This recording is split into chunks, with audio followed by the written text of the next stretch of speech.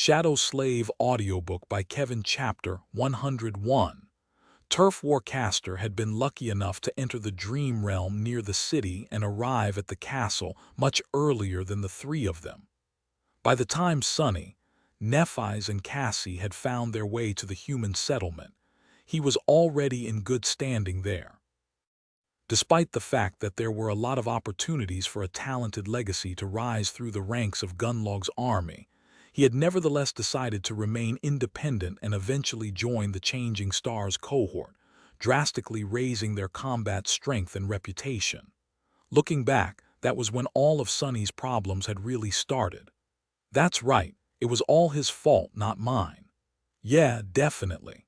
Grinding his teeth, Sonny kicked the heavy chest and cursed under his breath. Then, acting as if nothing had happened, he smiled brightly and left the hidden chamber once again. Down below, things were getting interesting. Attracted by the smell of blood, several monsters tried to enter the ruined cathedral to feast on the fresh corpses. However, the Black Knight was as full of wrath as ever. Just as Sonny climbed onto the support beams, he was finishing off a large creature that looked like a praying mantis made of human skin. Initially, Sonny planned to take a look at the material possessions left behind by the five unfortunate thugs, but the sight of the ferocious battle made him change his mind. He would have to do it later. Besides, his shadow had already looked through the bloody remains and came to the conclusion that there was nothing really valuable among the dismembered corpses. Not wasting any more time, Sonny escaped through the roof of the cathedral and retraced his steps to the place where he had fought the blood fiend. The body of the hunting party's leader was still there. Of course, his memories had long disappeared, leaving the bearded man dressed only in rags. The heavy battle axe was gone, too. Sonny sighed. That's why killing people is not worth it.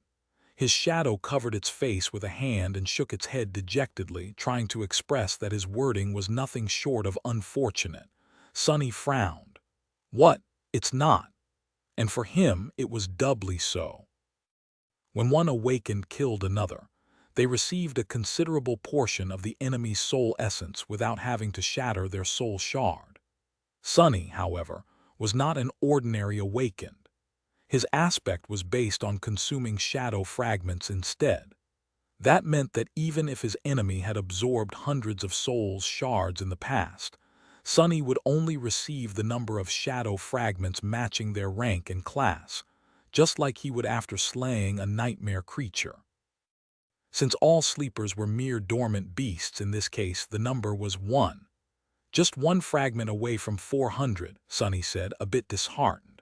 All that work for nothing. Some small, rational piece of his mind was actually relieved that killing humans was not very lucrative.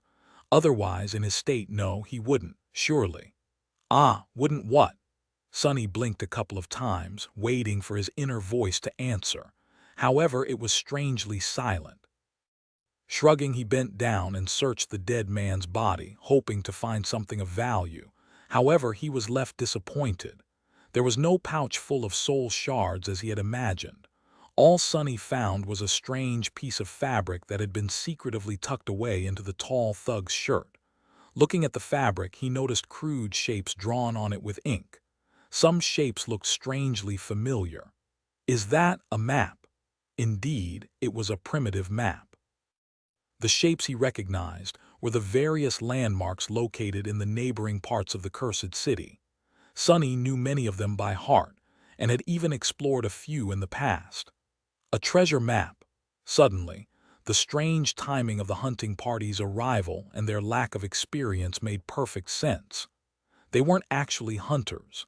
Instead, they were a bunch of fools who had been swindled by some smart person back at the castle into buying a fake treasure map. At least that was the most likely possibility. However, but what if it's real? Sonny blinked, looking at the map with a mix of distaste and avarice. He couldn't decide whether he should try and follow it or throw it away. Luckily, his thought process was interrupted by a thunderous crash. One of the buildings not far from where he was standing suddenly collapsed, filling the street with a cloud of dust and flying debris.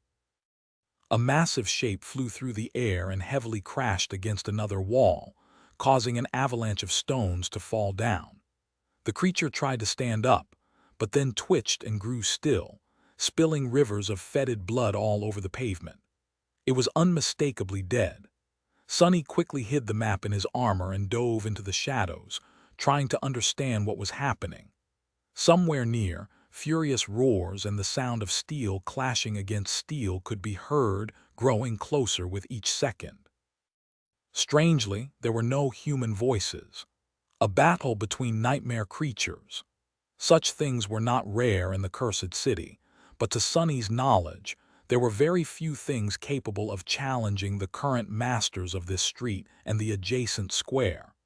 These creatures were not the most powerful among the inhabitants of the city, but due to their unique characteristics, Sonny tried to avoid them like the plague. He saw several monsters much more powerful than anything he would be willing to take on, ending up sliced and diced into tiny pieces on that square. However, none of them was able to give the protectors of the square as much trouble as they were having right now, at least judging by the desperate sounds of the battle. Intrigued, Sonny decided to take a look. Hidden in the shadows, he climbed up the tall wall of an ancient building and soon arrived on its roof. Watching his footing, Sonny walked forward until he reached the opposite edge of the building. From there, he could see the wide square in all its dark glory. In the middle of the square, a moving statue was fighting against several hulking monsters. Chapter 102. Stone Saint. On a dark square surrounded by ruins of once magnificent buildings, a vicious battle was coming to an end. The remains of its solemn protectors were lying on the cold cobblestones, ruthlessly shattered into pieces. Sonny blinked in shock. They actually lost. He was really astonished. The living statues that used to guard the square were a very tough bunch. As far as nightmare creatures of the cursed city went, they weren't the most formidable in terms of size and physical might. However, their strange bodies were extremely durable and capable of withstanding truly devastating amounts of damage. Aside from that, the stalwart stone warriors were also disciplined, proficient in the use of weapons and utterly deadly.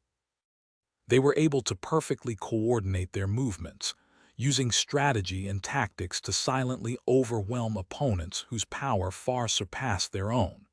Countless monsters fell to their blades.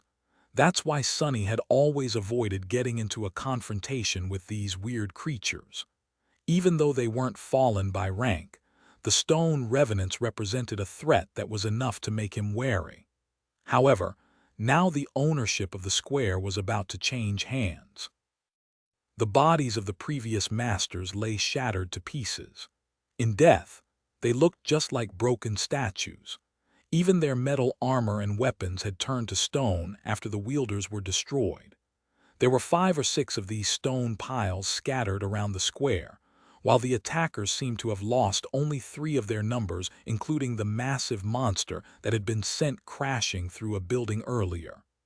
Each body towered above the dark cobblestones like a small hill. The invaders were of a type of the nightmare creature that Sonny had never seen before. These new menacing monsters looked like giant spiders with bodies covered in thick plates of wrought iron. They moved with terrifying speed and force, sending cracks running through the cobblestones with each step. There were currently 2 of them left on the square, circling around the lone surviving stone warrior. The last of the living statues seemed to be a female. Compared to the spiders, she was almost comically small in stature, standing no taller than Sonny himself. The graceful stone creature was armed with a sword and a round shield, wearing a plate armor that covered most of her body, leaving only the eyes exposed. Or rather, 2 rubies burning with crimson flames that these creatures had instead of eyes. Her armor and weapons were black in color, forged from some unknown and incredibly heavy stone-like alloy. Of course, in reality, they were made out of the same stone as their wielder. However, the dark force that had turned the granite body of this nightmare creature into the strange approximation of flesh had also turned the stone armor into metal. Currently, the last of the living statues was standing with her shield raised, the blade of the sword resting on its rim. Her head was lowered, ruby eyes silently following the movements of the two spider monsters. Sonny didn't know for sure, but he suspected that these spiders were both fallen beasts. In any case, the stone woman was doomed. Her enemies were just toying with her, savoring the helplessness of their victim before finishing the job. He didn't really care. In fact, he was waiting for the show. Watching nightmare creatures slaughter each other was one of his favorite pastimes, and the best thing about it was that it didn't matter who won. Come on, get her. However, in the next moment, he was surprised. In a strange turn of events, the stone monster lunged at the spiders first. Calmly striking her sword against the rim of the shield twice, she dashed forward with grim determination. The spider she was aiming at was a second too late to react. However, due to its superior physical form, it was still able to meet the sudden onslaught with a vicious strike of its own. One of its legs shot forward, threatening to shatter the stone body of the attacking living statue into tiny pieces. The smaller creature deflected the blow with her sword and bashed the spider with the round shield, putting all of her weight and inhuman strength into the strike. Sonny blinked as the massive body of the fallen beast was thrown back and toppled over. The black sword immediately lashed out, sending a shockwave through the spider's guts. A rain of strikes fell on the iron surface of the monster's abdomen, filling the square with the clangor of metal. The stone warrior attacked with savage ferocity, using both the sword and the shield to inflict as much damage as possible in a short amount of time. Just as the iron plate protecting the soft innards of the monster cracked, the second beast joined the fray. The following bloodbath was nothing short of horrifying. Despite the fact that the spiders were much faster and stronger, the steadfast stone wraith kept up with them for a while. Her indomitable will and ruthless resolve were enough to give the fearsome creatures pause. Moving with the deadly precision of a bloodthirsty killing machine, the living statue completely disregarded self-preservation in favor of making her enemies suffer. It seemed as though she was determined to take them to the grave with her. Soon, the terrible wounds on her body accumulated, making the stone creature look like a vandalized piece of macabre art. However, the spiders were no better. Their fetid blood was spilling everywhere, painting the whole square red. Severed limbs and shards of cracked iron littered the ground, mixing with the shattered remains of the fallen stone warriors. Finally, one of the spiders fell heavily to the ground and twitched, drawing its last breath. The remaining beast lunged at the staggered stone monster, its countless eyes burning with fury. The round black shield rose one last time and then flew aside, torn away along with the right arm of the stalwart living statue. However, almost at the same time, the blade of her sword pierced through the massive beast's skull, ending its life just a moment before breaking apart and turning to stone. Sonny shook his head. What an impressive sight! A lowly awakened creature slaying two fallen beasts. Midnight Shard would have liked that fierce last stand a lot.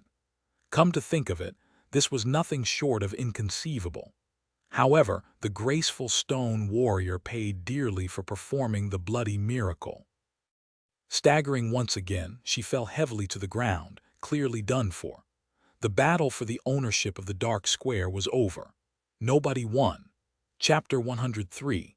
Coup de grace. As the dust settled, Sonny abandoned his hiding spot on the roof of one of the buildings surrounding the square and jumped down. Avoiding the puddles of fetid blood, he walked among the corpses littering the ground and approached the dying stone monster. The nightmare creature was lying on her back, her body battered and broken. From up close, Sonny was able to see it better. The black armor of the strange monster was slowly turning to stone. In its gaps, he could see her slightly lighter skin. It was smooth like polished granite and dark gray in color. Streams of ruby dust was flowing from the terrible wounds, looking almost like blood. two crimson gems that served her as eyes slowly moved, focusing on Sunny. There was no particular expression in them, just tired stillness. The flames that used to burn inside were slowly dimming. The statuesque creature stared at him without making a sound. In fact, Sunny wasn't sure that these monsters were even capable of producing sounds. Throughout the whole fight, she had remained eerily silent. He sighed. "Life is not fair, huh?" With these words, he summoned the midnight shard and thrust it through the visor of the dying creature's helm. Even at the death's door, the stone-like flesh of the living statue proved to be extremely tough. However, he put enough strength into his strike, not wishing to make the poor thing suffer more than necessary. He was always glad to kill a nightmare creature, but this one deserved a quick death. To be honest, he was very impressed by the small stone warrior's desperate last stand. They didn't know who they were messing with, but you showed them. At that moment, the familiar voice of the spell resounded in the darkness. "You have slain an awakened monster, Stone Saint. Your shadow grows stronger." Sunny smiled. "That's 4 shadow fragments." Finally, 403, however, in the next second he forgot what he was thinking about, because the spell wasn't done talking. Whispering into his ear, it slowly said, "You have received an echo, Stone Saint." Sunny's eyes opened wide. Did he hear it right? An echo. He had finally received another echo. Cautiously looking around, Sunny lowered his voice and said to the shadow, "You heard it too, right?" The shadow stared at Sunny in exasperation, then gestured at its mouth, lowered its hands and didn't say anything. He smiled. "Exactly, that's what the spell said." Humming a song, he paced back and forth for some time, then suddenly flinched. "Oh right, I should get out of here. Now that the stone people are gone, who knows what kind of horrors will try to make this square their nest." He made a move to leave, but then stopped and looked at the scene of slaughter with avarice. "However, I really should get some mementos first. It's not every day that you stumble upon that many dead nightmare creatures before the carrion eaters arrive to feast on the corpses. This was a chance he won't get any time soon." Sunny hesitated for a few seconds, trying to decide which monsters to approach first. The spiders were obviously much stronger. If they were really of the fallen rank, their soul shards would be incredibly valuable. However, buying anything with a bunch of ascended soul shards would be very suspicious. Plus, it would take a while to find the crystals inside the massive bodies of the giant beasts. The living statues were of the lower rank, but their shattered remains were easy to search. The other inhabitants of the cursed city could arrive at any minute. So, with a deep sigh, Sunny ran to the nearest pile of shattered stones and kneeled beside it, hoping to notice the gleam of the soul shards as soon as possible. He was barely done with the second dead statue when a sudden noise made him stop. Knowing that greed had doomed a lot of people to their deaths, Sunny suppressed the desire to linger here to the last possible moment and quickly dashed away, putting the last crystal he had managed to find inside his armor on the run. Summoning the kunai, he threw it into the air and then pulled on the invisible string, making the dagger spin around a stone column. As soon as the string coiled itself around the column, he jumped and made the string contract, sending him flying up. Just like the golden rope, the invisible string that connected the kunai to his wrist was incredibly sturdy and capable of changing its length at will, which allowed Sunny to use the throwing dagger as an improvised grappling hook from time to time. Using the top of the stone column to jump even higher, he grabbed onto the cracks in the wall of one of the ruined buildings and quickly climbed up. By the time he reached the roof, the noises produced by the approaching creature were already loud enough to make him shiver. Whatever that thing was, Sunny didn't want to find out. The sound it produced while moving made him think of a giant snake one with countless mouths, each hissing the notes of a strange, maddening tune. Luckily, he left the wide square just in time to never meet that abomination. By the time Sunny had returned to the ruined cathedral, the night was already coming to the end. The eastern horizon was growing lighter, and the sound of the black waves crushing against the city wall was growing restless. Walking across the support beam stretching above the grand hall, he caught the glimpse of the marching Black Knight and sighed. One day, he was going to kill the bastard on some glorious day. But not this day. Today he had other things to do. Reaching the safety of his hidden lair, Sonny put the soul shards into his treasure chest and then sat down on a magnificent wooden chair. There was an excited smile on his face. It was finally time to find out what was the difference between a normal echo and one transformed into a shadow. Chapter 104. Soul Arsenal. Not wasting any more time, Sonny dove into his soul sea. Despite his changed mental state, it was as calm as always. The silent expanse of still water stretched into the empty distance, with the shadow core hovering above like a dark star. Tiny spheres of light floated in the air around it, reflecting on the surface of the tranquil sea. The silent shadows were still there, standing motionless at the edge of darkness. Compared to before, their ranks had swelled. Monsters of all shapes and sizes were among them now, making Sonny's collection of slain enemies look increasingly impressive. Walking past them, he glanced at one or another from time to time, recalling the thrilling battles with a mix of dread and pride. This was his personal museum, a dark monument to all his sins. Wait, sins? Why sins? Just at that moment, Sonny stumbled and stopped. Not too far away from him, a gaunt shadow stood among the menagerie of terrifying creatures, silently staring at him with empty eyes. That shadow once belonged to a young man, not much older than Sonny himself. He had lived in the ramshackle settlement beyond the castle's gates, struggling to survive like everybody else. Before, Sonny looked away.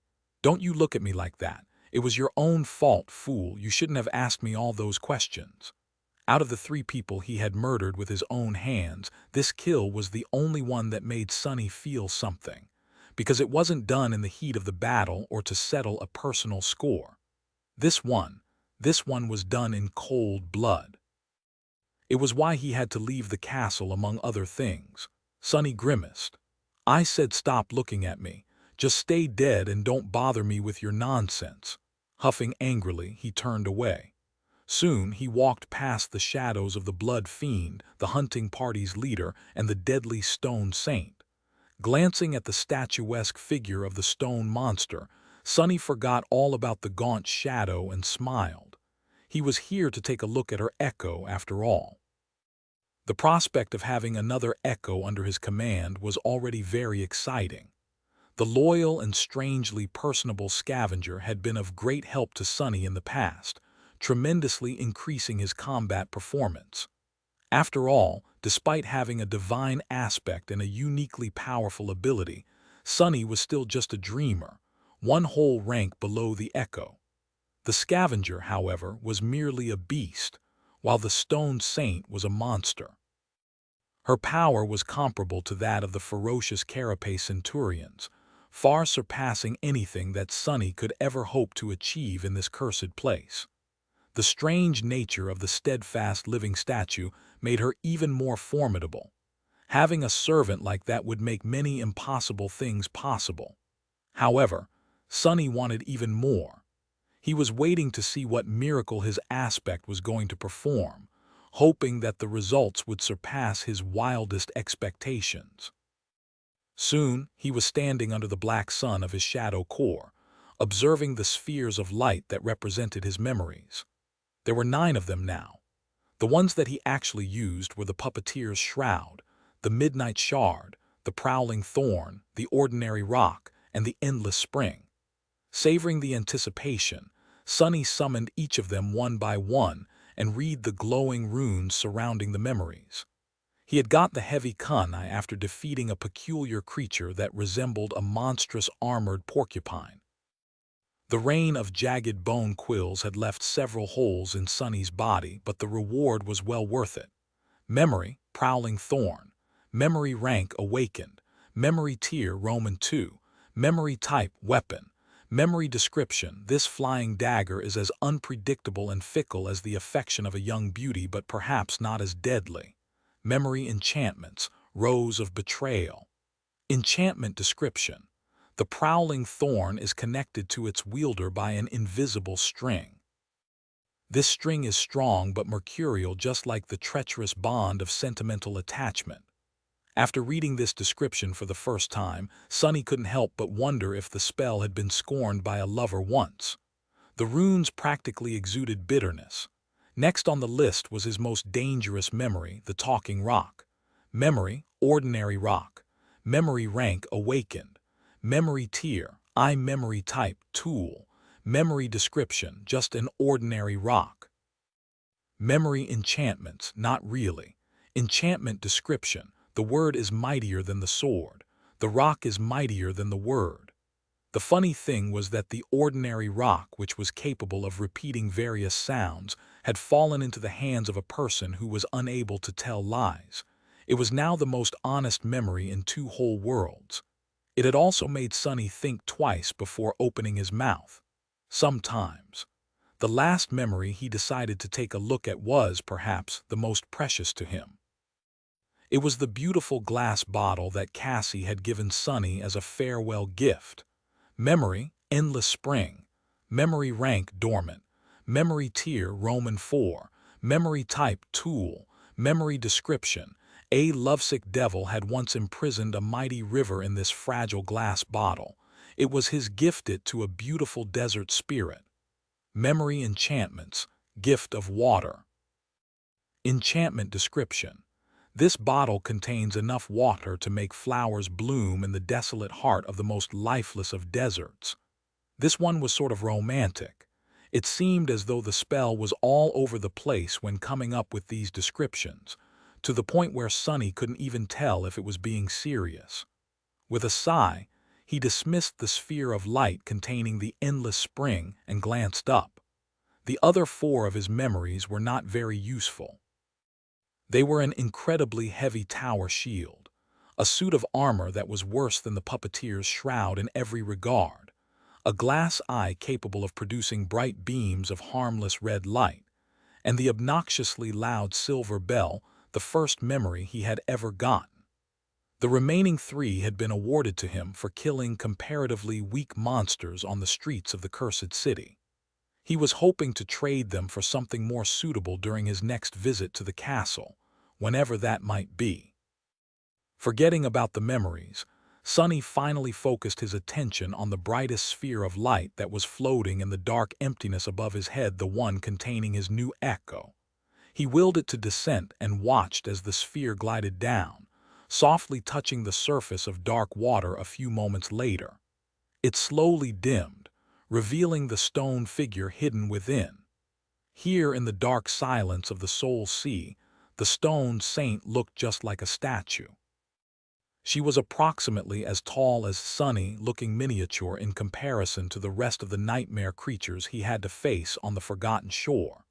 She was also uniquely human-like in appearance.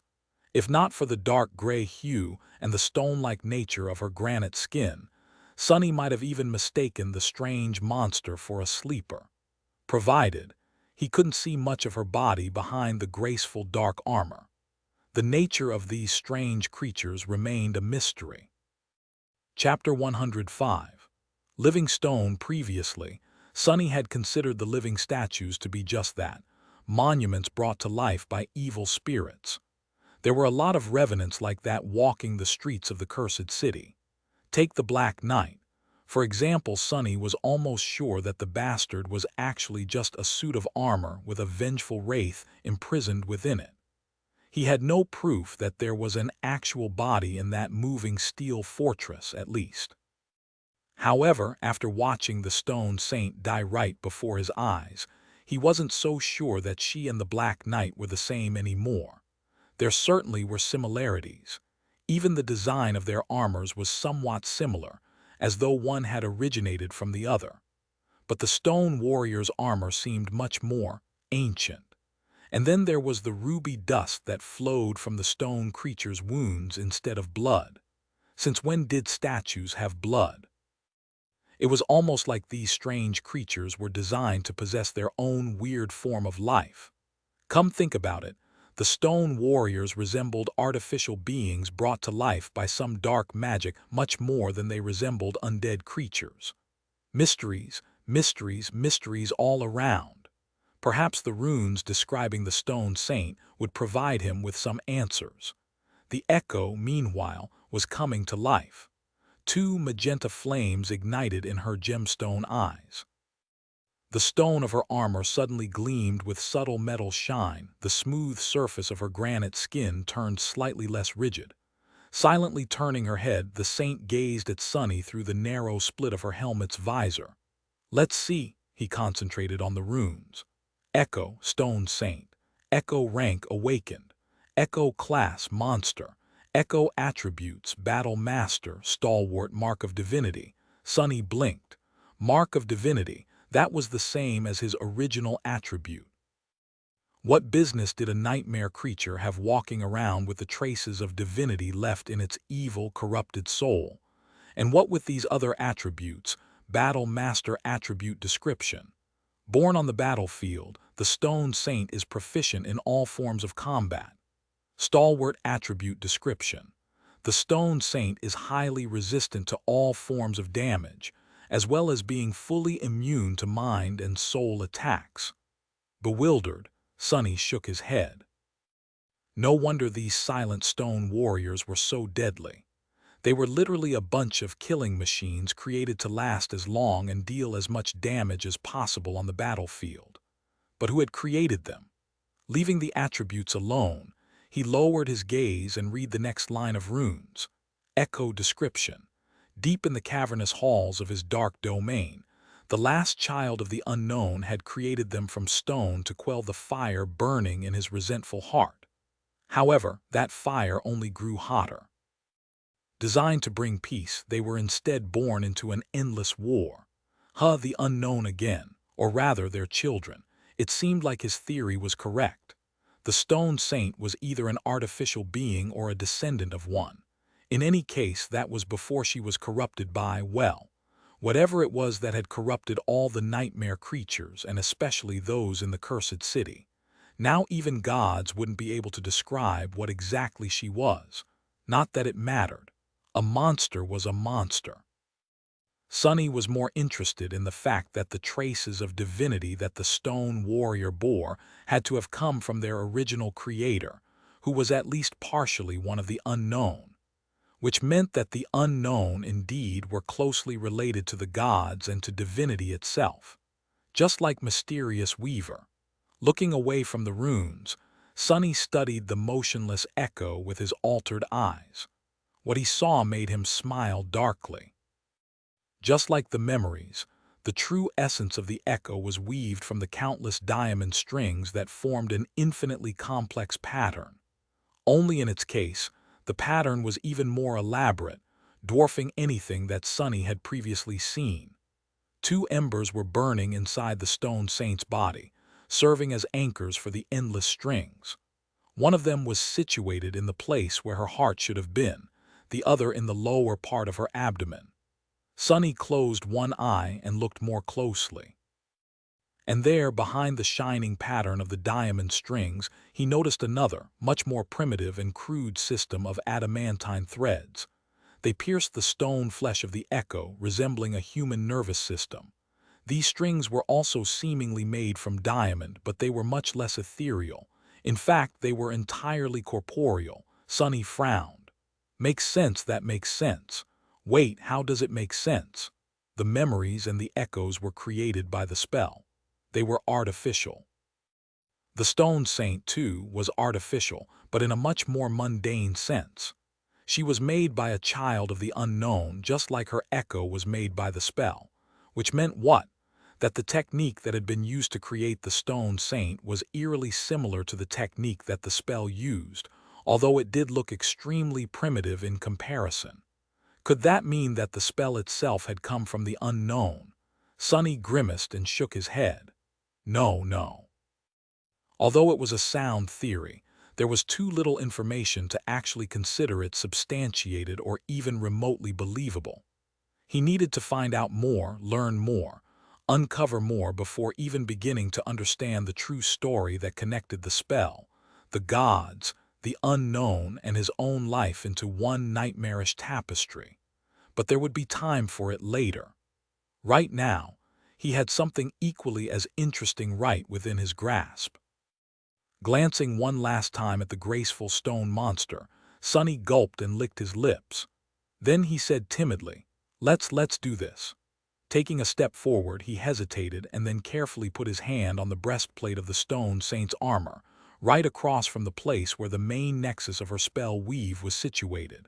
To his surprise, the breastplate felt like stone and was warm to the touch. It was as though a furious crimson flame was burning inside the nightmare creature's chest. Huh! As soon as Sonny touched the echo, a new string of runes appeared in the air in front of him. Transform echo into a shadow. He hesitated, once again afraid to make the choice. What was he going to do if the process made the stone saint weaker or even useless? Trying not to think of this possibility, Sonny sighed and forced himself to say, "Yes." An imperceptible change happened to the soul sea, as though a gust of wind suddenly appeared out of nowhere. The tranquil dark water seemed to simultaneously stay still and move restlessly. Then, a sudden pressure came from somewhere above. Raising his head, Sonny saw two dark beams descending from the depths of the shadow core. One of them fell on the echo, while the other landed on one of the silent shadows that stood motionlessly behind his back, as though connecting them together bathed in the dark light. The shadow of the dead stone saint slowly dissolved into it. And then the echo began to change. Chapter 106. Creating a monster under Sonny's watchful eyes, the echo began to change. The light falling from the shadow core seemed to seep into the flesh of the stone creature, making it shine with dark radiance. Wisps of shadowy fog emanated from beneath her impervious plate armor, slowly merging with it. It looked as though the stone saint was engulfed in ghostly black flame, being remade by it. What little color there was on her body was washed away and replaced with nothing but darkness. Only two crimson fires burning in her ruby eyes remained, slightly changing their hue and becoming more menacing. Of course, all these changes were happening on the surface. If not for the traumatic transformation that Sonny had gone through to inherit a part of Weaver's forbidden lineage, this would have been all he saw. However, with his eyes altered by the agony of consuming the drop of divine blood, he was able to see much more.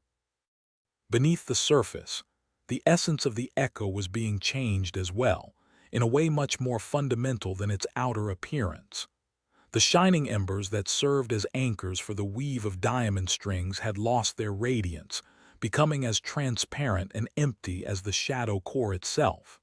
The diamond strings were gone, replaced by a sea of darkness. That darkness had a form, a shape that perfectly followed the lines of the stone saint's body. It was as though a living shadow was now inhabiting it, usurping the role that had been played by the pattern of the sorceress strings once. Although similar in appearance to the original echo, this new creature was a completely different type of existence. Sonny had never seen anything like it before. It was created by his aspect, after all. The process of transformation, meanwhile, was coming to the end. The ray of dark light cast by the shadow core was disappearing, its reflection drowning in the calm water of the silent sea. The black flames were already fully absorbed by the stone-like armor of the saint, gone with the dark radiance of her smooth granite skin. Sonny observed the stone saint, clad in the lusterless black armor, with two ruby flames burning in the deep shadows of the visor. She looked like an incarnation of pure darkness, a noble demon sent to wage war against heaven from the depths of hell. What changed the most, however, was her presence. Before, the echo felt like an empty shell, a magical tool rather than an actual being. Now, however, there were hints of mysterious will in her crimson eyes, A subtle sense there was a nascent spark of sentience burning somewhere deep within her lightless soul, or whatever it was that the menacing monster had instead of a soul. This was a shadow. Just as this thought appeared in Sunny's mind, the faintly familiar voice of the spell resounded above the dark waters of the Soul Sea. "You have created a shadow monster, Stone Saint." Hearing these words, Sunny smiled. However, a second later the smile disappeared from his lips, replaced by a pained expression. Only now, after the process was complete, he felt a subtle emptiness permeating his whole body. He felt weakened. The loss of 100 shadow fragments was finally making its effect known. He had suspected that spending them in this way would reverse the process of power accumulation that had consumed him for these last few months, but it was still an unpleasant feeling. He was much stronger than he had been during the journey through the labyrinth, however. Some of his physical might was unmistakably gone, leaving him with a bitter feeling of regret. No, he had known that this would happen, and decided to proceed with the experiment anyway. It was well worth it. Forgetting about the change in his physical state, Sunny walked around his shadow and observed her from different sides. The Stone Saint's eyes silently followed his movements, sending glints of crimson light reflecting from the black surface of the tranquil sea. "This is amazing. I wonder what she is capable of."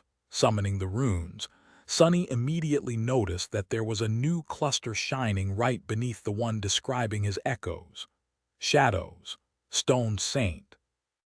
Excited to learn more about his new pet monster, Sunny was about to concentrate his attention on the runes, but then stopped and glanced down at his own shadow, a little embarrassed.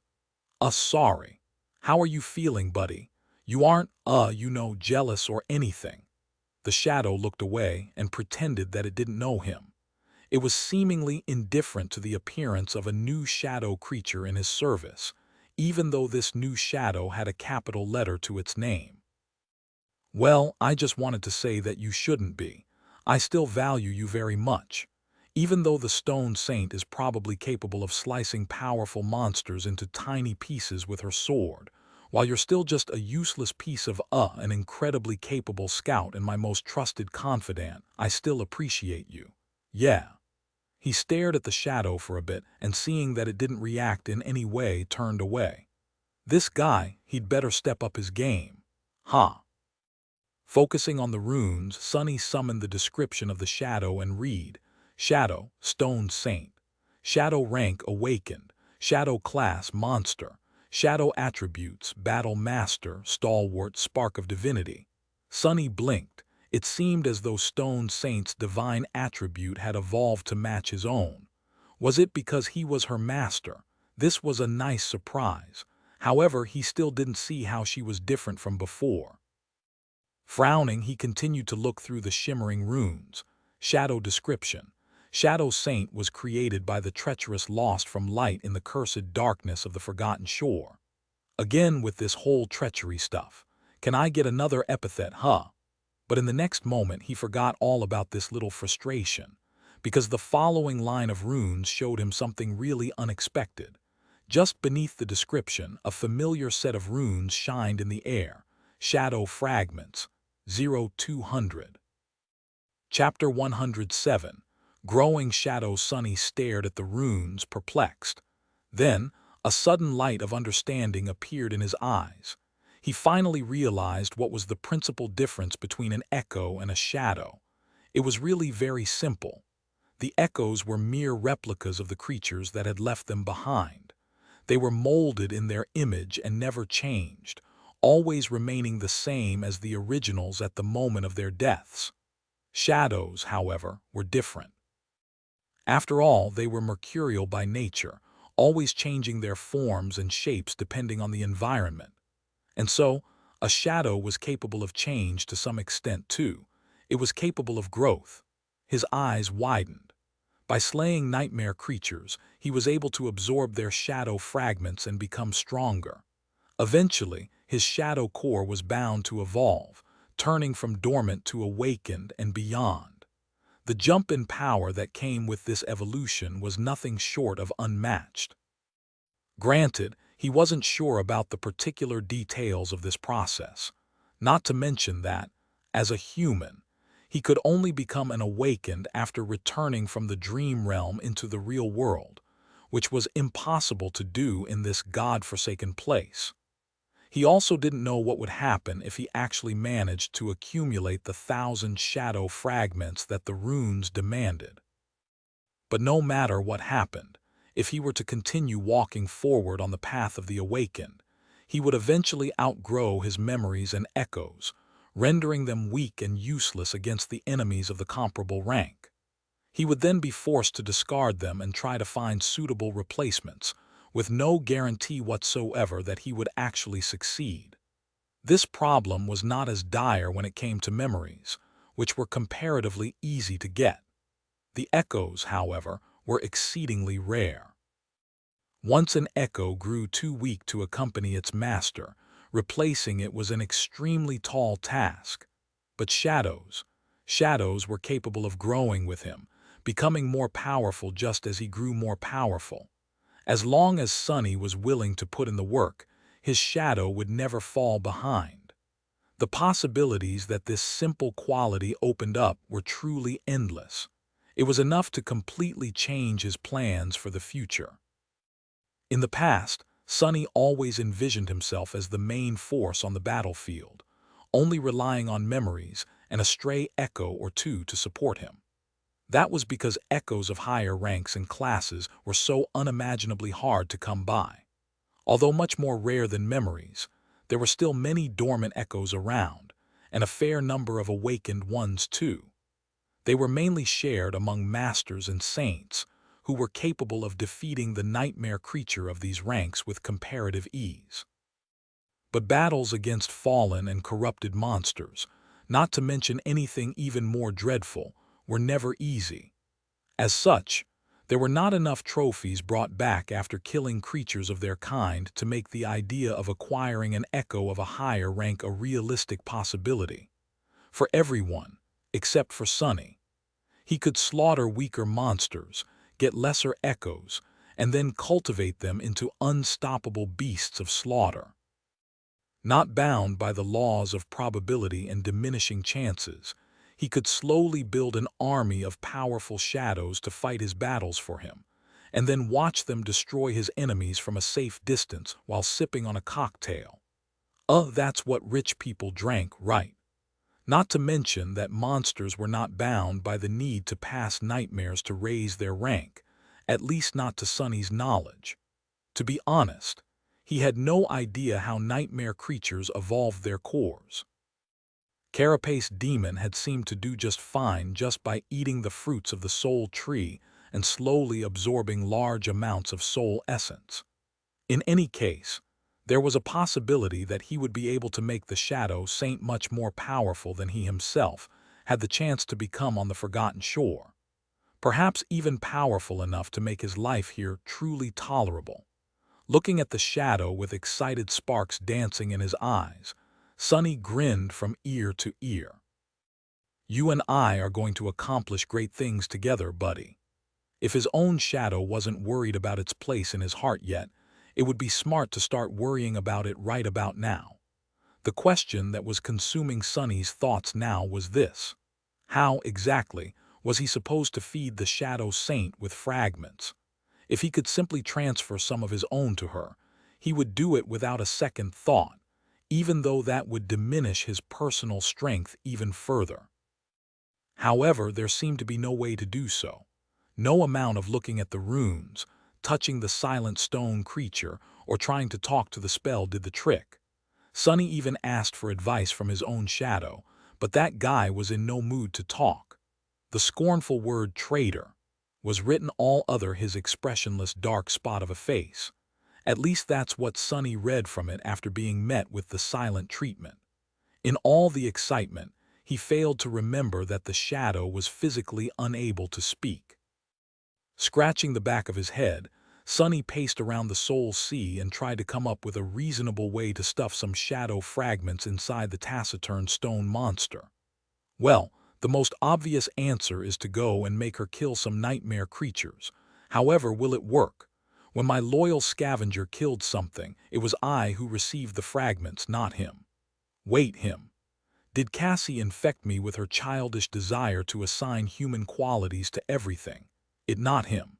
It was I and not it. Right, that's better. Wait, what was I talking about? Glancing at the outside world, Sonny frowned. It was currently the day there. Usually he would be sound asleep by now. Going out during the day was dangerous. He would have to walk outside the shadows, allowing all kinds of fallen horrors to lay eyes on him.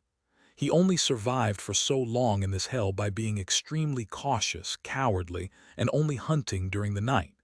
He paid a harsh price to learn these lessons, almost losing his life in the process.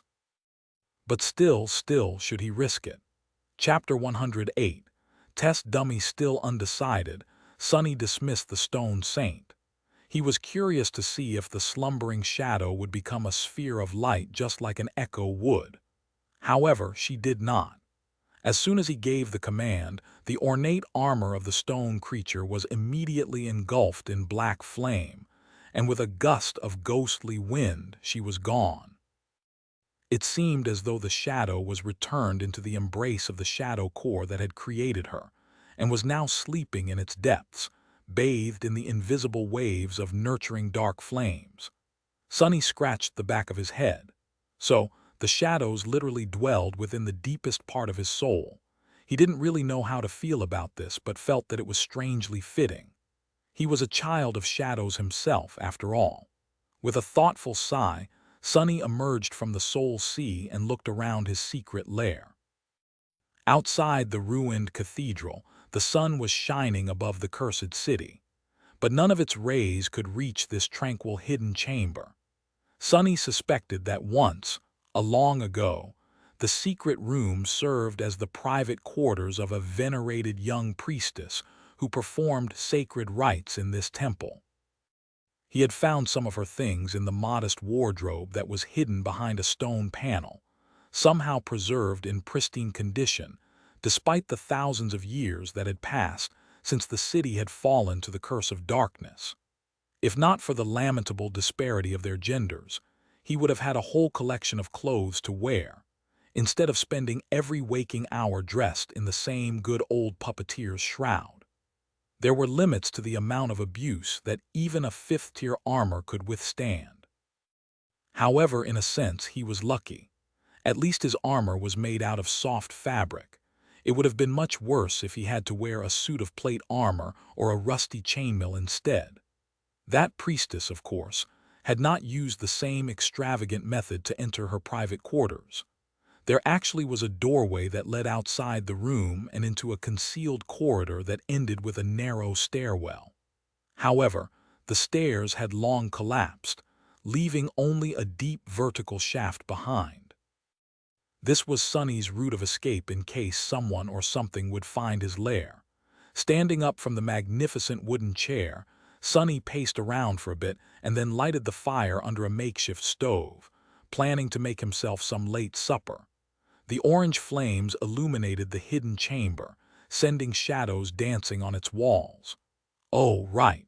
I never got fresh meat. The night was so eventful that he had completely forgotten the initial purpose of his hunt. Throwing the last few strips of meat on the grill, he seasoned them with salt and sighed once again. The desire to simply venture outside and get into a fight with the nearest nightmare creature seemed more attractive with each minute. No, that's how you end up dead. To distract himself from these seductive thoughts, Sonny decided to summon the stone saint into the material world and perform a few experiments in the safety of his secret lair. Standing up, he willed the shadow to appear. The secretive chamber was submerged in deep shadows. His own was hidden in one of them, standing with its arms crossed on the cold stone wall. In Sonny's vision, it appeared as a silhouette made from a deeper shade of black. Usually, an echo would appear in front of the summoner, weaved from the countless sparks of moving light. However, the stone saint entrance was completely different. Instead of materializing out of thin air, She stepped out of his shadow like a sinister dark night. Wreathed in darkness, her elegant figure emanated a sense of danger and foreboding. First, two ruby eyes ignited in the depths of the shadow. Then the darkness came to life and surged forward, taking the form of the deadly stone monster. The sole of her stone-like soleret touched the floor with a loud clang, and a moment later, the shadow saint was standing in the middle of his room, her hand resting on the pommel of her sword. Sunny grimaced, feeling a slight headache. So, the shadow was hiding in a shadow, and then the shadow came out of the shadow to stand with it in the shadows. This is starting to get out of hand. I really need to come up with better terminology. He felt that this was a vital problem, but no suitable words came to his mind. Glancing at the silent duo, Sunny hesitantly asked, "Any ideas?" Sadly, both his shadow and his shadow were mute and unable to voice their opinions even if they wanted to. Left with no assistance whatsoever, Sunny sighed. "All right, I'll think of something later. For now, let's see what you're capable of." Summoning his shadow, he wrapped himself in its comforting embrace and faced the stone saint, preparing to test her strength. Inhaling deeply, he focused and gave the menacing monster a command. "Strike me." Sunny expected that the shadow would hesitate for a moment, maybe even requiring some persuasion to turn on her master. Instead, the stone saint immediately leaned forward and punched him in the chest without a second thought.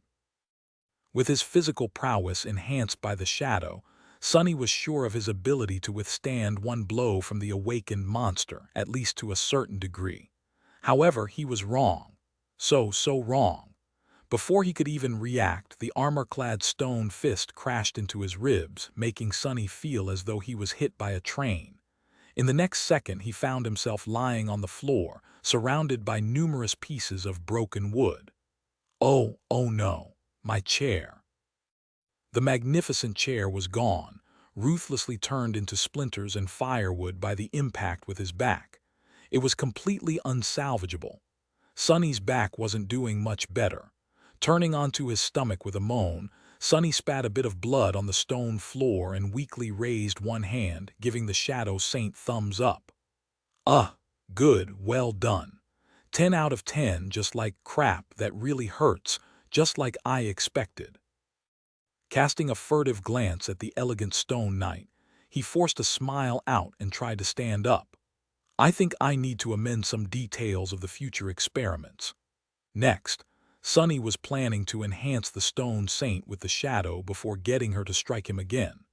However, on second thought, there were better ways to measure her power. Chapter 109. Soulmates. Picking himself up from the floor, Sunny staggered and found his way back to the fire burning under the improvised grill.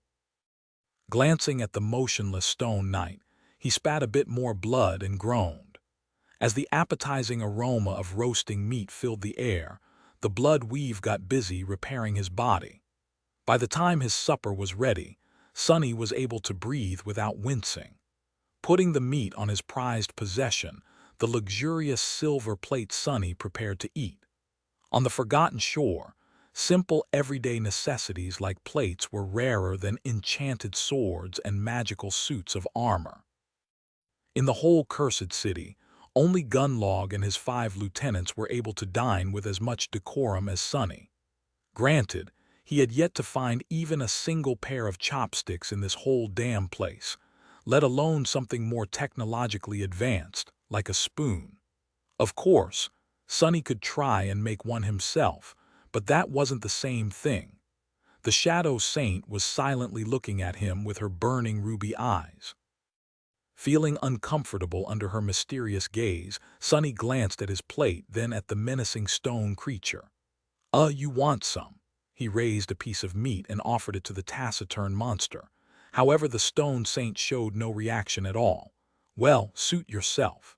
Using the prowling thorn as a kitchen utensil, Sunny dug in, devouring the juicy meat like a starving animal. With not a single human soul around, he didn't bother with table manners at all. That's the life. His perpetually hungry outskirt self would have been really shocked to see this extravagant feast. That was real meat. He had hunted and prepared it himself, no less. More than that, he got to enjoy a similar type of luxury food almost every day. Of course, that real meat had come from a revolting horror of a monster, but these were just small details. Chewing on the last piece with a sense of deep satisfaction, Sonny thoughtfully looked at the stone saint. It was time to continue. Earlier, he wanted to see if there was a possible synergy between the different powers that his aspect possessed. Namely, if the enhancement provided by shadow control could be applied to shadows. Sonny knew that his shadow was able to enhance his body, his memories, and with lesser effect, various inanimate objects. However, it was unable to enhance other humans and memories that belonged to them, as well as any living creature except for Sonny himself. He had secretly tested it during his travels with Nephi's and Cassie to come up with this conclusion. More importantly, it couldn't affect echoes. But what about shadows? Giving a mental command, Sonny sent his shadow in the direction of the stone saint and held his breath. Flowing like water, the shadow silently grasped the statuesque monster in its dark embrace. Then, it seemed to disappear, as though absorbed by the stone flesh of the tenebrous night. A moment later, Stone Saint's ruby eyes blazed with crimson fire. Her smooth granite skin shined with dark radiance once again, smoky wisps of the ghostly gray fog oozing from beneath her stone-like armor like dancing flames. Suddenly, it felt as though the temperature in the hidden chamber dropped by a couple of degrees. Shadows around the menacing creature seemed to swell, becoming deeper and darker, like a vast mantle sewn from boundless empty blackness. The elegant stone saint had always looked dangerous and deadly, but now she was downright fearsome. Even without having the shadow saint strike him again, Sonny could tell that the experiment ended in a resounding success. It was apparent that the two types of his shadows were practically created for each other. Her power was increased twofold at least. A bit peeved, he looked down and sighed. Why does she look so much cooler than I do when using the shadow? Shouldn't it be the other way around? I'm the true divine shadow, hear me. Where's my aura of mysterious coolness? Shaking his head, Sonny lamented his lack of good looks and simultaneously congratulated himself on becoming the master of such a stylish monster. Technically, it didn't matter how his shadows looked, just as long as they were powerful. However, he was secretly glad that his first shadow was not only powerful, but also a darkly beautiful sight to behold. Killing monsters was great, but killing monsters while looking good was even better. Wait, if she can use my shadow, what else can she use? Suddenly excited, Sonny finally swallowed the half-forgotten piece of meat and dismissed the stone saint. Then he shifted his perspective to look at the soul sea and summoned her again, this time inside it. The shadow appeared in the whirlwind of black flames and stood motionlessly upon the still waters of the silent sea. Her mysterious ruby eyes stared at him through the narrow visor of her stone helmet. Not wasting any time, Sonny looked up at the spheres of light circling around the shadow core. What if I can equip her with actual memories? What to choose? She was extremely strong and very proficient with her round shield, so wasn't it logical to assume that a tower shield would suit her even better? Coincidentally, he happened to have one of those. Sonny summoned the memory that he had gotten in one of the fights on the streets of the cursed city. It was a large, square tower shield that was almost as tall as him. The thing was too heavy and unwieldy to actually use in combat, at least not by Sonny. Plus, he wielded a takai which could only perform to its full potential while held in both hands. Grabbing the cumbersome shield, Sonny walked over to the Shadow Saint and handed it to her with a hopeful smile. Here, take this. Please. The shadow stared at him for a few moments, then lowered her head and glanced at the tower shield. Come on, take it. His heart skipped a bit when the statuesque creature slowly raised her hands and grasped the memory with her stone gauntlets. Yes, that's right, now use it. The stone saint obediently brought the shield to her chest, and then shattered it. Sonny froze, his mouth hanging open. Your memory has been destroyed. What? The shards of the broken memory turned into a river of tiny sparks of light, just like the echo of the carapace scavenger and the azure blade had done before disappearing forever. My tower shield. Sonny felt a sharp dagger of sorrow stab at his heart. Yes, the shield was of no use to him, but it would sell for so much money in the real world. Why did this evil thing have to break it? Why? Wasn't his beautiful chair enough? He gazed at the tiny sparks, wanting to cry. However, a moment later his eyes widened, because the river of sparks did not disappear. Instead, it circled around the stone saint's body and then suddenly flowed through it, separating into two streams. Each stream was then absorbed by one of the dark embers burning in the depths of the living shadow that was hiding inside the monster's body. Sonny blinked. Stone Saint has grown stronger. Chapter 110. Memento. Sonny stared at the shadow saint, dumbfounded. The storm of emotions that the destruction of the tower shield had produced was still tugging on his heartstrings, but now an equally powerful feeling was slowly welling up in his chest. Not knowing how to process all of this, he simply blinked a couple of times and said in a flat tone, "Huh. So, let me get this straight." He gave the shield to his pet monster, hoping that she would be able to use it. And she did, sort of. It's just that instead of wielding the memory, she ate it. Sonny hesitated for a few moments, wondering if he had finally lost it. But no, the echo of the spell's voice was still resounding above the dark waters, whispering the same phrase over and over again. Stone Saint has grown stronger. With a heavy sigh, Sonny summoned the runes and found the description of the shadow. Down at the very bottom of it, the runes were slightly changed. Shadow fragments, 2/200. A wild gleam appeared in his eyes. 2 fragments. He had received the memory of the tower shield after slaying a particularly hardy wraith, who, despite its frightening appearance, had turned out to be merely an awakened monster. For killing it, Sonny himself had received 4 shadow fragments. But that was because his own shadow core was dormant, and as such, he always got double the reward in battles against creatures of the higher rank 2 for each soul core that an awakened creature possessed. The Stone Saint was such a creature herself, so it was logical to assume that she would not receive the same treatment. The tower shield had come from a monster with 2 awakened cores, so she received 2 fragments for consuming its memory, which meant that, with a fire of excitement burning in his eyes, Sonny hurriedly summoned another memory. A disgusting eye with a menacing vertical pupil appeared from the dissipating brightness of the descending sphere of light. That eye came from a basilisk-like creature that Sonny had killed a few weeks ago. To survive the battle, he had to fight it with his own eyes closed, relying solely on the shadow sense to move through the rubble and dodge the attacks of the deadly beast. In the end, he had beheaded the vile thing with a slash of his swift blade, seconds before being ripped apart by its claws. It was a fine test for his nascent combat skill.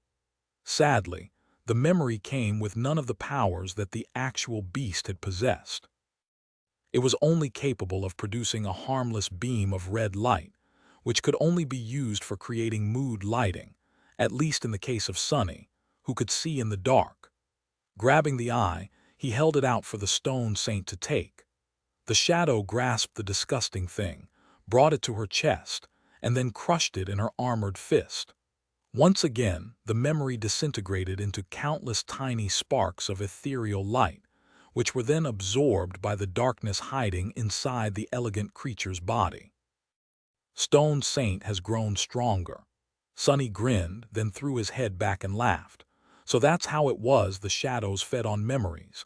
They consumed them to receive power, just like he killed nightmare creatures to consume the remnants of their shadows.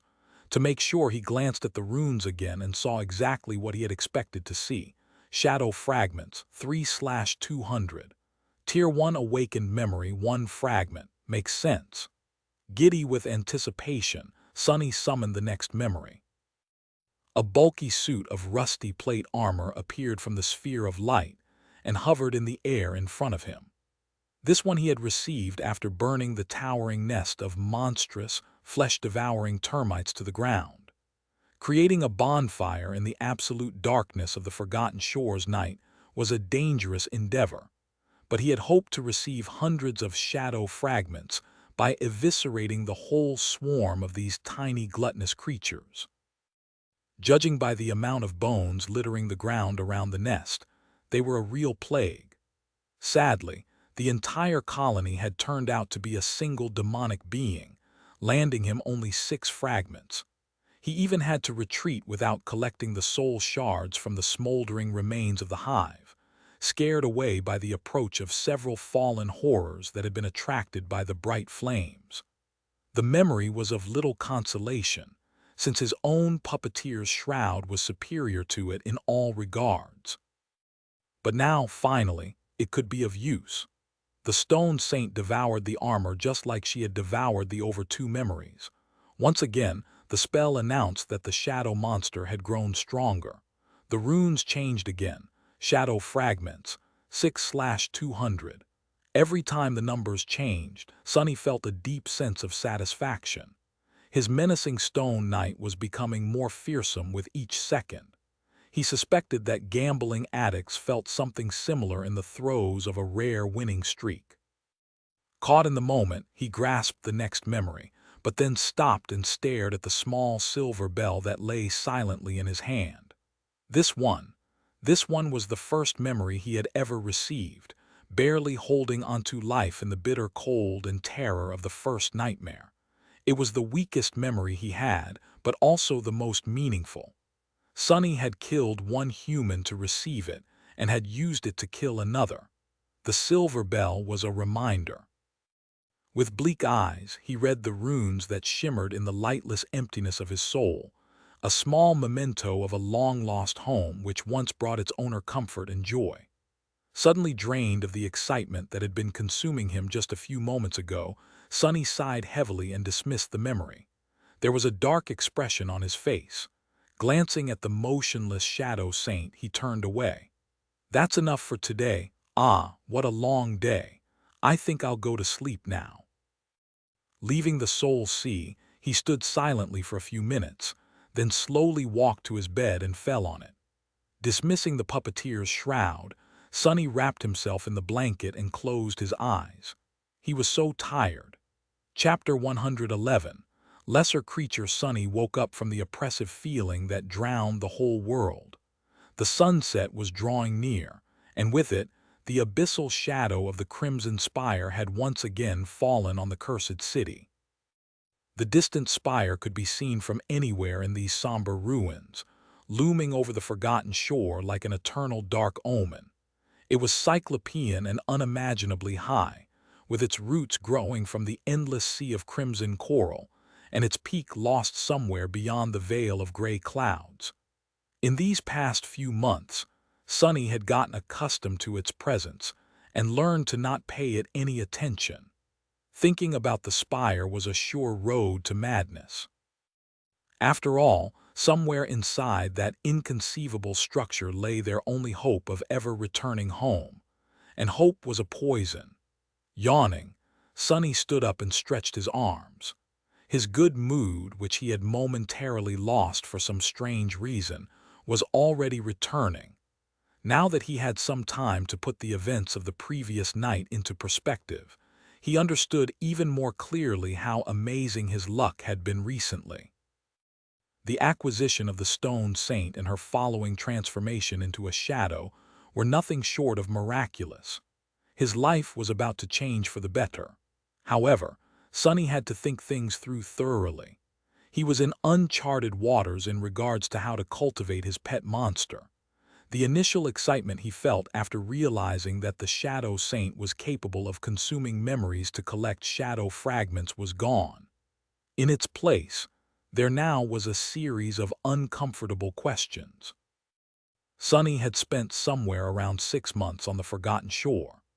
In all this time, he had only been able to collect 3 memories that were suitable to be fed to the shadow, giving her mere 6 shadow fragments. With the current speed of progression, he would have to wait for 16 full years to see his labor bear fruit, and find out what exactly was going to happen once the stone saint had accumulated all 200 shadow fragments that the runes demanded. Even among the elites of Gunlog's army, there was no one who had survived on the Forgotten Shore for more than 10 years. The king of the castle himself had only been here for 8, and only lived that long in large part due to luck. Granted, Sonny's battle ability would grow dramatically once the deadly stone knight was added into the equation, but still, it was too long. He had to think of something. While he was doing the math, Sonny's eyes fell on the iron chest that stored his painstakingly accumulated fortune of soul shards. Distracted, he froze for a few moments, then hesitantly approached the chest and stared at its lid. By the standards of the Forgotten Shore, he was an incredibly rich man. His fortune could buy him a lot of things in the castle, from comparatively simple to increasingly rare and hard to come by. Some of the things that could be easily bought in that pit of despair he didn't even want to think about. What interested him the most, however, was the possibility of acquiring a large amount of memories. Powerful memories with useful enchantments were not cheap. In fact, they were extremely expensive. But he didn't really care about the quality. Since Stone Saint could get the same amount of fragments from the most useless of memories, all he needed was quantity. If he were to spend all of his shards, her power would instantly leap by a considerable amount. In the future, he would be able to cultivate the shadow at double the speed, 2/2 of the materials coming from the memories he would be acquiring from slaying monsters, the other from the memories he would be buying with the soul shards the monsters had left behind. That would potentially reduce the overall time frame to a somewhat sensible period. However, there was a big problem with this plan. Once Sonny began to spend a large number of soul shards, he would inevitably draw a lot of attention. Dealing with random daredevils who would try to rob him, while not pleasant, was not a big problem. But if Gunlog himself were to become interested in his exploits, that would spell disaster. And then there was Nephi's, whose presence made any sort of planning futile for reasons that only she and Sonny knew. Everyone else seemed to be blind and deaf to the truth, which was the source of the problem.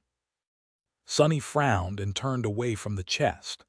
I might come back to this idea later, but first I'll have to check if consuming memories is the only way for a shadow to grow stronger. He still wanted to know if the Stone Saint could absorb shadow fragments by slaying nightmare creatures, just like he could. Sometime later, Sonny was cautiously moving through the stone maze of the Forsaken City. Able to become one with the shadows, he had a certain advantage over anyone else who would dare to explore these cursed ruins in the absolute darkness of the night. However, even he was always just one step away from death. Attracting the attention of the real masters of the streets, the fallen creatures who dwelled here from the ancient times, would be the end of him. Sonny had no illusions about that. Humans only survived here by learning how to avoid the fallen ones and seek out weaker monsters to hunt.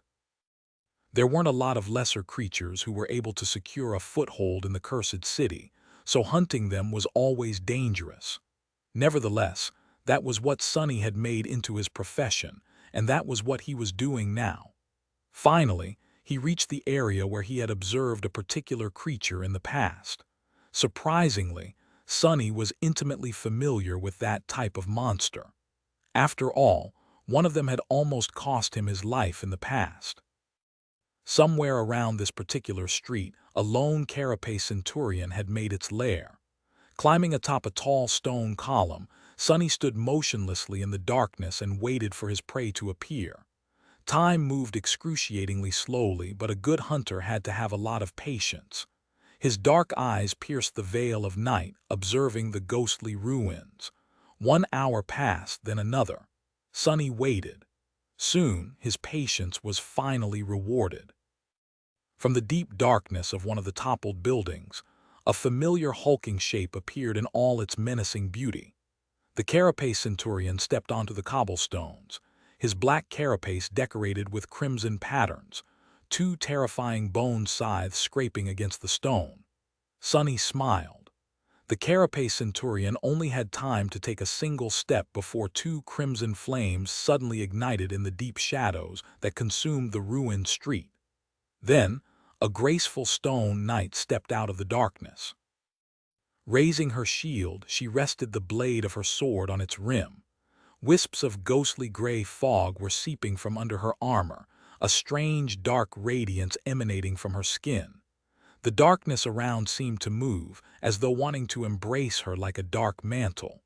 The two monsters, one massive and savage, one small and steadfast, froze opposite each other.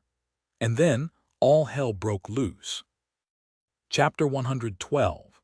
Duel of the Monsters. Just like in the battle against two fallen beasts, the stone saint attacked first. Striking her sword against the rim of the shield twice, she dashed forward without fear or hesitation. Of course, Sonny was not sure if shadows were even capable of feeling fear.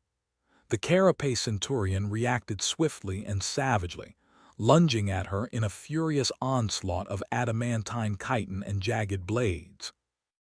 In front of this towering creature, Shadow Saint looked meager and slight. The two monsters collided in the middle of the street, a small shockwave spreading outward from the point of their impact.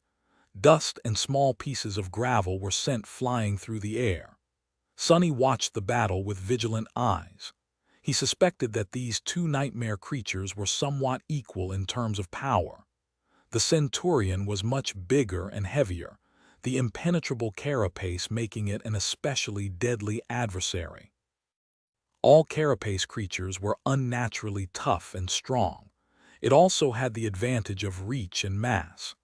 The Shadow Saint was equally as resilient due to her heavy armor and stone-like nature. Despite her small frame, the graceful knight possessed a stunning amount of strength. Sonny also had to keep reminding himself that she was not actually human, and as a being made of stone, weighed much more than a human would. The disadvantage of her size was bridged by battle awareness and skill, making the outcome of the fight unpredictable. However, that was only true if he failed to account for the dark embrace of his shadow. With its reinforcement, the stone saint was unimaginably more powerful. Sonny was pretty sure that the centurion stood no chance. Meanwhile, the two monsters were entwined in a ferocious battle. The Shadow Saint withstood the onslaught of bone scythes by bashing one away with her shield and evading the other. Not losing her momentum, she brought the shield down and slammed its edge into the centurion's carapace, causing the hulking creature to stagger. The force of the impact was so grievous that it sent cracks running through the impregnable carapace. Sonny marveled at the sight, congratulating himself on the decision to not test the augmented monster's strength on himself. Using the opening that she had created, the stone saint twisted her torso and delivered a backhand blow with the boss of the shield, striking the same spot again. The already damaged chitin plate splintered, revealing the soft flesh beneath. A moment later, she was already moving to evade the fierce retaliation of the savage carapace creature. The graceful knight was miserly in her movements, dodging each strike with measured precision. Although Sonny was only a novice in the art of combat, he had learned enough to be able to recognize the hints of a distinct battle style in how the stone saint fought. Her whole technique was based in simplicity and economy of movement, each action calculated and efficient. Combining hard blocks, dodges and deflections with grounded footwork and well-timed ripostes, the Shadow was able to create a stark contrast between defense and offense, the former being solid and indomitable, the latter abrupt and inevitable. It was very different from the flowing and unpredictable style that Nephi's had used, and that he himself had been taught. Only now did Sonny realize that the basic katas and forms he had practiced were in fact very unique and unusual. Where did his fighting style come from? There was a lot to consider here, both in terms of how to improve his current technique and how to incorporate new elements into it. However, that was a task for the future. Right now, he was more interested in the outcome of the fight. The Stone Saint was already suppressing her monstrous enemy. A few of the centurion's legs were either broken or severed, streams of azure blood gashing out of the terrible wounds. However, it was still resisting furiously. But no matter how enraged it became, the silent and menacing poise of the graceful Shadow Knight was much more terrifying. Just at that moment, the Shadow Saint sidestepped a downward slash of one of the centurion's scythes and then pinned it under her greave. Using her weight to immobilize the enemy's weapon, she delivered a vicious blow with the rim of her shield and shattered the bone blade into pieces. The carapace monster screeched, dazed by the loss of its scythe, and immediately tried to eviscerate the loathsome little fiend with the remaining one. However, he was a fraction of a second too late. With one side of its body left defenseless, the Stone Saint now had much more space to attack. Deflecting the scythe with the shield, she dashed forward and lashed out with an upward slash, severing it near the joint.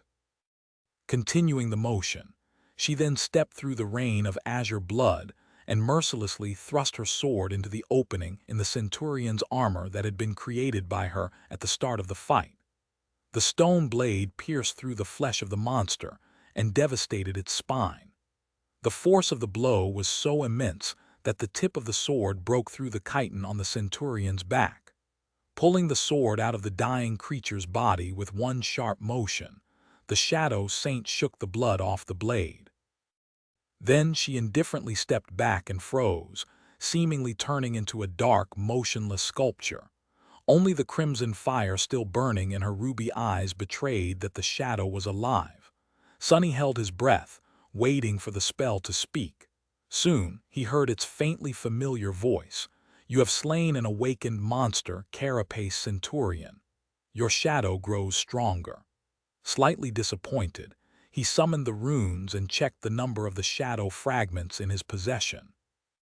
Shadow fragments, 307/1000. 93 left to 400, he thought automatically. Then, just to be sure, Sonny glanced at the description of the Stone Saint. Shadow fragments, 6/200. So, just like with the echoes, the kills performed by the shadow benefited her master instead of the monster herself. It seemed as though consuming memories was truly the only way to feed the Stone Saint. Sonny frowned. Well, that complicates things. Chapter 113. Dark. Well after the Shadow Saint had ruthlessly eviscerated the Carapace Centurion and confirmed Sonny's suspicion that he wouldn't be able to cultivate her in that way, he was left with nothing much to do. The knight was still young, but he had already achieved his goal. Now he was free to do whatever he wished. However, there weren't very many options available in the cursed city. He could continue to hunt, reveling in the newfound power. With the Stone Saint at his command, Sonny would be able to bathe the ruins in monster blood. However, that thought, no matter how seductive, left him uneasy. Hunting in this hellish place required patience and preparation. He only survived this long by carefully scouting the potential battlegrounds in advance and studying his prey from the shadows to learn its strengths and weaknesses, not rushing into a fight until he was absolutely sure that there was a solid chance of victory. Shadow Saint or not, betraying these principles would still get him killed. And with his mental state slightly unstable, Sonny didn't trust himself to stay cautious once the easy wins kept piling up. He had to proceed slowly. Looking around the quiet ruins, Sonny smiled slightly. Actually, he wasn't that far from the library. He had indeed turned hunting nightmare creatures into a sort of profession, but it was just that, a job. Like any well-adjusted young man, he also had a hobby. In his free time, Sonny liked to explore the ruins. The warm feeling of satisfaction he had experienced after finding the hidden nest of the vile thieving bird never left his memory. There was something deeply engaging in uncovering fragments of long-lost history and piecing them together. Maybe Sonny had inherited this passion from teacher Julius, or maybe it had always been slumbering deep within his heart. In any case, he enjoyed exploring the ancient city a great deal. It was full of all kinds of mysteries, both large and small. After thousands of years had passed, most traces of the past had been erased by the merciless flow of time. But by looking in the right places and exercising critical thinking, insight, and imagination, it was possible to piece together tiny shards of truth. Every time the seemingly disparate clues clicked into a coherent picture, Sonny felt a pleasant rush. Interestingly enough, it didn't matter whether that picture pertained to something important or completely useless. In fact, he enjoyed learning about the small details of the daily life, that the inhabitants of the ancient city had once led much more than he enjoyed learning about the possible origins of the catastrophe that had befallen them, despite the fact that the latter was directly related to his own survival. For example, he was very curious to learn more about the young priestess whose private quarters he had made into his secret lair. The things she had left behind told him a lot about how the people of the city used to dress and think about the world, filling his imagination with colorful pictures of crowded streets and solemn cathedrals. But it was still not enough. His latest exploration project was the ruins of a grand library. Of course, none of the books and scrolls had survived the thousands of years in the cursed darkness. Luckily, the people who used to live in the city before its fall were very fond of stone engravings. He spent a lot of time studying the intact wall carvings, as well as fragments of surviving frescoes. One fresco, in particular, was especially grandiose and tantalizing, covering the entire floor of the library's main hall. Sadly, it was almost completely buried under rubble. Sonny had managed to clear some of it away, but most pieces of the collapsed roof were too heavy for him to lift. Maybe the Shadow Saint would have more luck. It was a suitable plan, but, for some reason, Sonny felt strangely reluctant to return to the exploration of the library on that particular night. What else can I do? He jumped down from the stone column and approached the dead carapace centurion to carve out some meat and the soul shards. Come to think of it. Come to think of it, the spot marked on the crude map that he had found on the body of the strange hunting party's leader was not that far away, too. Maybe he could check it out. Sonny vehemently shook his head. No, no, the map has to be fake anyway.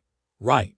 Trying to suppress the unhealthy fire of curiosity burning in his chest, Sonny concentrated on the task at hand. Once the meat and the shards were in his possession, though, the persistent desire to follow the map returned. And if it's not fake, that's even worse. Who knows what kind of horror those fools were searching for? Surely there wouldn't be any treasure or important secrets hidden there. This whole thing smelled of nothing but peril. In fact, it reeked of something sinister, terrifying, and utterly evil. Sonny sighed. But honestly, what's the harm in taking one tiny look? It's just one look. What's the worst that can happen? Quietly stepping through the stone rubble, Sonny cautiously approached the spot marked on the map. For some strange reason, very few nightmare creatures seemed to choose this remote part of the city as their hunting grounds. It was as though they were compelled to avoid this place. Come to think about it, that fact alone would be enough to scare Sonny away. In normal circumstances. But with the stone saint hiding in his shadow, he felt a bit braver. He would be able to run away if anything happens, at least. Approaching a large building that had been magnificent once, Sonny climbed over the collapsed wall and found himself in a dark and secluded courtyard. In the center of the courtyard, there was a well. Its round mouth loomed like an open wound in the stone, filled with nothing but empty blackness. The well was covered with a strange, ornate iron grate. It must have weighed several tons at least, as though someone desperately wanted to prevent anything from ever lifting it from its place and leaving the well open. Sonny gulped before approaching and looking through the grill of the grate. The silent well was so deep that he couldn't see its bottom. Maybe there wasn't one. Picking up a small stone, Sonny dropped it down. The black mouth of the well swallowed the stone, making it disappear. Many seconds passed, but there was no sound of the rock hitting anything. Sonny was almost ready to try again, but then the well spoke.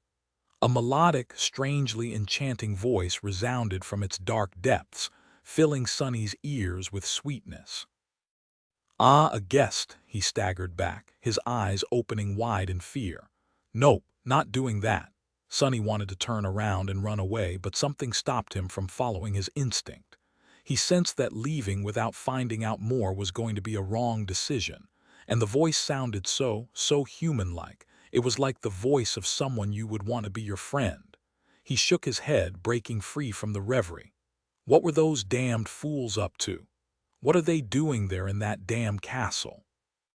I need to warn Nephi's. No, wait, I need to find out more first.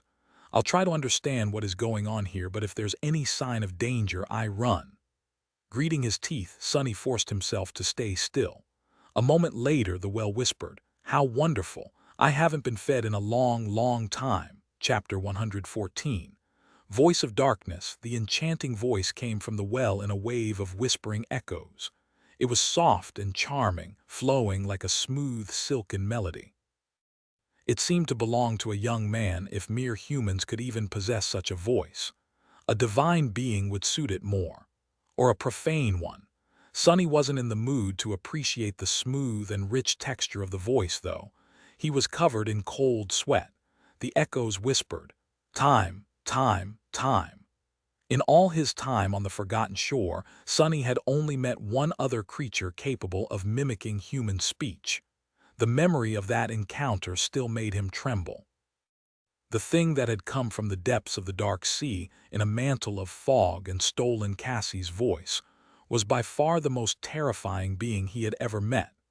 He didn't even want to remember the utter horror he had felt when the swarm of whispering voices had surrounded him. On that night, Sonny had only been able to keep his sanity intact because of the blind girl's timely warning. He had only survived the meeting with the creature that possessed a human voice by keeping his eyes tightly shut. And now here was another. Why were those hunters searching for this ancient horror? He frowned. If something sinister was brewing inside the castle, he had to warn Changing Star. But he couldn't do anything before establishing at least some understanding of the entire situation. That's why Sonny forced himself to stay still despite the fact that every instinct in his body screamed for him to run away. Instinct was not always the best advisor. Humans possessed intelligence for a reason. The black fissure of the well loomed in front of him like a pool of darkness. Suddenly, he was incredibly grateful for the immensely heavy ornate grate that kept the charming talker imprisoned in the lightless depths. Sonny licked his lips and tried to regain his composure. Ready to summon the stone saint and the midnight shard at any moment, he took a step forward and gazed into the dark emptiness once again. Then he slowly said, "It's nice to meet you." He couldn't quite believe that he was trying to communicate with the terrifying prisoner of the well instead of running away without looking back. Life was sure full of surprises. Until the moment it gave you the last one, of course. A soft chuckle resounded from the well. After its melodious murmur disappeared in the darkness of the secluded courtyard, the voice said, "Oh no, the pleasure is mine," the echoes whispered. "Mine, mine, mine." Sonny was considering his next words very carefully. "My life might be depending on what I say next." He couldn't help but remember old fairy tales about terrible monsters that liked to play riddles with lost children. One wrong answer and the children were devoured, never to be seen again. Was he going to end up in similar danger? It was still not too late to turn back. However, before he could ask his question or make the decision to retreat, the thing in the well spoke again. It said, "So, are you guys going to feed me or not? Not to offend anyone, but lately you've been very tardy. I have been sitting here by my lonesome for 3 days already. Or have you decided to try something new?" Sonny blinked. "What, that That wasn't exactly what he expected to hear from the mouth of an ancient evil. The thing sounded so human. He was almost tempted to believe that it actually was. That's how it gets you, fool. Sonny forced himself to remain vigilant. What did he know about how primordial evils were supposed to talk anyway? If it was able to steal the knowledge of human language from his head, it would surely be able to steal some other things too.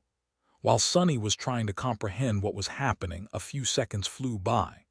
The voice waited for a bit, then returned. "Oh, I see. So we are going with starvation now. Well, I have to give you guys some credit. This is your best idea yet. Sadly, it won't work. Do you even know what type of diets we trainees have to follow to debut? I guess not. Actually, I have to thank you. This is a great opportunity to work on my BMI." The echoes whispered, "BMI, BMI, BMI. Wait, what?" Sonny stared into the well, dumbfounded. His eye twitched. Don't tell me that there is really just some guy sitting on the bottom of that damn well."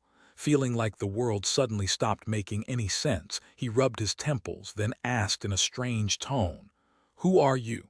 The well fell silent. Sonny tried to remember what the charming voice had told him before. Something about not being fed in a long time. It surely sounded ominous and creepy in the moment, but if he looked at it a bit differently, if the group of hunters he lured to their deaths had been on its way to deliver food to a prisoner, then that would explain why the poor guy had to skip a few meals. But why would they keep someone imprisoned in this remote area of the ruins? Meanwhile, the voice spoke again. This time it sounded tense. "Wait, you're not one of the, you're not. Oh gods." Sonny covered his face with his hand, realizing what was going to happen next. "Oh gods. It's not a human, heavens, I'm going to die. Those damn fools finally got me killed."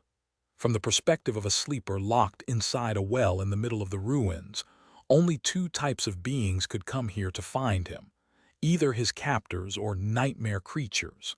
Sonny revealed that he wasn't one of the captors by asking his last question, which left only one other possibility. The fact that he came to the well during the night alone, and not using anything to light the way, only made the conclusion easier to make. Wait, it speaks, oh gods. I've only ever heard of one other creature on the Forgotten Shore that can mimic human speech. No, not like this. Damn, he really does have a nice voice. It's beautiful even when full of despair. What? It's just a voice. Why am I so enamored with, was he so desperate to hear a human voice? Why? He was doing fine on his own.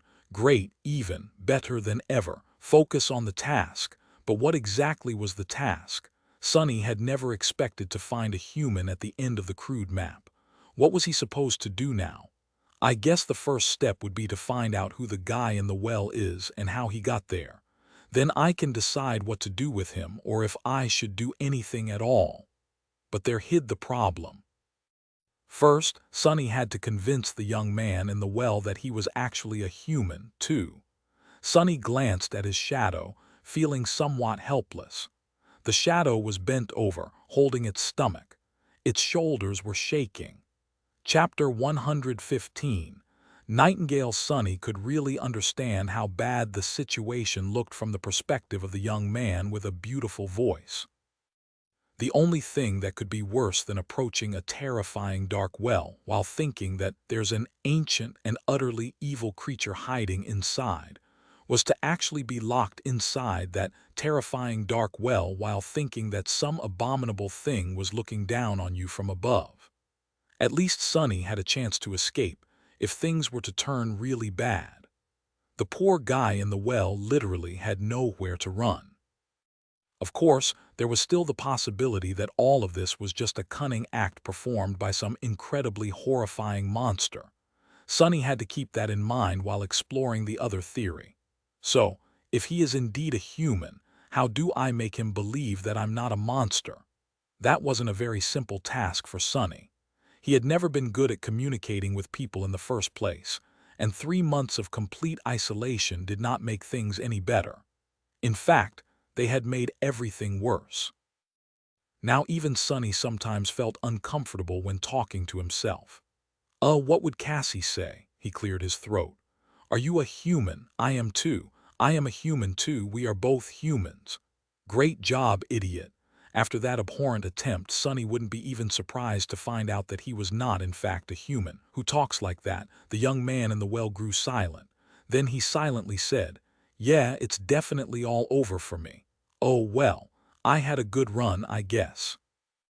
Sonny sighed heavily. Stop panicking, you idiot. I really am a human. The owner of the charming voice laughed. Please forgive me if I don't believe you. He was using respectful honorifics as though recognizing Sonny as an elder, which was logical given that he believed him to be an eldritch horror. An eldritch horror would technically count as an elder, all things considered. Sonny groaned inwardly. Why are you using honorifics? I bet I'm younger than you. The young man imprisoned in the well hesitated. Wait, you really are a human. Sonny smiled with excitement, feeling that he was making progress. Yes, I really am.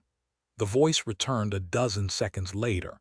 How come you're here alone and in the middle of the night? You also don't seem to have any source of light with you. Please don't get angry, Sir Monster, but that's not exactly something a human would be able to do. Maybe you should work on your story a bit more next time you venture out to devour innocent souls. Just a piece of friendly advice, Sonny sighed. Very funny. I'm able to walk around the city at night because my aspect allows me to hide in the darkness.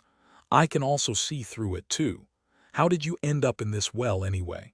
The young man lingered before answering. How does one usually end up in these situations?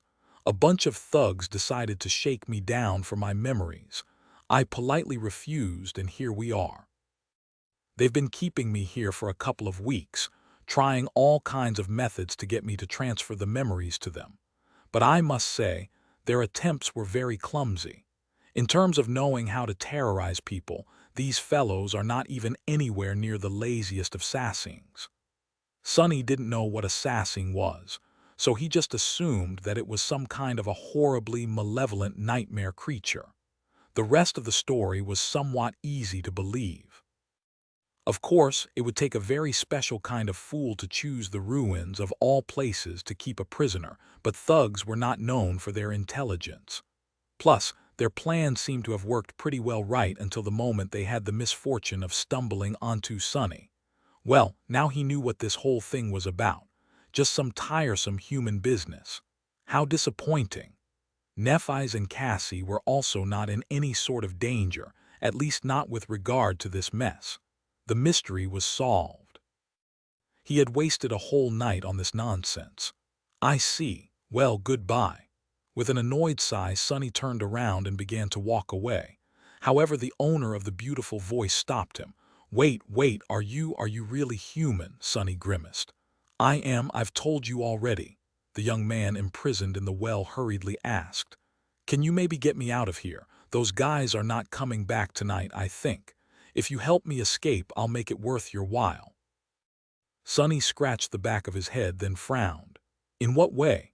After a short pause, the charming voice returned again, this time somewhat hesitant.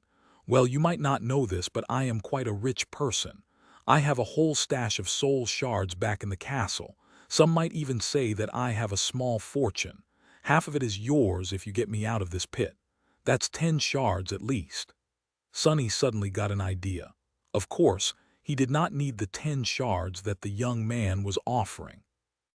The fact that he had these shards, though, that was potentially very useful. If he wanted to avoid unnecessary attention when buying memories with his hoard of soul shards, he would need a suitable proxy. A sleeper with a lot of shards of his own, one that was indebted to Sonny no less, was a perfect candidate. He smiled. Do people know that you have a fortune? The young man answered, a bit of surprise in his voice. Do they know? Yeah, I guess they do. I am known to spend a lot from time to time. On entertainment as well as, some other things. I'm a patron of arts, one can say. Perfect. So no one would be surprised if he suddenly begins to spend shards on memories. However, there was a small problem. Sonny could remove the grate, but he had no way of helping the poor guy climb out of that unimaginably deep well. Even if he was to use the prowling thorn, he doubted that the invisible string would reach that far. Its maximum length was not that impressive. And he certainly was not going to climb into the creepy well himself. Plus, he still held a bit of suspicion about the charming young man's identity. He was almost certain that he was human, but the remaining tiny bit of doubt was enough to make his paranoia ring the alarm. After hesitating for a bit, Sonny said, "What's your name?" The melodic voice answered. "It's Kai." Sonny sighed. "Well, Kai, I don't know how to tell you this, but unless you can fly, I won't be able to help you escape." Young man grew quiet. After a long pause permeated with deathly silence, he then said in a strange tone, "I can." Sonny blinked. What, did he hear wrong? No, that was unlikely. Maybe Kai was just willing to say anything in his desperation to escape. The prisoner of the well chuckled. "I can fly, that's my aspect ability." Chapter 116. Deal with the devil. Sonny considered Kai's words. An ability that allowed the awakened to fly was not unheard of, but it was rather rare. And here on the forgotten shore, where a cursed flood of darkness devoured the world every night, it was nothing short of priceless. Sonny couldn't even imagine how easier it would have been to traverse the labyrinth with someone like Kai by his side. Suddenly, it made a lot more sense why someone like him would possess a small fortune of soul shards. It also explained why his captors were so gentle in their attempts to force the memories out of the young man. He was much more valuable alive. Sonny remained motionless for some time, thinking things over. After a while, Kai spoke again, his pleasant voice tinted with a bit of apprehension. "Well, will you help me?" Sonny sighed and walked back to the dark fissure of the well. "All right, I'll remove this grate and you can fly out. However, I don't really need your shards. If you want to come out of there alive, you'll have to do something for me instead." The prisoner of the well hesitated, then cautiously asked, "What?" Sonny smiled. "I'll tell you when you need to know. Don't worry, it's nothing serious. I just need help completing a few errands inside the castle, so do we have a deal or not? If not, I'll be on my way. I've wasted enough time here already." Kai didn't have to think about it too long. Soon, his voice resounded from the darkness once again. "We have a deal." It sounded strangely relaxed, as though the young man had become resigned to fate. Sonny slightly frowned and said, "Great. One more thing. If you break our agreement and simply fly away, I will find and kill you. This is not a threat, just facts. Do you understand?" Kai lingered for a bit before answering. "Yeah, no problem." Sonny gazed into the black cavern of the well and hesitated. He was more or less sure that Kai was human, but had to be prepared to act immediately in case he was not. Following his silent command, the stone saint came out of the shadows and kneeled near the well, grasping the grate with her hands. The steel of her gauntlet scraped against the ornate iron, and with some visible effort she slowly moved the heavy grate to the side. Sonny shivered as he listened to the wrenching sound of iron grinding against stone. The midnight shard appeared in his hands, and he lowered himself into a combat stance with grim resolve. Whatever came out of the well, he was ready to face it. A few seconds passed, each feeling like an eternity. Sonny was tensely staring into the circle of pure darkness in front of him, waiting to see if he was right to trust the prisoner of the well or not. Then several more seconds passed, and then a few more. Nothing happened. Sonny tilted his head, then asked with some irritation, "Aren't you going to come up?" After a bit of a delay, the charming voice resounded from the darkness once more. "You see, I just thought of something." Sonny sighed and lowered his sword a little. "What is it?" Kai was silent for some time, then answered with a bit of wariness. It's just that this grate is so heavy that it wouldn't even budge when I tried to move it. It took all 6 of my captors to put it in place, actually. And they were all big, strong men. So," he hesitated, "I know that we have already established that we are both human, and it's not that I doubt your honesty, but would you mind explaining to me how is it that you were able to remove it all by yourself?" The honorifics were back. Sonny cursed under his breath. This guy was even more paranoid than him. He was unwilling to reveal his hidden ace to Kai, but the cautious prisoner left him with no other choice. Glancing at the shadow saint with a dark expression, Sonny said, "That thing is too heavy for me too, but I was lucky enough to get a very strong echo." Kai seemed to suddenly become very curious. "Oh, that is indeed lucky. Very few people in the castle have an echo. I think I know every one of them by name." After a short pause, he added, "By the way, what is your name?" Sonny rolled his eyes and said through gritted teeth, "My name is Sunless." This conversation was entering dangerous waters. Depending on what Kai was going to say next, Sonny might be forced to climb into the well after all, not to save the young man with a beautiful voice, but to silence him forever. Meanwhile, Kai suddenly laughed. "Sunless. That name does not sound like something only a soul-devouring demon would be called at all." "Zero chance of that, right?" After saying that, he laughed again, this time with a hint of desperation in his voice. However, even then Kai's laugh was very pleasant to the ear, more pleasant than his charming voice even, but Sonny was in no mood to appreciate its melodious sound. "Goddammit," Sonny rubbed his temples. Why didn't anyone ever trust him? He was such an honest young man. The most honest young man in the world, really.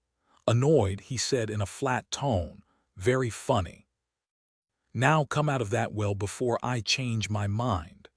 Eventually, Kai stopped laughing and said, "There's no one in the castle with that name, at least no one with an echo under their command. Do you maybe live in the outer settlement?" "Oh, come on." Feeling the pressure of the flaw growing in his mind, Sonny closed his eyes and answered truthfully, "No." Kai cleared his throat. "So you are someone who walks the cursed ruins alone at night, possesses the strength of at least 6 men, dwells in the darkness beyond the castle walls, and calls himself Sunless." "Did I miss anything?" Sonny grimaced. "Not really." For a few moments there was silence. Then the prisoner of the well said with a voice full of dark humor, "Would you climb out of this well to meet a creature like that?" Hidden in the darkness of the cursed night, Sonny smiled with a bit of menace and said, "If I was in your shoes, I would. And I think that you should do it too. Do you know why?" After a small pause, Kai asked with sincere interest. "Why?" Sonny stopped smiling and allowed a cold indifference to seep into his voice. "Because I can put that grate back any time." Without waiting for Kai's response, he ordered the stone saint to move the grate a little. A moment later, the horrid sound of iron scraping against stones invaded his ears once again. Almost immediately, the prisoner of the well changed his tune. All right, wait, stop." The shadow saint released the grate, allowing silence to reign over the lonesome courtyard once again. Kai was quiet for some time and then said with dejected reluctance, "You'd better not be a demon, all right. Stand clear, I'm coming out."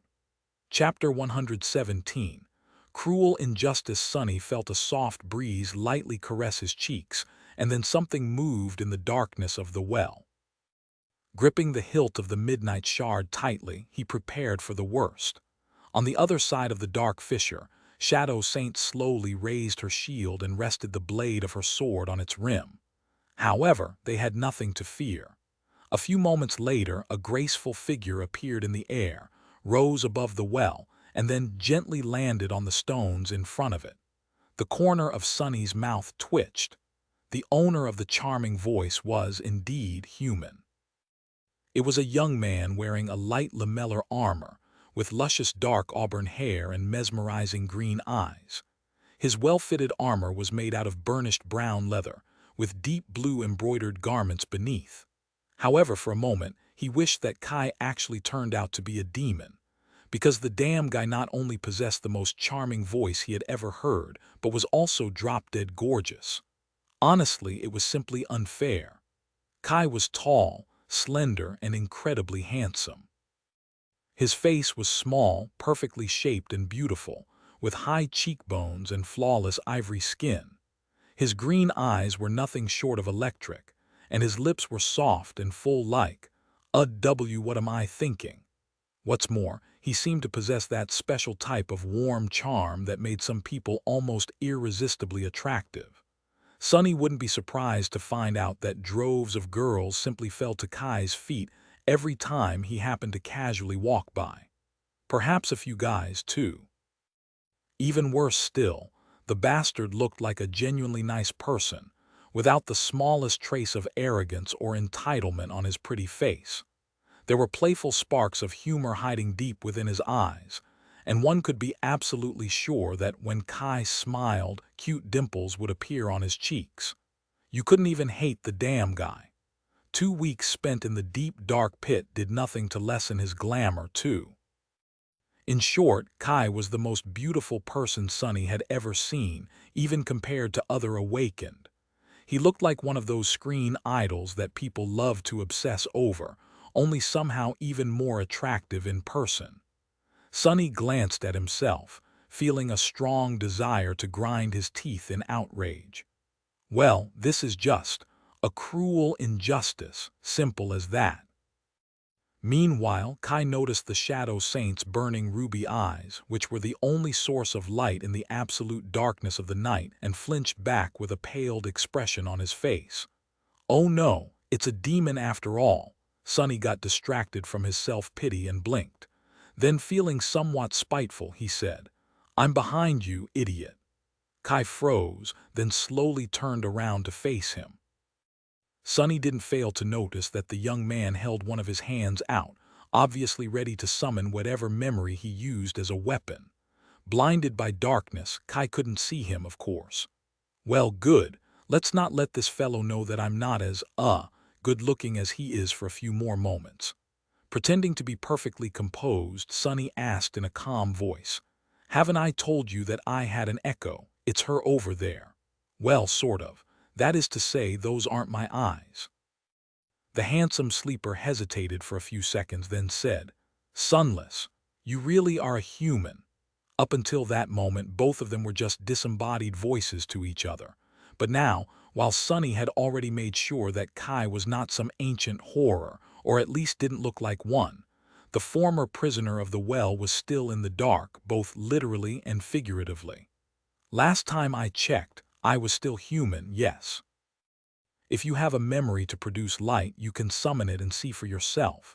Kai lingered. "Won't the nightmare creatures be attracted by the light? Smart and cautious. I like him." Sonny shook his head. "Usually they would, by this courtyard is really secluded. Plus, there are not a lot of monsters in this area. I guess that's why those thugs chose this particular place to keep you imprisoned." With a sigh of relief, Kai summoned a paper lantern that glowed with soft yellow light. Sonny hissed, "Arg, damn." Relying on shadow sense to keep track of the young man's movements, he raised a hand and covered his eyes. Accustomed to the darkness, they weren't ready for such a sudden appearance of light. Of course, Sonny knew that this would happen. He allowed himself to be momentarily blinded to give Kai some sense of safety and better convince him of his human nature. "Oh, sorry."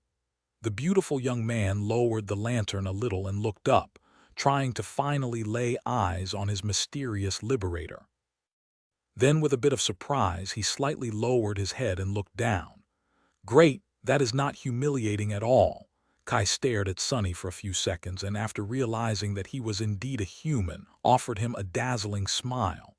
His smile was as charming as the rest of him. Even the cute dimples that Sonny had imagined would inevitably appear on his cheeks were, indeed, there in all their glory. It was nothing short of obnoxious. "Well, what a surprise. I was almost certain that you will turn out to be a terrible monster. But you aren't. You really are a human, and such a cutie too." Sonny coughed. "Wah, did he just call me a cutie? How dare he? I mean, thanks. What is happening?" Meanwhile, Kai frowned. "But Sunless, what?" The beautiful sleeper blinked a couple of times. "Can I ask something? If you really don't live in the castle or in the outer settlement, then where do you live?" Sonny shrugged. "I mean, are there many options left?" "I live in the city." Kai hesitated for a bit, but then, suddenly, a light of realization ignited in his mesmerizing green eyes. "Oh, I think I've heard of you. Aren't you that crazy kid that lives alone in the ruins?" Sonny stared at him with murder in his eyes. "Why does everyone keep calling me kid? Why does everyone keep calling me crazy? I'm not crazy." With a deep sigh, he answered, "Indeed, that's me. You can call me Sonny, by the way. Once you get to know me better, you'll realize that I am not in fact that crazy." Kai looked at him with doubt. Noticing that, Sonny grinned. He decided to tease the obnoxiously gorgeous young man a little. Of course, with the limitations of his flaw, that was going to require a bit of finesse. Putting too much enthusiasm in his voice, Sonny said, "And I don't actually live alone. I have plenty of creatures to keep me company. You might even call them my friends. There's a talking rock that sometimes tells me to do stuff. There's also my shadow. It has a lot of interesting opinions." He stared at Kai with a sincere smile. When the young man's handsome face became a little pale, Sonny laughed. "Gee, relax, man. I am just joking around with you." Then he looked down at the shadow and added in a dark, angry tone, "They're not really my friends. I actually can't stand that rock, and the shadow and I barely talk these days." Chapter 118. Mirror image. Perhaps joking around with Kai was a bit cruel, but Sonny was really annoyed by how ridiculously good-looking the other sleeper was. Plus, he had not talked to another human in such a long time that his already lacking communication skills had become truly rusty. Since they were going to visit the castle soon, Sonny had to prepare himself for the inevitable moment when he would be forced to talk to strangers. Stretching his flaw to its limits was a good practice. He wouldn't want for something like that accident to happen again. The unpleasant memory soured Sonny's mood. Meanwhile, Kai was staring at him with a very strange expression on his face. Sonny cleared his throat. That was a part of the joke, by the way." The handsome young man continued to stare, his face full of doubt. "Did I go too hard on this poor guy? He must have been scared out of his wits already. He's probably in an utter panic now. Who wouldn't be a bit apprehensive about meeting a madman? Yeah, maybe it wasn't as funny as I thought." Kai cautiously shook his head. "It's not that. I just feel like I have to inform you about something." Sonny raised an eyebrow. "Yeah, about what?" Kai hesitated, then said in a very calming tone, "It's about my flaw. I can actually tell when someone is lying to me.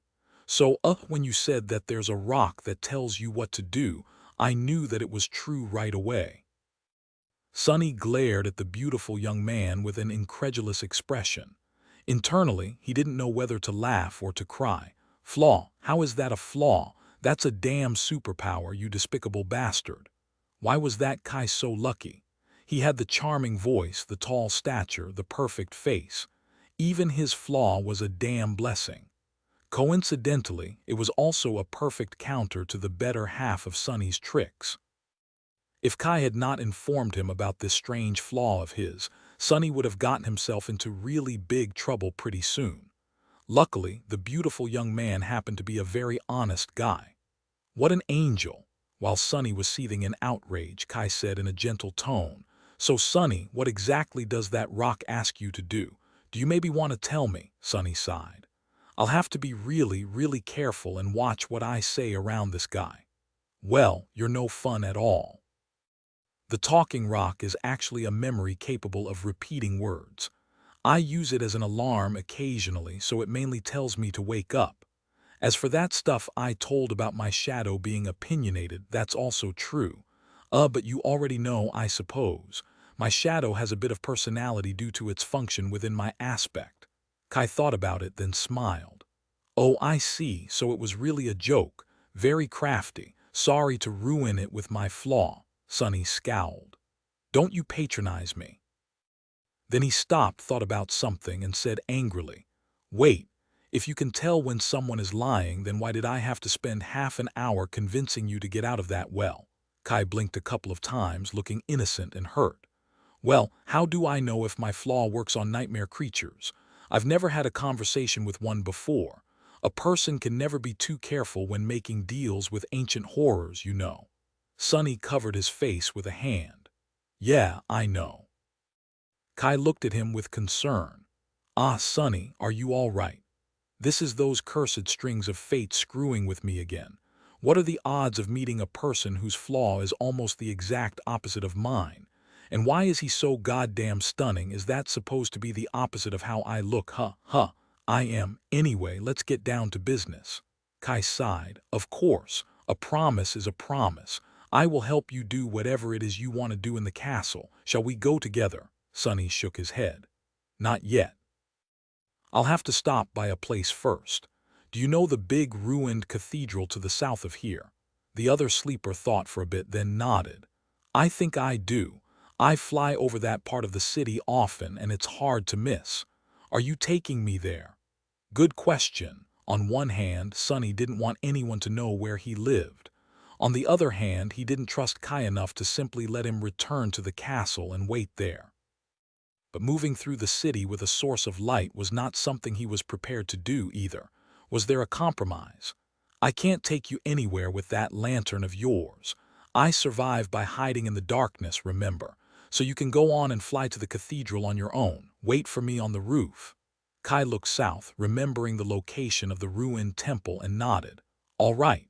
Sonny raised a hand, stopping the young man from flying away. Wait. Whatever happens, don't go inside the cathedral, okay? I'm not joking.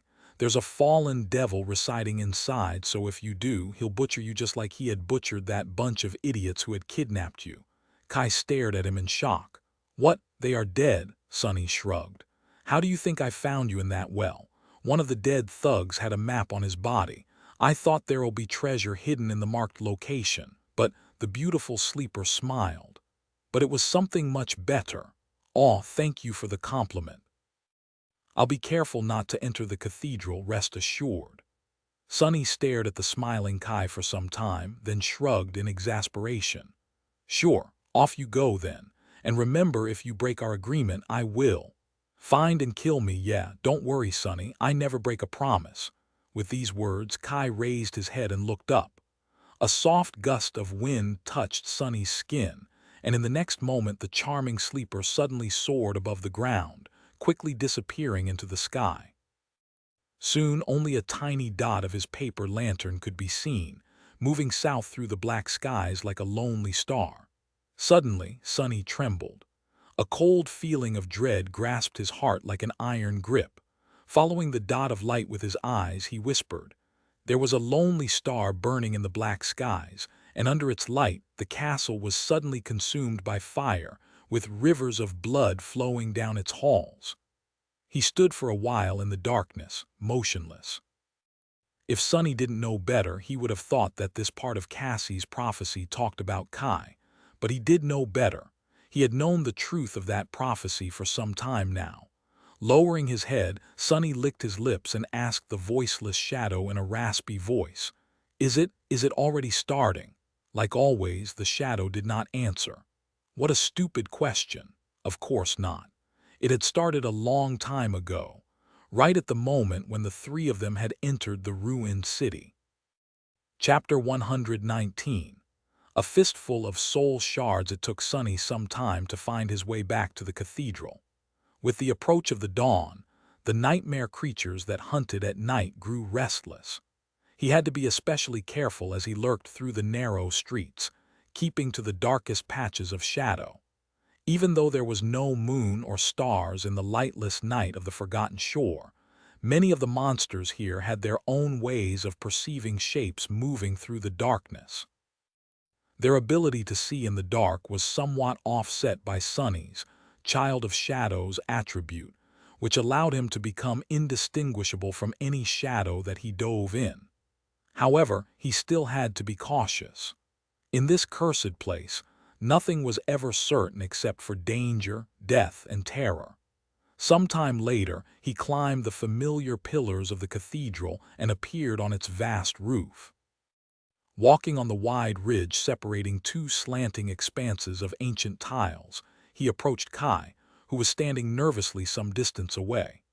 The beautiful young man was grasping a long bow made of horn in his hands, staring into the darkness with a tense expression on his pale face. Sonny stopped a few steps away from him and looked at that bow for a long time. There's not much time left. To avoid getting an arrow between his eyes, Sonny decided to announce his arrival with a gentle greeting. Hey, Kai. I'm here. The archer turned around with a startled expression and raised a hand as though trying to summon his lantern. However, he thought better of it, afraid to attract unwanted attention. Instead, Kai gulped and whispered, "Lower your voice, what if that fallen devil hears us?" Sonny blinked. Oh, right, he's a very careful person, which was a great personality trait to have as far as he was concerned. The more paranoid, the better. Smiling inwardly, he said, "Relax, he won't." Kai stared at him with doubt, then asked, "Are you sure?" Sonny gave him a nod. Yes.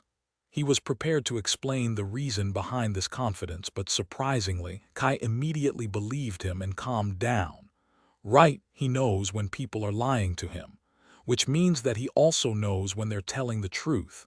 And since I can only tell the truth, he can pretty much believe everything I say without the need to ask unnecessary questions. Huh. Come to think of it, that flaw of his was actually very convenient. Meanwhile, Kai cautiously looked around and asked, "So, what are we going to do here?" Sonny gestured at the group of shattered tiles not too far away from them and answered in a calm tone, "I'm going to climb into that hole and retrieve something from the temple. You just wait here until I return." Kai's eyes widened. "Are you crazy? What about the devil? What about that bastard?" Sonny couldn't help but fantasize about slaughtering the damn creature for a few seconds. "The day will come," returning to the present situation, he said. "What about him? I told you I'm good at hiding. As long as I know who I'm dealing with, they won't be able to notice me unless I want them to." He had learned that first part of the sentence the hard way.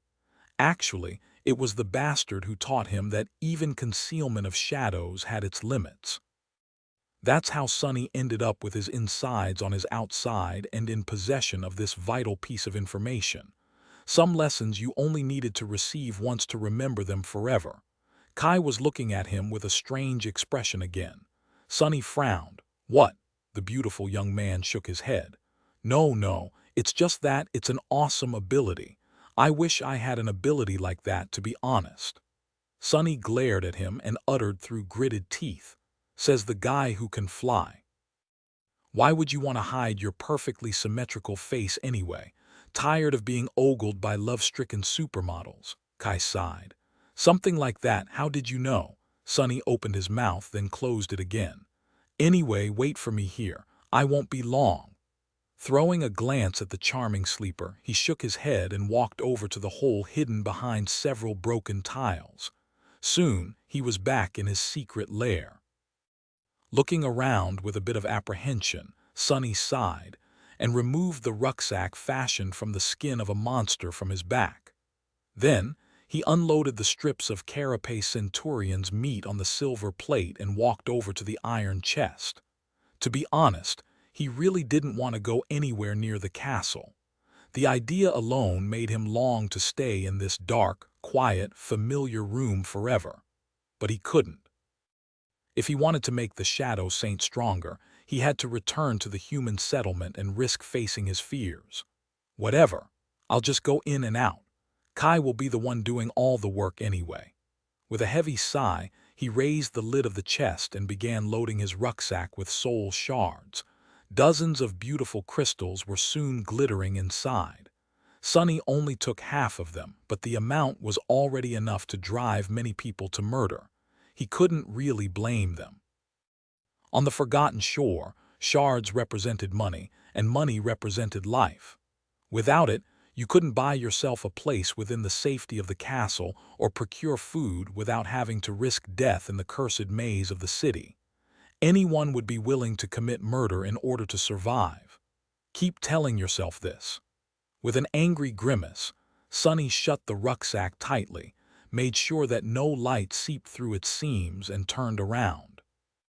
Glancing at his peaceful hidden lair one last time, he shut his eyes for a moment and then walked away without looking back.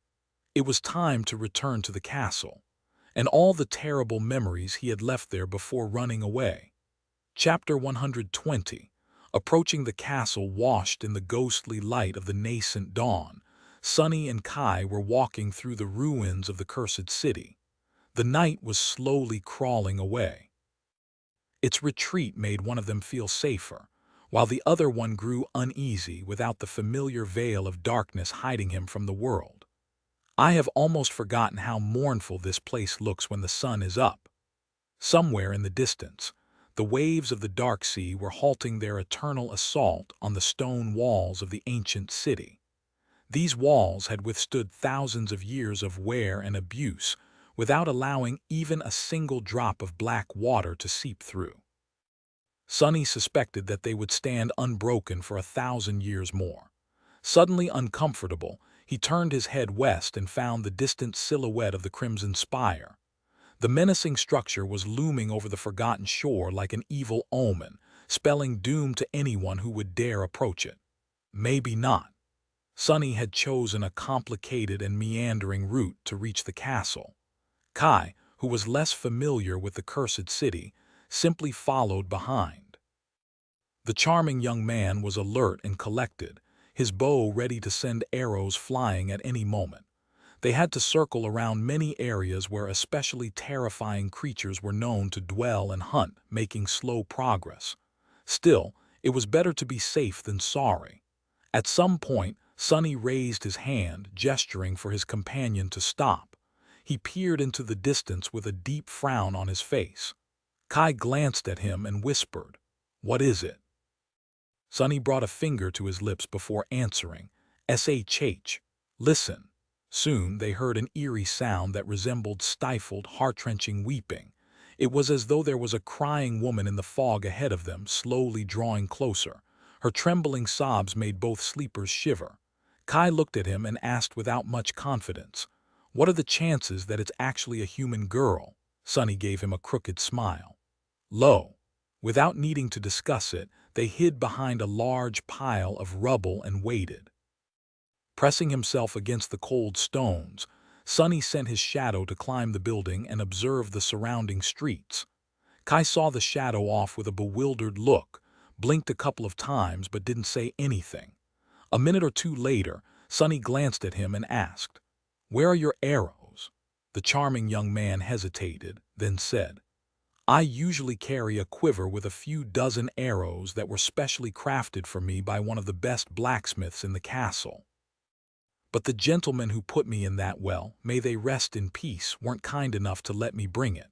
Sonny gave him an amused look. "So that bow of yours is actually useless." Kai lingered for a few moments before answering, "I also have arrow-type memories." "How many?" The elegant archer lowered his gaze in embarrassment. "Us too. Will that be enough?" Sonny was silent for a bit and then answered in a flat tone, "No, I don't think that will be enough." Out there in the fog, his shadow was looking at the creature that had been producing the heart-wrenching weeping. It was not a human girl. A massive, four-legged beast was walking through the morning mist. Its flesh was rotten and emaciated, hanging from the bones like a tattered coat.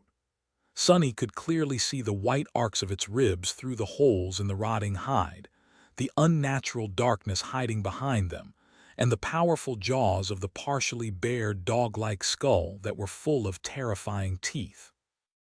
One didn't have to be a genius to understand that the horrid creature was one of the fallen masters of the ruined city. As he was looking, the beast opened its maw and produced another long, human-like sob, then stopped and listened, as though waiting for an answer. When nothing happened, it lowered its head and slowly continued on its way. Luckily, although their hiding spot was somewhat close, it wasn't actually on its path. If nothing changed, the fallen would walk past without even noticing them. They just had to wait. Sonny sighed. "We'll have to stay here for 10 minutes at least. Get comfortable." Once again, Kai didn't ask anything, simply taking Sonny's word for it. It seemed as though his strange ability to sense lies made the charming sleeper less prone to having a lot of questions, which was a wonderful quality to have as far as Sonny was concerned. With nothing to do but wait, they had a bit of time to rest and catch their breaths. Sonny summoned the endless spring and took a few sips of cold, sweet water. Noticing that Kai was staring at him, he hesitated, then passed him the beautiful glass bottle. The charming young man drank greedily as though someone dying from thirst. Come to think of it, feeling a little guilty, Sonny asked, "When was the last time they gave you water?" Kai detached himself from the bottle, wiped his lips, and smiled in pure delight. "Ah, 2 or 3 days ago, I think. Thank you kindly." He returned the bottle and looked at Sonny with curiosity. "Hey, Sonny, can I ask you something?" Sonny tensed up and gave the charming archer a dark look. "You can." His eyes, however, hinted that he shouldn't, but Kai either didn't notice the menacing glare or wasn't bothered by it. "You came to the Forgotten Shore this last solstice, right?" "Yeah." Sonny held his breath, guessing what the beautiful sleeper was going to ask him.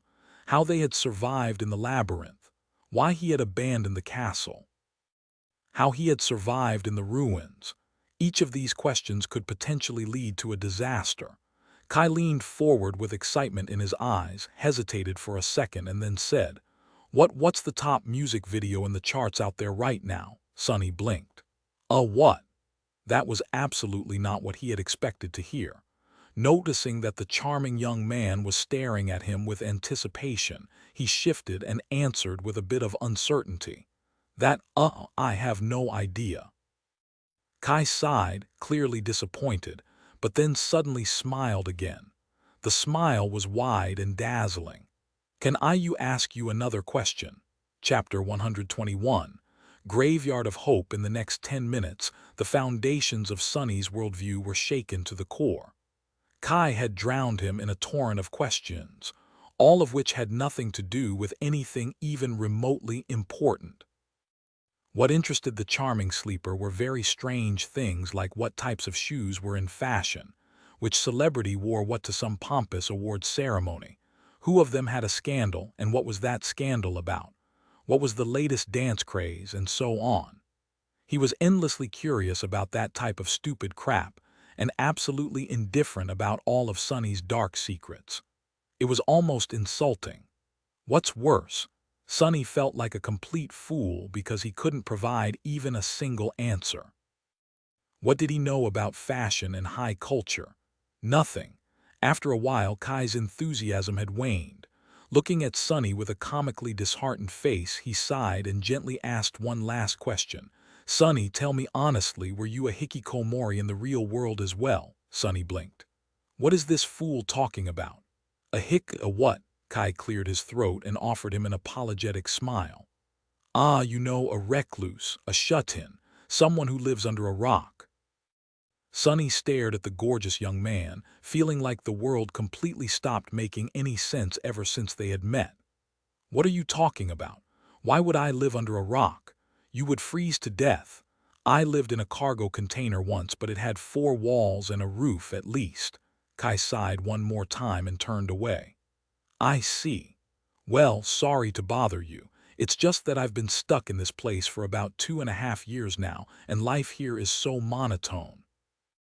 His beautiful profile was radiating melancholy and sadness, as though Kai was lamenting something serious as opposed to utter rubbish. 2.5 years.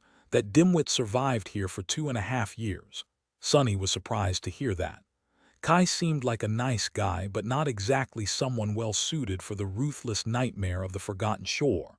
Perhaps he had underestimated the charming sleeper, or perhaps there was another, much simpler reason.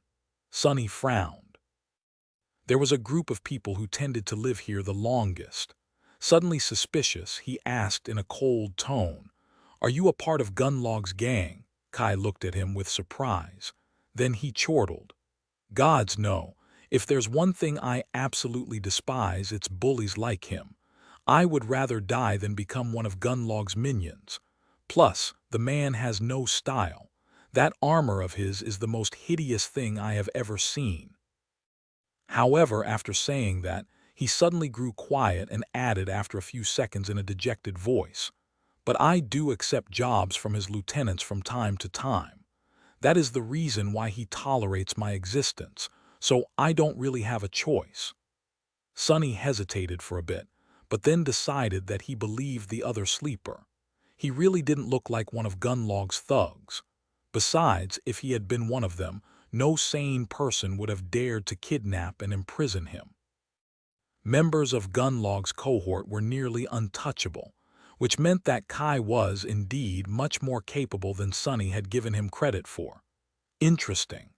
Noticing that the eerie sobs of the fallen beast had grown sufficiently distant, he shifted his perspective to the shadow and made sure that the terrible creature was already far away. Standing up, Sonny dismissed the glass bottle and said, "We're safe now. Time to move." Once they were ready to leave, he summoned the shadow back and prepared to take the first step forward. However, then Sonny suddenly stopped and glanced at the charming young archer with hesitation. "Hey Kai, can I ask you a question as well?" The older sleeper smiled, honesty and eagerness written all over his face. "Of course." Sonny was silent for a couple of seconds, then said in a strange voice, "That armor of yours, do you wear it because it's the best one you could get, or because it looks good?" Kai looked at him with confusion. Raising one exquisite eyebrow, he said, "I don't understand the question. Is there a difference?" Sonny closed his eyes, sighed, and turned away. "Never mind, let's go." As the sun rose above the horizon, they went deeper into the city, slowly approaching its center. The castle stood on a tall hill in the middle of the cursed city. It was grand and magnificent, with dozens of towers rising into the air, each supported by a number of elaborate arches and columns. Grotesque gargoyles were staring down on the ruins from under the eaves. The road leading to the castle was as impressive as the castle itself. It was narrow and heavily fortified, circling the hill in a way that allowed the defenders of the castle to endlessly rain arrows down on any possible attacker. At the end of the road, a grandiose staircase led to the gates of the castle.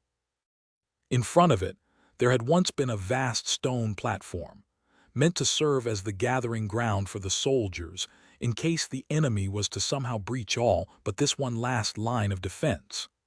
Now, the platform had turned into a makeshift settlement, with small shabby buildings made out of stone, wood, and anything else the inhabitants of this slum could get their hands on, standing chaotically here and there, forming messy groups and narrow alleys. This place did not look like the outskirts where Sonny had grown up, but it had the same unmistakable air of misery, fear, and desperation. As the two of them approached the outer settlement, several sleepers greeted Kai with friendly smiles. "Hey Knight, glad to see you, man. Where have you been lately?" Kai smiled in embarrassment. "Ah, flying around. What about you, pal?" While the charming young man was exchanging pleasantries with his acquaintance, Sonny cautiously looked around. The place had imperceptibly changed since the last time he was here.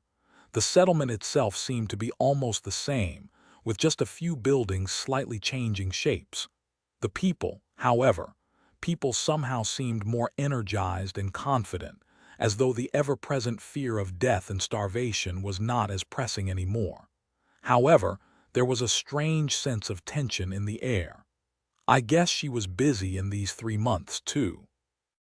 Finally managing to end the conversation, Kai turned to him and smiled apologetically. "Sorry about that," Sonny frowned. "Why are they calling you Knight?" The charming young man stared at him, then cleared his throat and said with a bit of strangeness in his voice, "Oh, you really don't know? Well, it's a nickname of sorts. Nightingale, that's how I am known around these parts." What a stupid nickname, Sonny thought, and decided to get things done as quickly as possible. He couldn't wait to leave this depressing place. "All right, since we're here, time to make good on your promise."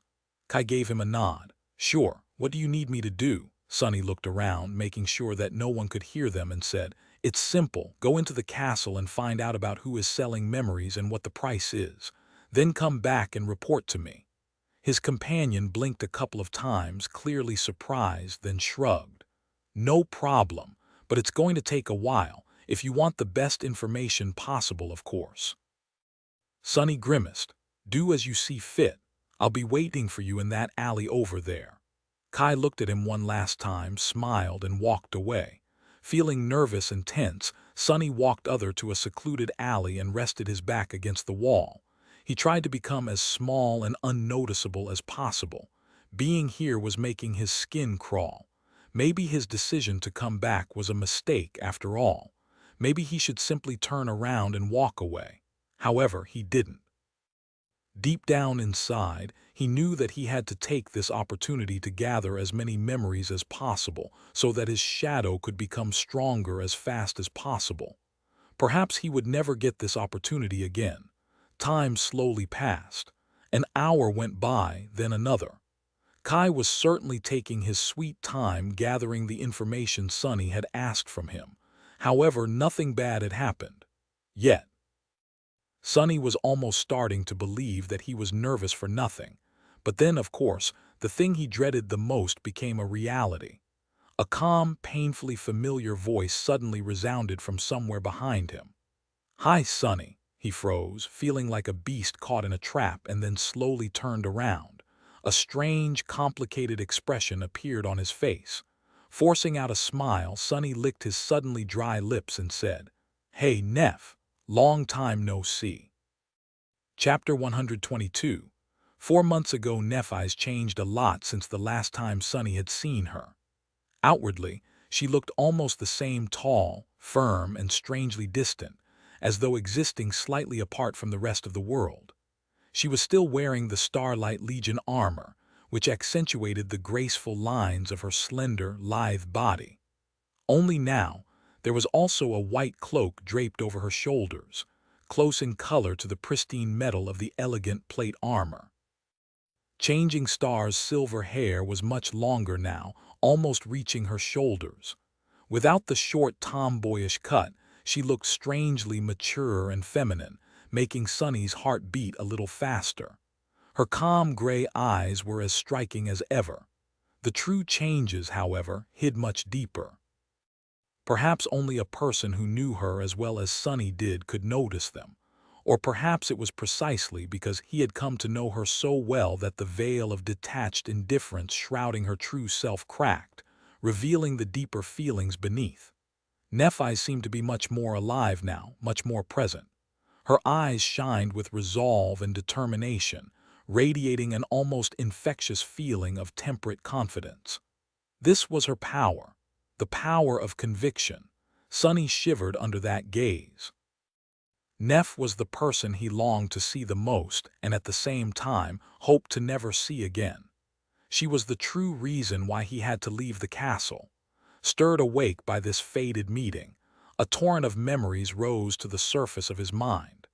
If only he had known at the time, well, it would not have changed anything, really. 4 months ago, on the night that they had ventured into the cursed sea on a boat made of demons' bones, Sunny was shivering in the wind. After an eternity spent in the cold embrace of darkness, the endless night of their escape was finally drawing its last breaths. He shifted and turned to the east, where a ghostly line of pale lilac appeared over the horizon. Trembling, he licked his lips and said in a raspy voice, Cassie, it's morning." After he uttered these words, the last remnant of strength that had kept Sunny going disappeared, and he slumped on the stones, his chest rising heavily and then falling. A new dawn was ready to bathe the desolate hell of the forgotten shore in warm sunlight. They had survived. The three sleepers were perched on a giant stone hand that protruded from the black waves, as if held above the lightless abyss by a goddess. Sunny and Cassie were holding each other for warmth, while Nephi's was lying in the center of the stone palm, still unconscious. Visible through the gaps in the shattered armor, her ivory skin was pale and listless. We did it. They had escaped the clutches of Soul Devourer, sailed through the cursed darkness, and even lived through a battle with the horrifying Dweller of the Depths, by some miracle. Sunny couldn't quite believe that they had actually managed to pull their daring escape off. From the moment he had learned about the enthrallment hex put onto their minds by the ancient fiend, he felt that the chances of ever saving themselves from the gluttonous evil tree were more than slim. Perhaps because it had taken away his most dangerous and tested weapon, his mind. And yet somehow they had succeeded. Utterly exhausted, Sunny closed his eyes and listened to the dark sea as it retreated to hide from the coming sun. Without even noticing it, he slipped into the embrace of sleep. When he awoke, The sun was already high in the sky. Sonny expected to feel crippled now that adrenaline had left his battered body, but to his surprise, he wasn't in even half as much pain as he had anticipated. Blood weave was truly a miraculous attribute to have for someone as prone to disasters as he was. Even his broken finger wasn't hurting that much anymore. Sonny still had to groan while sitting up, though. Cassie was sleeping by his side, as drained by the events of the previous night as he was, perhaps even more so. Her delicate face seemed vulnerable and pale, twisted in an anxious frown. Sonny sighed. Nephi's had yet to regain her senses. At some time while he slept, the blind girl had used her cloak to cover Changing Star, helping her to preserve some warmth. Neph lay still and motionless, her face drained of all color. Only the quiet sound of her breathing told Sonny that she was still alive. He trembled, remembering the harrowing sight of her mangled flesh restoring itself in the crucible of purifying flame. Unleashing that flame always took a heavy toll on Nephi's, bringing her unimaginable pain and suffering. Who knew what price she had paid to pull herself away from the doors of oblivion? He had not even realized before that she could use it to heal herself. Perhaps there was a reason why she had never done so in the past. Only time could tell. It's time to assess the situation. Turning away from Changing Star, Sonny looked around, trying to discern their current circumstances. His heart was heavy. If they had survived the attack of the tentacle monster and the ensuing shipwreck only to find themselves stranded in the middle of the cursed sea, with no way to continue forward, that would be a truly macabre twist of fate. To the east of them there was nothing but the empty expanse of the colossal crater. Same thing for the Sonny froze, noticing a dark line in the distance. That was the western edge of the crater. They had almost crossed it.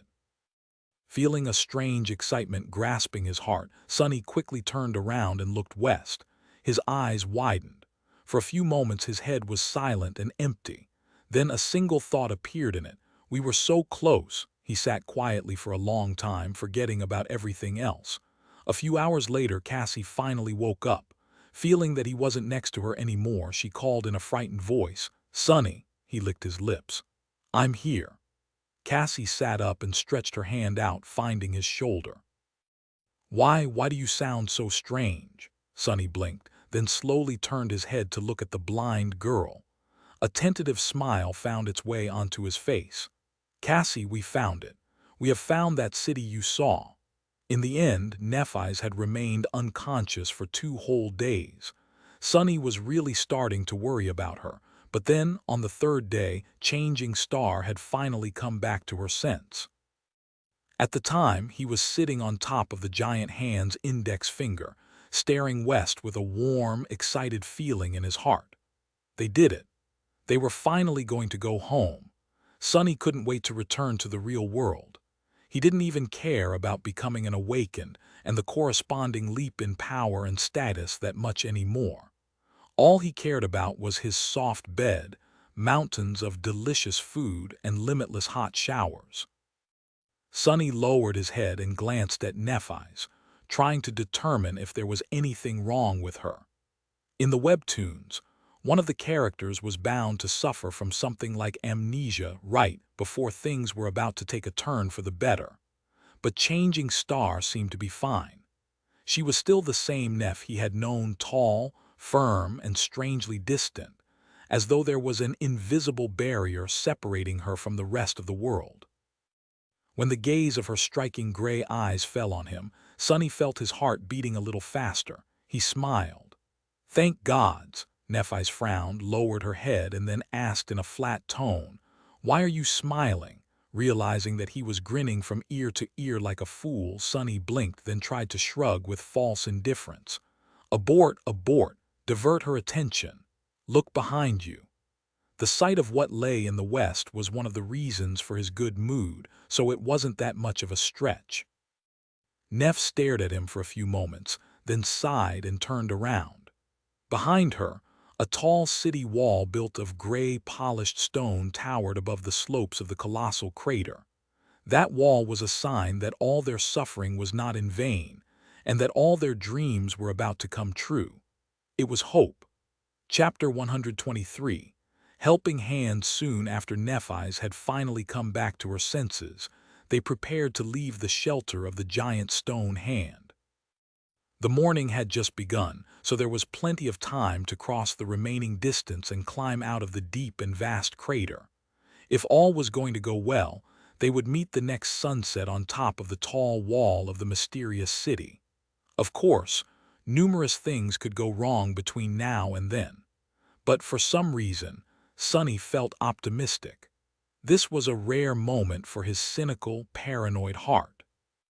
Just like before, Sonny and Neff took turns climbing down a few dozen meters and lowering Cassie to one another with the help of the golden rope. However, they had grown considerably stronger since the last time they had to do it.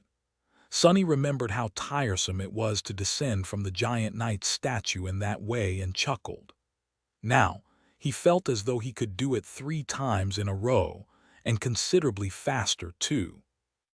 Even though he had spent the last few days in an endless nightmare and brought his body to the point where it was about to shut down, now, there was nothing but resilient strength filling his muscles.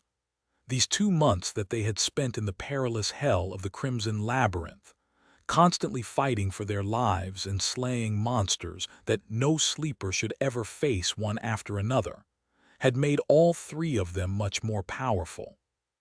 Sonny doubted that a lot of awakened had ever gone through this ruthless of an initiation and lived to tell the tale. Once he returned to the real world, he would most likely be considered one of the elite representatives of the current generation. That might actually be a problem. Well, he could always blame everything on Nephis. She was already close to being a mythical existence, the last daughter of the legendary Immortal Flame clan, one of the few awakened in history who had managed to receive a true name in the first nightmare, the top student in her batch of sleepers in the academy, and so on. People would easily believe that a prodigy like her had been able and willing to carry 2 pathetic weaklings on her back all the way to the gateway. Sonny just had to choose his words carefully when describing the events leading up to their triumphant return. Luckily, in that regard, he was a master. Entertaining himself with such thoughts, he didn't even notice the flow of time. Soon, they were already approaching the ground. Just before jumping into the soft black mud, Nephis looked at Sonny and said, "Stay vigilant." She didn't have to remind him. Sonny knew that the last stretch was often the most dangerous, mostly because it was natural for people to allow themselves to relax in these moments, falsely believing that the worst was already behind them. Numerous awakened perished tragically with their goal already in sight. He wasn't planning on becoming one of them. Sonny carefully lowered Cassie down, watched as Neff helped her step out of the rope loop, and jumped down. He landed on the ground in a nimble roll, immediately jumped to his feet and outstretched one hand, ready to summon the midnight shard at a moment's notice. However, nothing was trying to kill them. Sonny and Nephis exchanged tense looks and then slowly walked forward. With each minute, the distant gray wall was growing closer. At some point, Sonny gestured for Changing Star to stop and turned around, curious to take a look at the statue whose hand had saved them from drowning in the dark depths of the cursed sea. Out there on the slope of the colossal crater, slightly tilted to the side, a giant statue of a slender woman dressed in a light flowing robe towered over the black mud. She was lovely and graceful, with a slim waist and delicate arms outstretched to the skies, as though trying to embrace them. At least that was how she had looked once, a long time ago. Now one of the arms was broken off, with only its shoulder remaining in place. Luckily, the other one was still there, and had served as a safe haven for the 3 sleepers in their moment of desperate need. Just as Sonny expected, there were 7 shining stars carved into the stone surface of her robe. What piqued his curiosity the most, though, was the fact that just like the giant knight, the graceful woman seemed to be missing her head. Once again, Sunny wondered if these stone titans were created without faces to begin with, or if something had beheaded them much later in a fit of destructive rage. 7 severed heads guarding 7 seals, he thought, remembering Cassie's frightening vision. The mystery of that vision was nothing short of tantalizing. However, it seemed as though it was destined to remain unsolved. Sunny doubted that he would ever come back to this cursed place after returning to the real world. There were many regions in the dream realm, and almost every one of them was far better than the hellish forgotten shore. To hell with all this crap. Sending silent gratitude to the statue that had saved their lives, Sunny turned around and headed west. As they approached the section of the slope that was almost vertical, something dangerous finally happened. Just as Sunny was about to step on a wide stone buried in the mud, the stone suddenly shifted and rolled to the side. A terrible roar resounded across the vast emptiness of the colossal crater, making him shiver in fright. Fearing that something was crawling from under the soil, Sunny jumped back and summoned his sword. To his side, Nephi's was doing the same, while Cassie swiftly stepped back to not be in the way. However, there was nothing moving in the mud.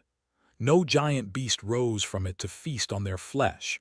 No horrifying abomination had extended its limbs to pull them underground into its maw. Then, what made that terrible roar? Just as Sunny was trying to understand what was happening, a sharp pain suddenly pierced his right leg. Looking down, he saw the damn stone was chomping on his shin. The stone, which turned out to be a bizarre nightmare creature, revealed a mouth full of long, sharp teeth on its surface.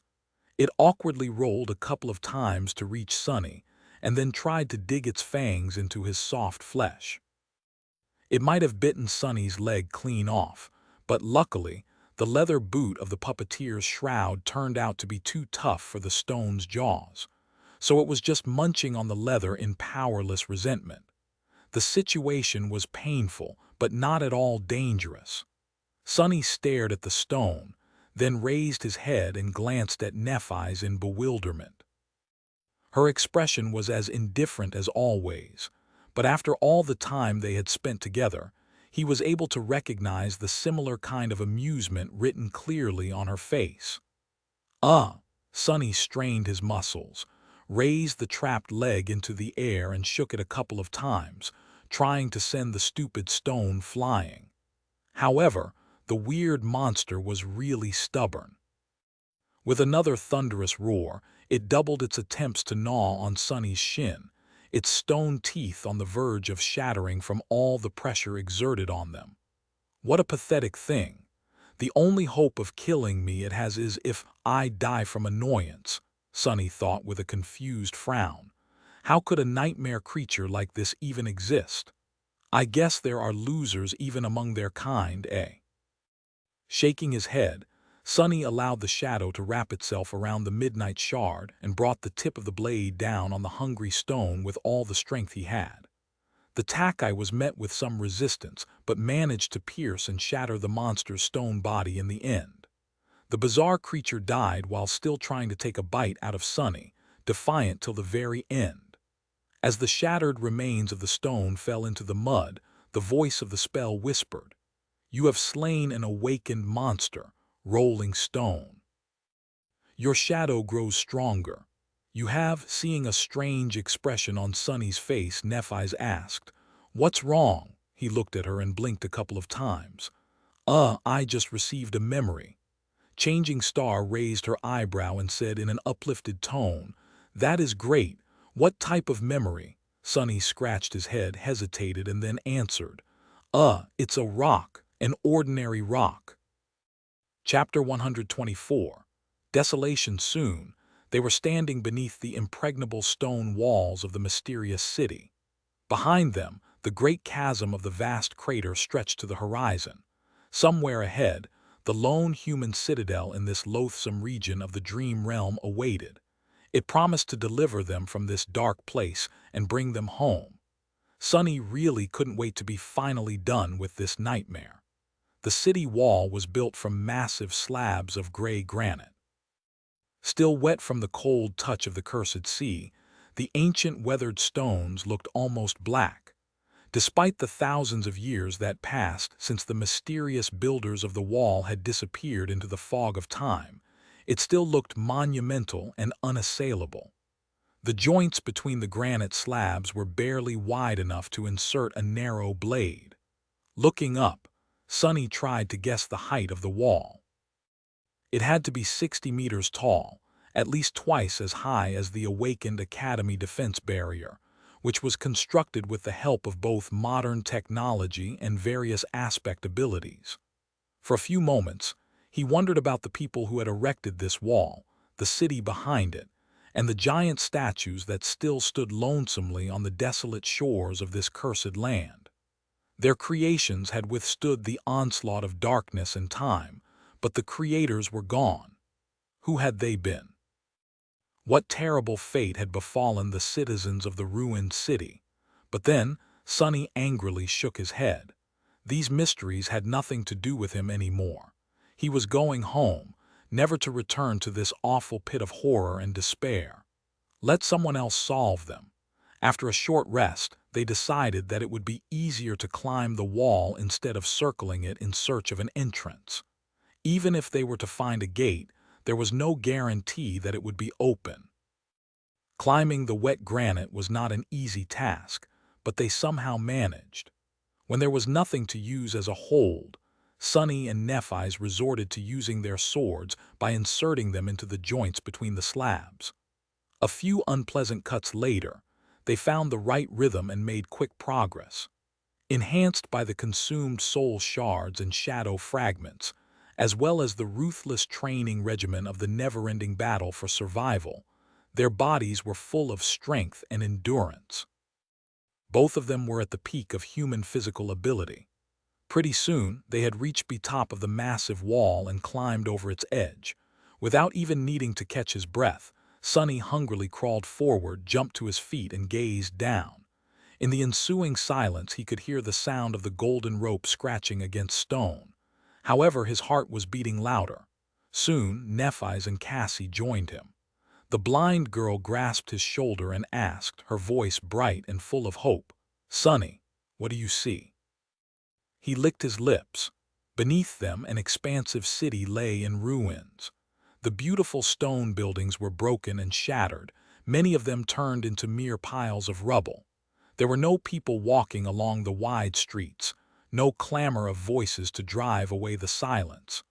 Under the cold gray sky, the ruined city looked dead and mournful. It was impossible to say what terrible disaster had happened here, but it was clear that it was not natural. Many of the collapsed houses were blackened by fire, with claw marks cut into the still-standing fragments of walls. Here and there, monstrous bones of ancient horrors protruded from the ground, telling tales of desperate battles that must have taken place on these streets once, a long time ago. Looking closer, Sonny felt cold sweat running down his back. There were strange shapes moving through the rubble, and even more hiding in the shadows. Seeing them filled him with an icy sense of dread. The ruined city was teeming with nightmare creatures. There is a vast, ruined city built of weathered stone, and there are numerous monsters wandering its streets, just like you said there would be. The tall city wall they were standing on was as wide as a road. It stretched endlessly in both directions, enclosing the vast ruins into a strangely perfect circle.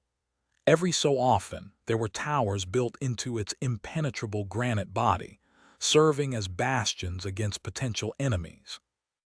Who would have thought that one day this great barrier would serve not to repel the horrible monsters, but to keep the true horrors imprisoned inside? But Sonny wasn't that interested in the wall. He wasn't even too interested in the monsters. Instead, his eyes were drawn to the tall hill towering above the ruins. On that hill, there is a magnificent castle standing on a hill in the middle of the ruins. It looks like something out of a legend. Its walls are built from radiant white stone, with tall towers and majestic spires piercing the sky. It stands above the city like a symbol of hope, the only thing in this hell that seems to be untouched by the darkness, and a wide smile appeared on Cassie's face. Yes, this is the castle I saw. However, Sonny didn't hear her.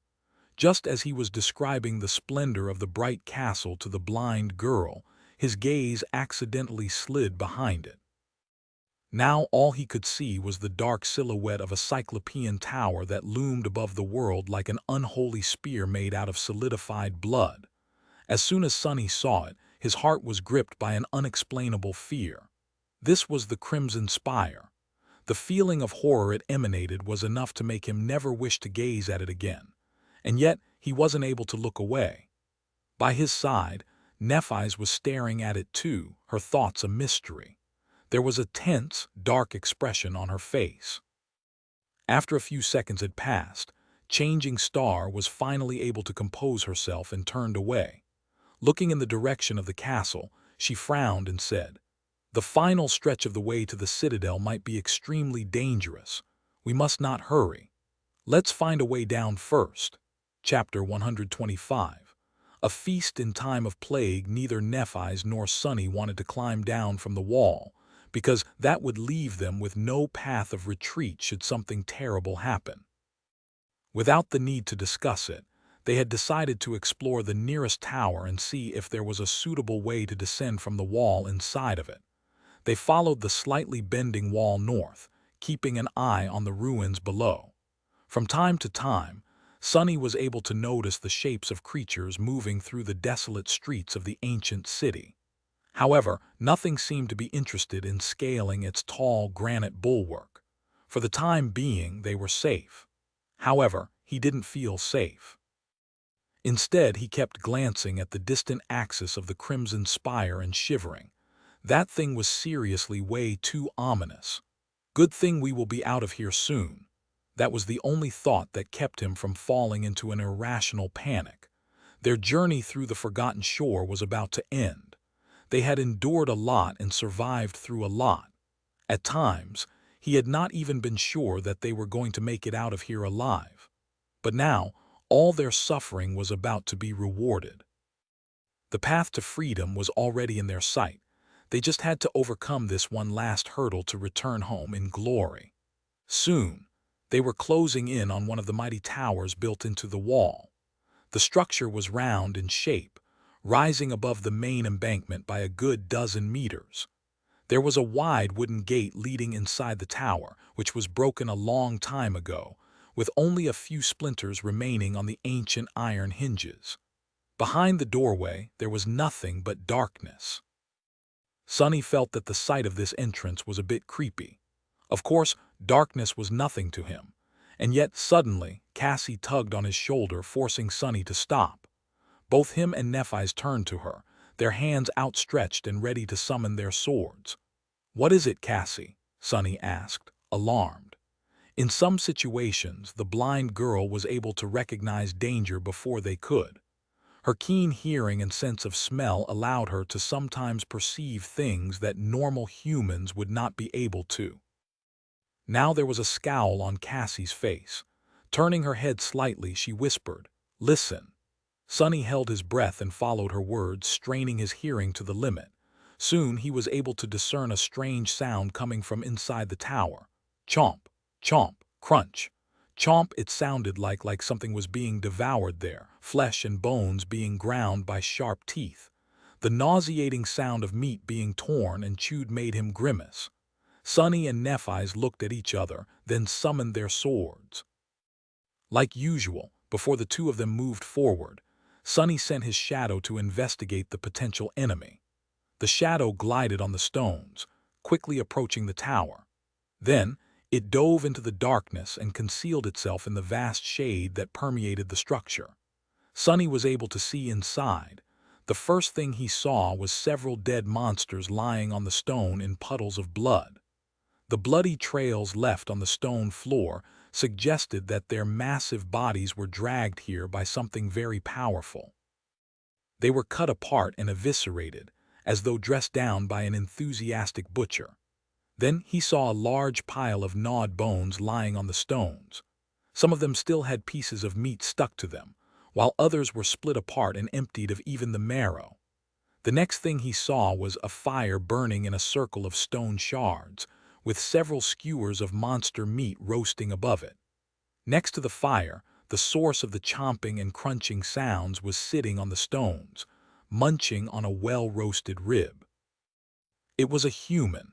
In fact, it was a young woman. She seemed to be only slightly older than the three of them.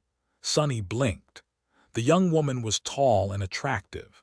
She had hazel eyes and beautiful brown hair, currently tied in a simple braid.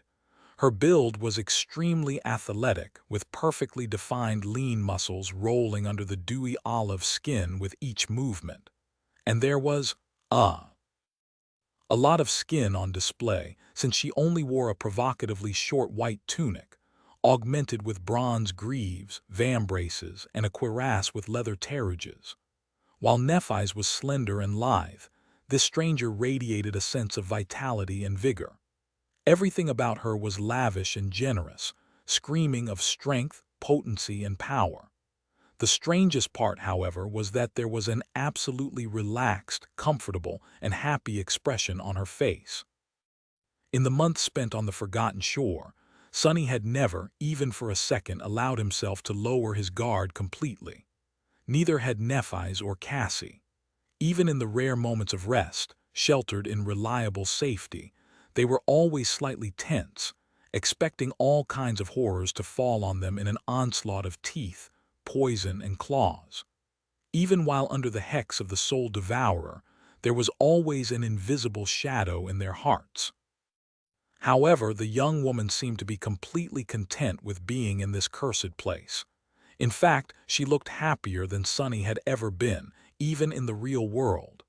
As Sonny watched, the young woman messily devoured the meat of the unfortunate monster.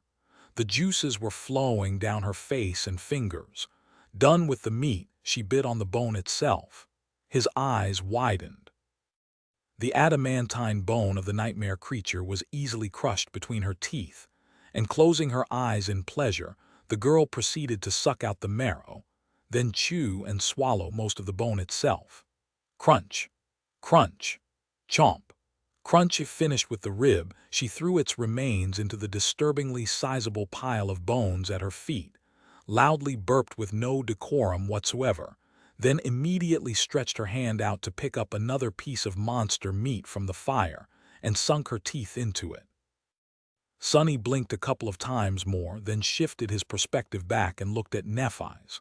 "What did you see?" He lingered for a bit and then said in a hesitant tone, "Well, it's either a very hungry human girl or a very gluttonous demon." Chapter 126. Effie Nephis stared at him for a few moments, then turned her head to Cassie and said, "Follow behind us." The three of them cautiously approached the entrance to the tower and lingered there, uncertain of how they should proceed. In their minds, there were two outcomes to this unexpected situation. One, the mysterious young woman would turn out to be a local awakened.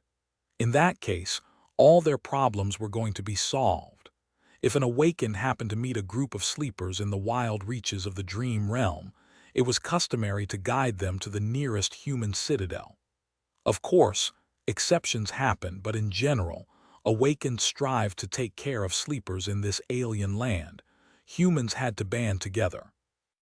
It was not only a moral obligation, but also in their own best interest. Two, the stranger would turn out to be a nightmare creature. In that case, they were going to have a tough fight on their hands. Since the rank and class of the enemy were unknown, it was impossible to predict the result. They just had to risk it. Drawing a deep breath, Sonny followed Nephis into the cool darkness of the tower. Immediately, the appetizing smell of roasting meat hit his nostrils. His stomach growled. Crap. Before Sonny could react, a piece of bone flew past his head and hit the wall with enough force to shatter into tiny pieces. Belatedly, he raised the midnight shard and assumed a defensive stance. But it was a little too late. The young woman had already been alerted of their presence. Raising her head, she bared her teeth in a wide grin and murmured, "Is someone hiding in the shadows? Why don't you come out to play? Her voice was deep, smoky, and had a raspy huskiness to it. But what mattered the most was that she was speaking in the human language. She was human, probably. The stranger was still sitting in a relaxed pose, but Sonny didn't miss the subtle tension in her carved muscles.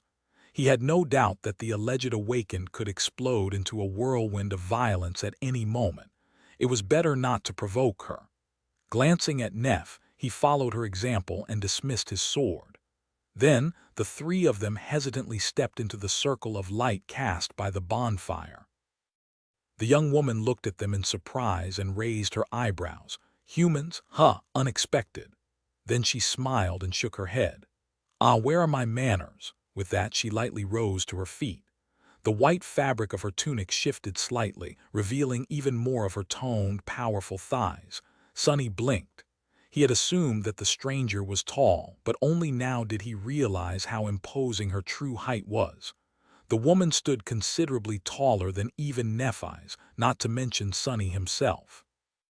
Complete with her robust physique, olive skin, and archaic armor, she looked like an ancient goddess. Craning his neck to look her in the eyes was sort of irritating, though. But Sonny had no choice. If he were to just look straight, his line of sight would land directly on her shapely. The young woman, meanwhile, wiped her dirty face with a forearm and gestured at the fire. Here, would you like to take a seat? Despite the polite invitation, they hesitated. After several seconds passed in awkward silence, Nephi's finally took a step forward and asked the question that had been tormenting all three of them. With her voice uncharacteristically tense and full of suppressed emotion, she cautiously said, are you human?" The stranger stared at her with a blank expression, then blinked a couple of times. "What else would I be? A horse?" With that, she threw her head back and laughed loudly, amused by her own silly joke. Nephi's and Sonny glanced at each other, confused as to what to do. Meanwhile, the young woman giggled a few more times and looked at them with sparks of glee dancing in her eyes. "Of course I am human. Why are you even asking? Anyway, come sit. My neck is tired from looking down on you." With that, she sat down near the fire and assumed a relaxed pose. Nephi's, Sonny and Cassie finally approached and lowered themselves to the stones, looking at the tall girl with hungry flames burning in their eyes. She looked them over, then frowned a little. "Haven't seen you guys around. Are you new?" Nephi's gave her a nod. "Yes, we have just reached the city." She was trying very hard to act like a normal, well-adjusted person. It seemed that her endless attempts to improve her social skills had not been in vain. If Sonny didn't know how awkward and clumsy Neff's natural state was, he wouldn't have suspected anything. The young woman grinned. "In that case, my condolence, wait. You guys survived for 2 whole months in the labyrinth." She whistled and looked at them with newfound respect. "That's a real feat. Congratulations." Nephi's lingered for a few seconds, then said, "I'm Nephi's, and these are my companions, Kasha and Sunless. We are sleepers who came here during the winter solstice." The young woman gave them a wide, friendly smile. "Nice to meet you. I'm Effie. Well, at least that's what people call me. I'm also a sleeper." Sonny frowned. So the beautiful giantess was not an awakened, just a sleeper like them. Strangely, he didn't remember ever seeing her in the academy. Still, too impatient to remain silent, he leaned forward and said, "Are you from the castle? There are people living there, right?" Effie glanced at him. In her eyes there was a hint of a strange emotion. It almost looked like pity. "There are indeed people living in the castle, yes." Nephi's and Sonny exchanged excited looks. Then Changing Star cautiously asked, "Can you take us there?" Effie shrugged. "Sure, no problem. Do you guys have shards?" Sonny blinked. What did soul shards have to do with any this? They had retrieved 2 from that weird stone he had killed at the base of the wall. Was she going to ask for payment? Nephi's retrieved the soul shards and showed them to the tall girl. "We have 2, Effie sighed. "Only 2? Well, it's better than nothing, I guess. Keep them. You'll need them later." Not quite understanding the meaning of her words, Changing Star lingered, then said uncertainly, We were hoping to reach the citadel and access the gateway as soon as possible. How long will it take? The young woman stared at them for a long time, and then suddenly bent over in a fit of hysterical laughter. She laughed so long and hard that tears soon appeared in the corners of her eyes. Unpleasantly surprised, the three sleepers stared at her in shock. None of them understood the reason for this bizarre behavior. Is she insane? Sunny frowned, reevaluating the situation. Previously, the local girl just seemed to be a bit eccentric, but maybe there was more to it. Effie's laughter stopped as abruptly as it had started. Wiping her tears, she shook her head and said in a strange tone, "Ah, sorry guys.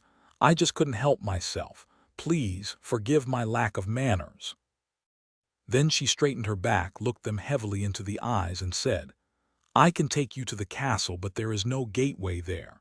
In fact, there's no way out of this cursed hell at all. I've been stuck here for 3 years myself already. So, welcome to the dark city, I guess. Abandon hope, all ye who enter here, and all that." Chapter 127. Abandon all hope. Shell-shocked by her words, the three of them stared at the young woman with pale faces. Sunny felt something brittle and precious shattering in his heart, piercing it with an almost physical feeling of pain. No, no, it can't be. It just couldn't be true. How could all of this have been for nothing? How could all of his hopes, dreams, and desires just be destroyed with a couple of words? How was it possible? Somewhere beside him, Cassie suddenly said in a tiny voice, "What do you mean there is no gateway?" Effie shrugged. "It's very simple, really. I'm sorry to be the one to break it to you, but deep down inside you must have known already. Didn't you? The Forgotten Shore, it's not really a place where humans are supposed to survive. That's why you have never heard of anything like it in the school or the academy." Sunny's face got contorted with anger. Of course. Of course, the answer was always within his grasp. He was just too naive and foolish to grasp it. The dream realm was vast and strange, with most of its regions barely explored by humans. However, there was at least a small amount of information available about them. Some were even fully under human control, with large citadels like Bastion providing shelter to hundreds of thousands of awakened. And yet, when he had first come to the Forgotten Shore, Sunny didn't recognize any of the unique characteristics of this place. At the time, he had thought that his patchy education was to blame. He should have realized the truth when neither Nephi's nor Cassie managed to succeed where he had failed. Why would a region as unique as this one be utterly unknown?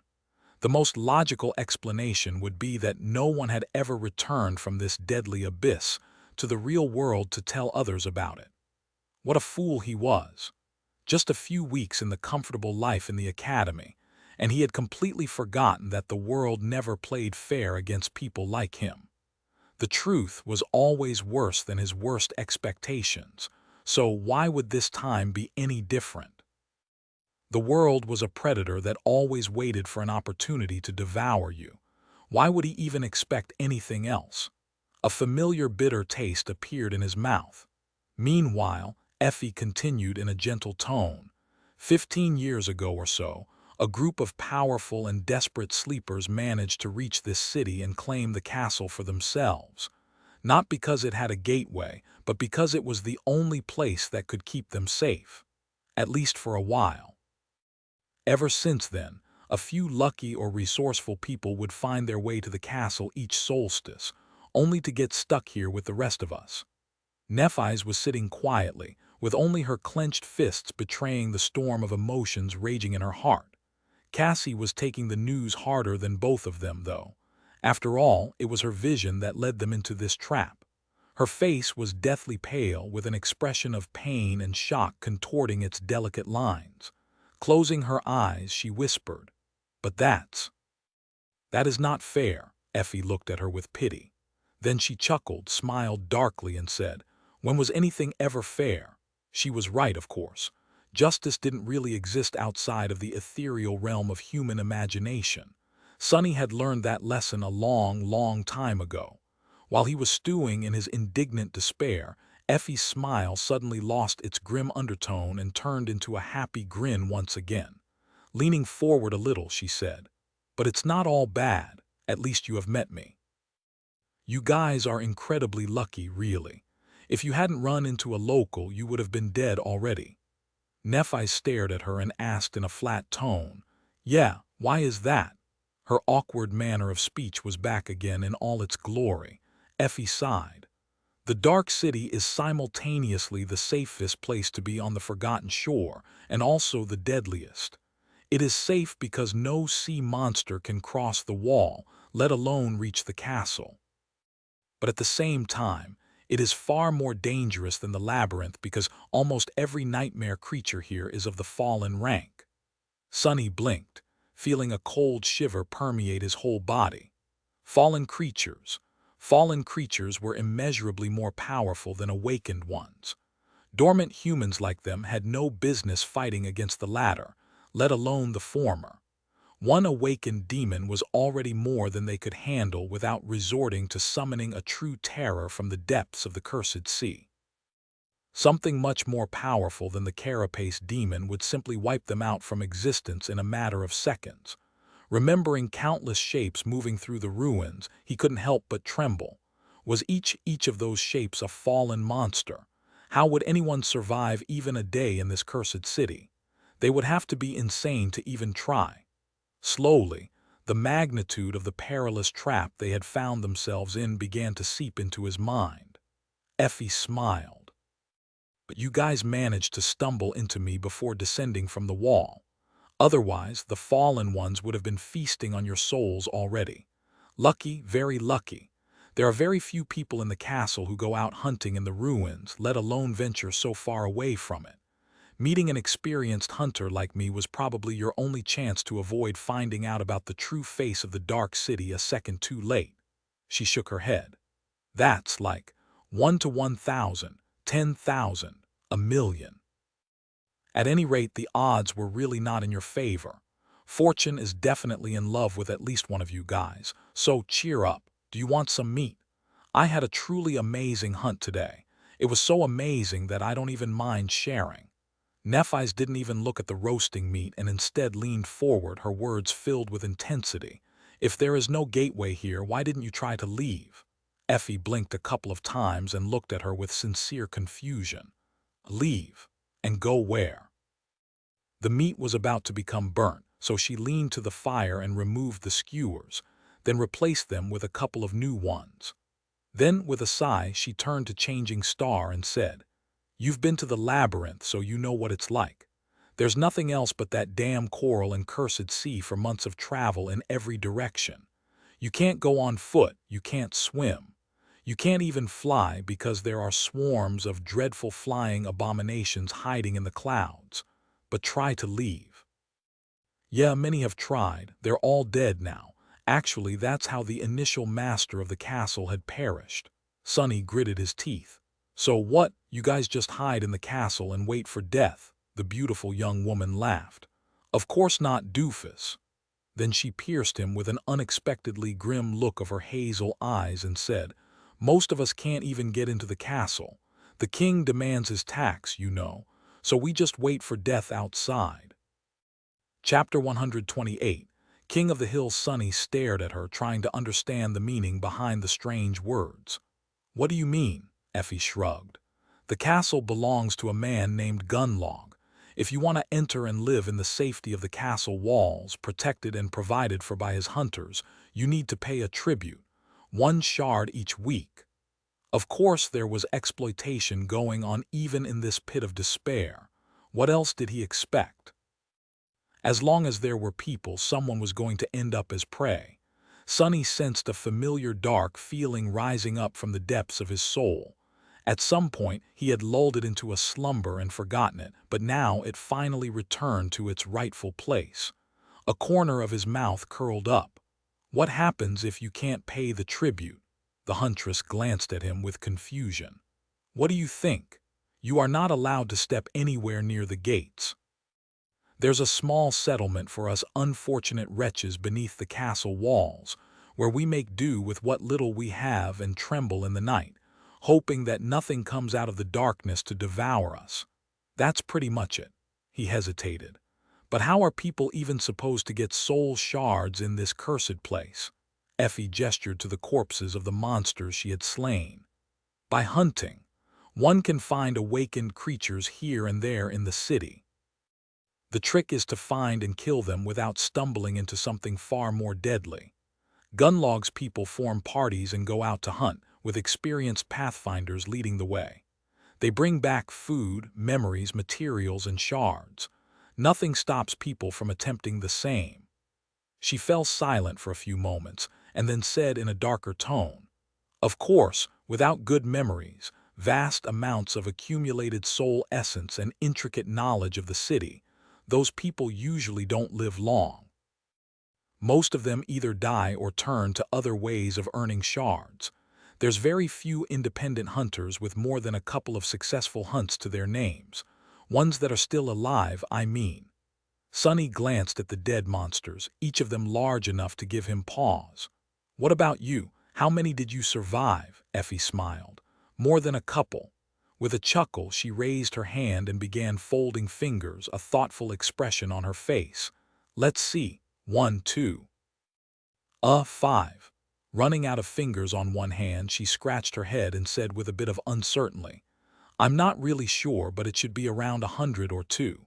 Yeah." Sonny's eyes widened.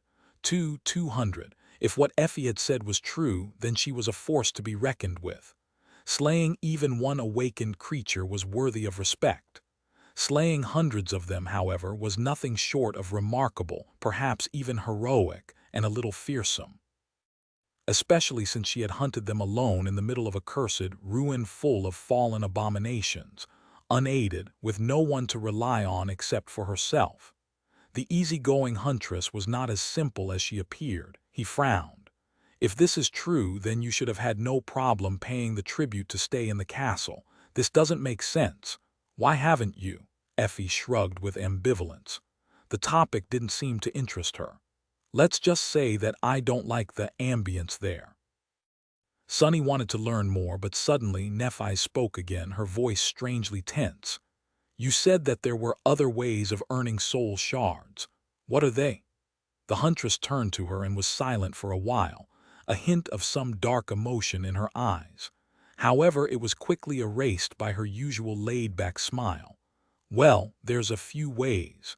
If you have a useful utility ability, you can become a craftsman or an artifacts in the castle. There's not a lot of such sleepers, so they are well regarded and cared for. If not, there are other opportunities too. Boys can become Gunlog soldiers while girls can enter his harem. Pretty ones like the two of you especially. No one will force you, of course." Nephi scowled. Sonny could see white sparks dancing in her eyes. "So, you can either become his soldier, his servant, his plaything, or die. But that is your own choice. No one is forcing anyone to do anything, of course." Effie grinned. "Smart girl, you get it." Changing Star looked down, her indifferent face turning hard and cold. Her fists were clenched so hard that they seemed bloodless. "So why hasn't anyone killed him yet?" The huntress laughed. "Kill Gunlog? Oh, many have tried, great people, terrible people, and everyone in between. You can see their skulls above the castle gate, actually." She shook her head. "I like your train of thought, princess, but you should forget it. Just consider him to be immortal. He practically is. Believe me when I say that no sleeper can defeat Gunalug ever. It's simply impossible," Effie sighed. "Plus, no matter how much I hate the bastard, he is the only thing that holds this place together. Despicable as he is, without him, we would have all been dead already." Sonny watched Nephi's, waiting to see her reaction. What he saw did not make him happy at all. On her beautiful ivory face, there was nothing but cold indifference and resolve. It was the same expression he had seen on it before the battle with the Carapace Centurion first and the Carapace Demon later. Without even needing Cassie's pathetic ability, he could easily imagine what was going on in her head. "This is going to become a problem." As though sensing the same thing, Effie grimaced. "No, seriously. Trying to go against Gunlaugh will only get you killed. If you're lucky. Don't even think about that." Thinking too much is not good for your health here in the dark city anyway." Then she smiled and gestured to the fire. "Just have some of this delicious meat instead. Life is good when your stomach is full, right? Let me tell you, this is most likely your last chance to eat anything for free. Food is a real rarity in these parts. Can you believe it?" Sunny sighed, then leaned forward and picked up a sizzling piece of meat. No matter what happened, they had to keep going, one step at a time. This was the only way to survive. "Of course I can believe it. I'm from the outskirts, you know. I didn't even know what real meat smells like before entering the academy." With that, he handed the piece of meat to Cassie, took another one and began devouring it greedily. Nephi's lingered for a bit but then followed his example. Effie giggled. "That's the spirit. See, Doofus gets it." It seemed as though Changing Star had listened to her advice. At least on the surface, she had accepted that defeating the current master of the castle was impossible. But Sunny knew that, deep down inside, she remained unconvinced. After all, Nephis was in the habit of making impossible things happen. Chapter 129. Solace after the shocking revelation about the cruel futility of their long and arduous journey to the Dark City, the desire to reach the promised castle that kept the three of them going for so long had diminished significantly. However, they still wanted to get there as soon as possible. There was a tiny remnant of hope still burning in Sunny's heart. Perhaps Effie was lying to them or wrong about everything. Somehow, he didn't really believe it, though. The beautiful huntress seemed sincere and competent, if a little eccentric. More than that, her words made too much sense, but Effie wasn't in a rush to leave the granite tower. There's not enough daylight left to traverse that much distance. Moving through the ruins is a slow ordeal. Get comfortable and rest. We'll leave tomorrow at dawn." After that, she got busy dressing down the monster carcasses with a long knife that appeared in her hand. She even summoned a memory that looked like a leather apron to avoid getting blood on her tunic. Whistling an upbeat melody under her nose, the vigorous young woman looked like an enthusiastic gourmet chef. Nephis, Sunny and Cassie were in no mood to talk. Each of them sat somberly by themselves, trying to digest the awful reality of their new situation. Sunny was utterly disheartened. He felt as though someone had pulled the batteries out of his body, leaving him with no strength or desire to do anything. The world had become dim and tiresome. That's hope for you. He didn't even have enough motivation to get angry.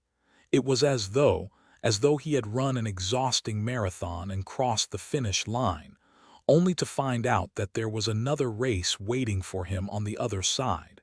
In fact, he would have to keep running forever. He would never meet Master Jet and Teacher Julius again to thank them for the advice and teachings that had helped him survive, and maybe even repay their kindness. He would never become an awakened and learn more mysteries of his strange aspect. Most importantly, his dreams of becoming rich and spending the rest of his life in comfort were also not meant to be, which hurt the most. Figures. Crestfallen, he made an effort to find some semblance of solace in this disastrous fiasco. "Well, if you think about it, I'm still alive. That has to be worth something, right?"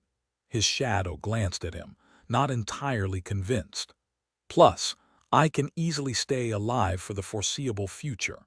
Yeah, the big picture changed for the worst, but our immediate situation has actually improved a lot. We are safe from the constant threat of drowning or being devoured by the dwellers of the deep dark sea.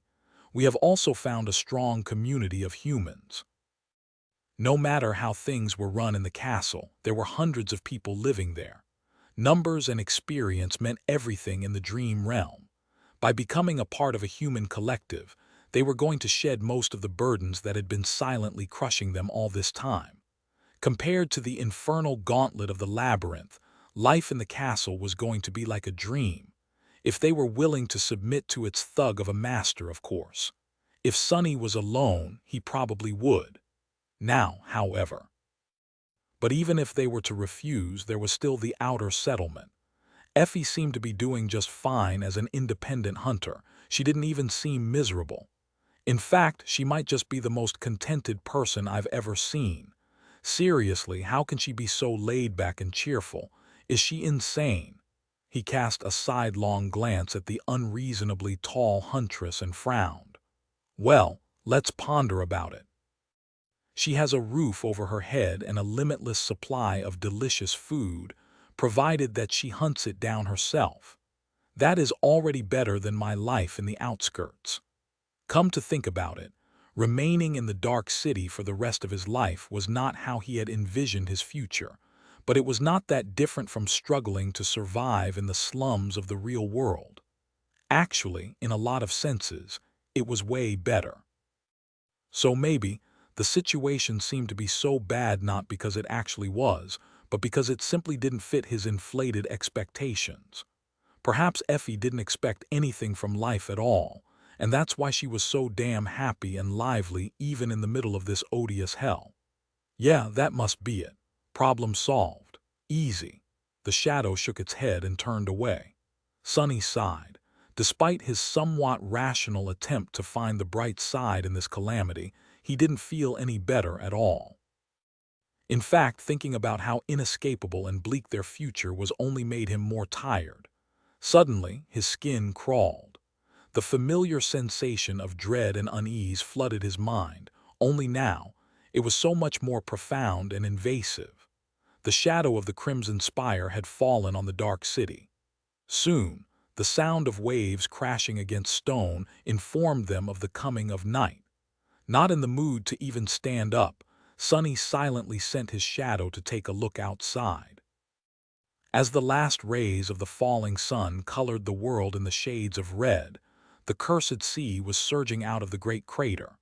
Sonny watched as the distant statue of the beautiful faceless woman was slowly drowned by the darkness, until only her open hand remained above the waves. Then, he shifted his gaze and looked down. The undulating black surface of the cursed sea stopped mere meters beneath the edge of the granite wall. It seemed as though he could almost touch it with his hand.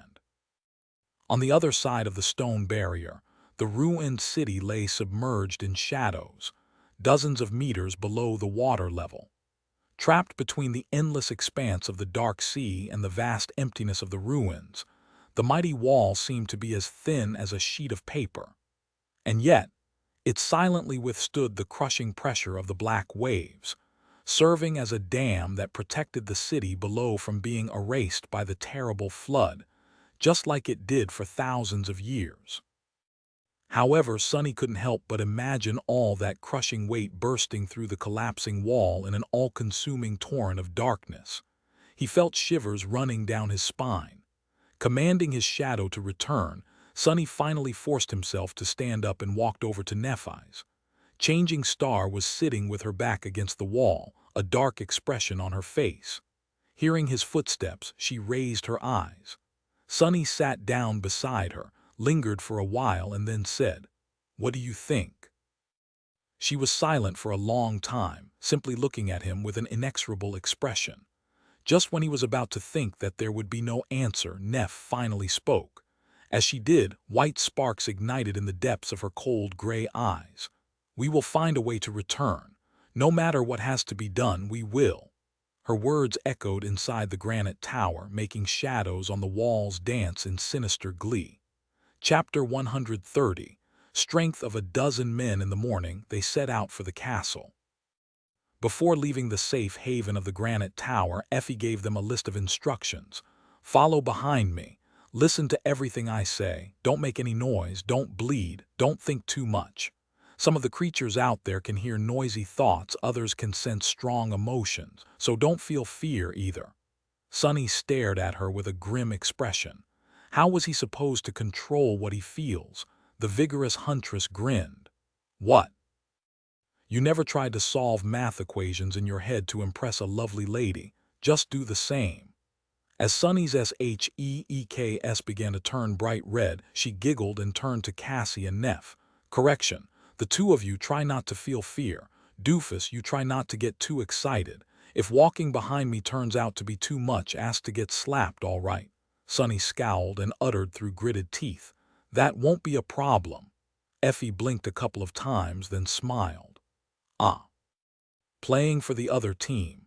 I see, I see. What was that supposed to mean? Trying to get his emotions under control, Sonny took a deep breath and counted to 10. Math equations my ass, who does she think she is? Wait, why am I counting? Making sure that they understood her instructions, the huntress turned around and rolled the massive slab of granite that blocked the exit from the tower to the side. Lean muscles tensed and moved under her olive skin, making for a picturesque view. Sonny stared at her back and gulped. That slab of granite had to weigh a couple of tons at least. How strong was the beautiful giantess exactly? Catching a glimpse of his stare, Effie raised an eyebrow and winked. Like what you see, he answered on autopilot. Yes, wait, no, I mean that's not why I was looking. How are you that strong? She glanced at the granite slab, then at him. Oh, that's my aspect ability. It's a strong, all-around physical enhancement. That was a very rare and powerful ability to have. While not as flashy as many others, it was practically the ultimate warrior ability. With not only her strength but also her speed, agility, endurance, and resilience boosted, Effie was like one of those ancient heroes Neff sometimes talked about, especially since that boost seemed to be so extravagant. Plus, she had most likely absorbed a very large amount of soul essence over the years of hunting monsters in the Dark City. All those shards the recalcitrant huntress refused to pay as tribute to the tyrannical lord of the castle had to go somewhere. But why would she just admit what her ability was? Sharing secrets like that was not a wise thing to do, especially not in the ruthless reality of the Forgotten Shore. Noticing his surprise, Effie grinned. What? It's not like it's a great mystery. Around here, anyone with a pair of eyes knows what my ability can do. Do you want me to tell you what my flaw is as well? There was a mischievous glint in her eyes. Yeah, right. As if anyone is insane enough to share there. It's very simple. My aspect not only enhances all my physical attributes, it also does the same with all my physical needs. Why do you think I ate enough meat to create a literal pile of gnawed bones for the fun of it? She laughed and shook her head. Well, it was fun, not gonna lie. So the price for having the strength of many men was to have the hunger of many men as well. Out here in the Dark City, where food was scarce and hard to come by, it was a dangerous flaw to possess. It was a curse that could force a person to hunt more, and therefore risk injury and death more than anyone else would have to. Most people would scoff at its severity, but not Sonny. He knew what hunger, real hunger, felt like, what it could do to a person. Perhaps that was the reason why Effie was out here in the first place.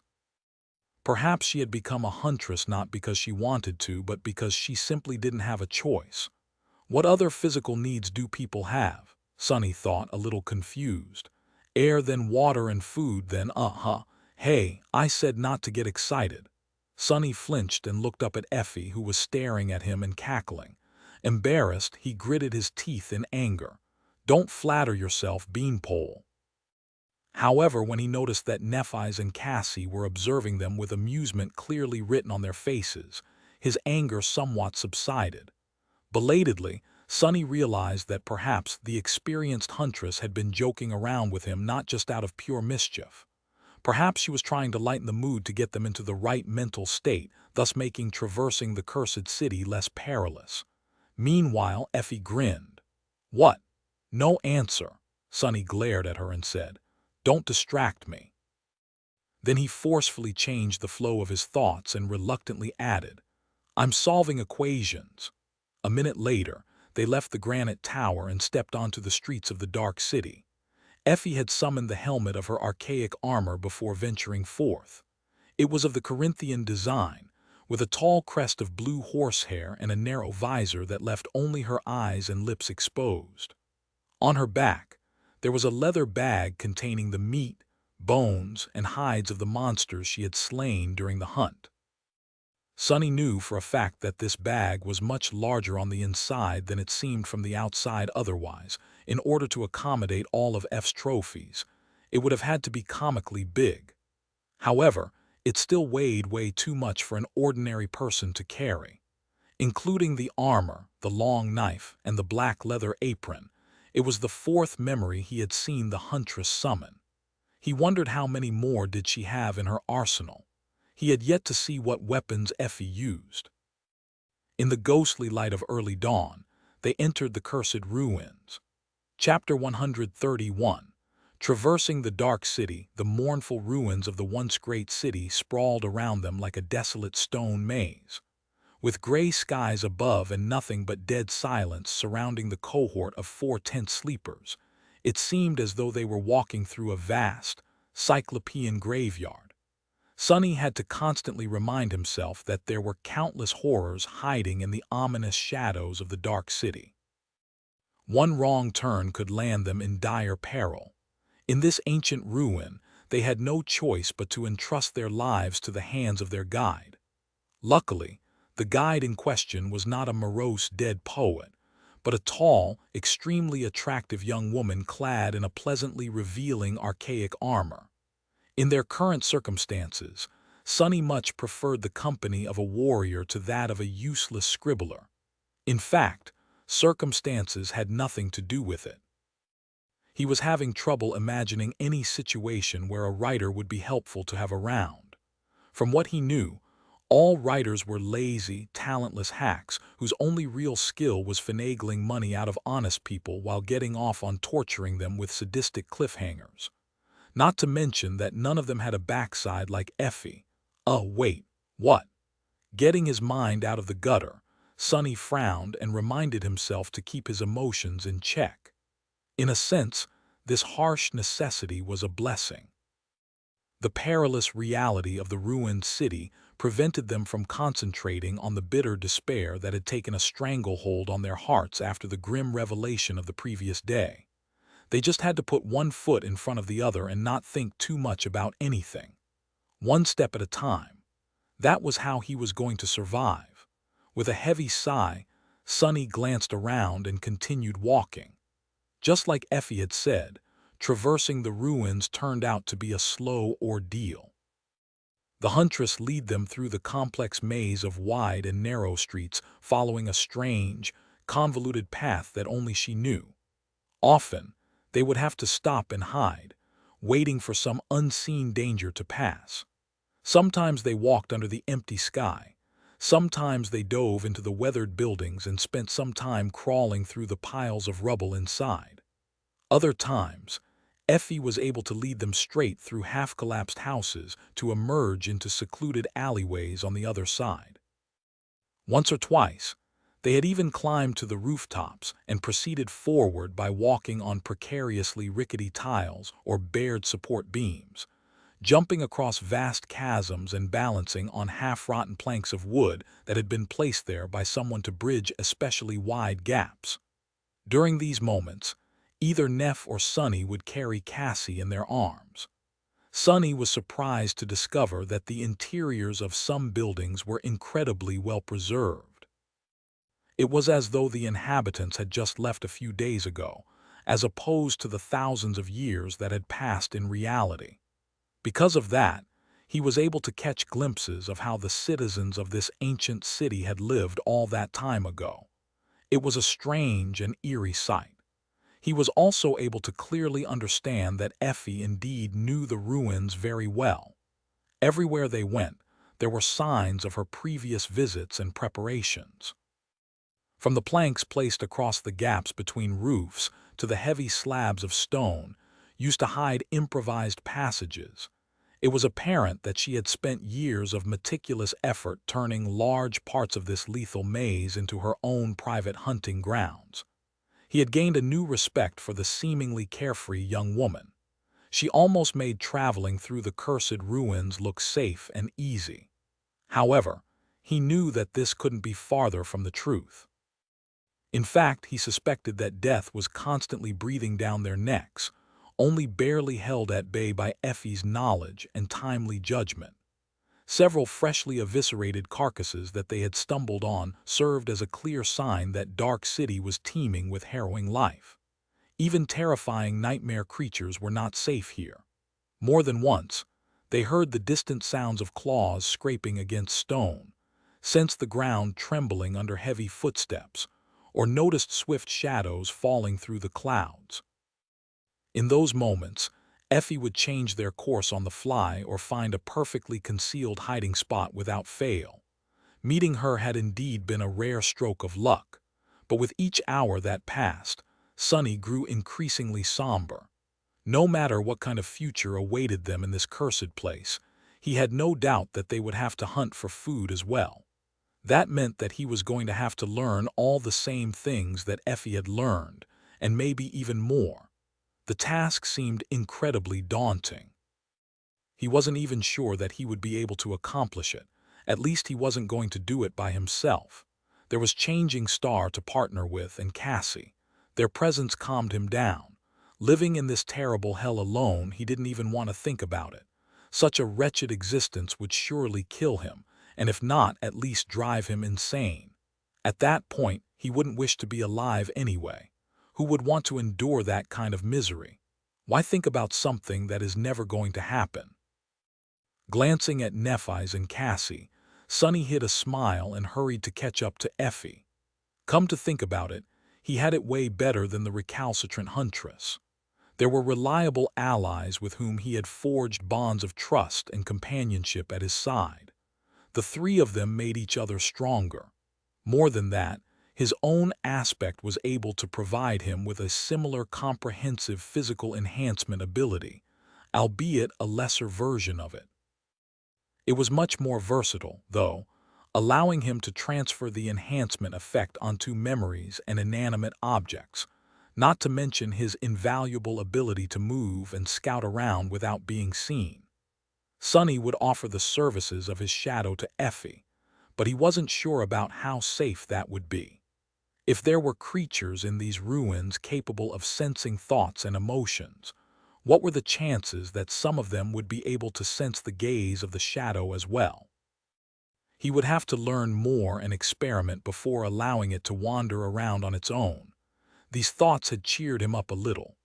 Soon, as the sun began to fall toward the horizon, they had finally reached the base of the hill on which stood the magnificent castle. Sonny looked up, sensing his heart beating wildly. A heavy and anxious feeling took hold of his mind. Depending on what happened next, their fates were going to change forever, either for the better or for the worse.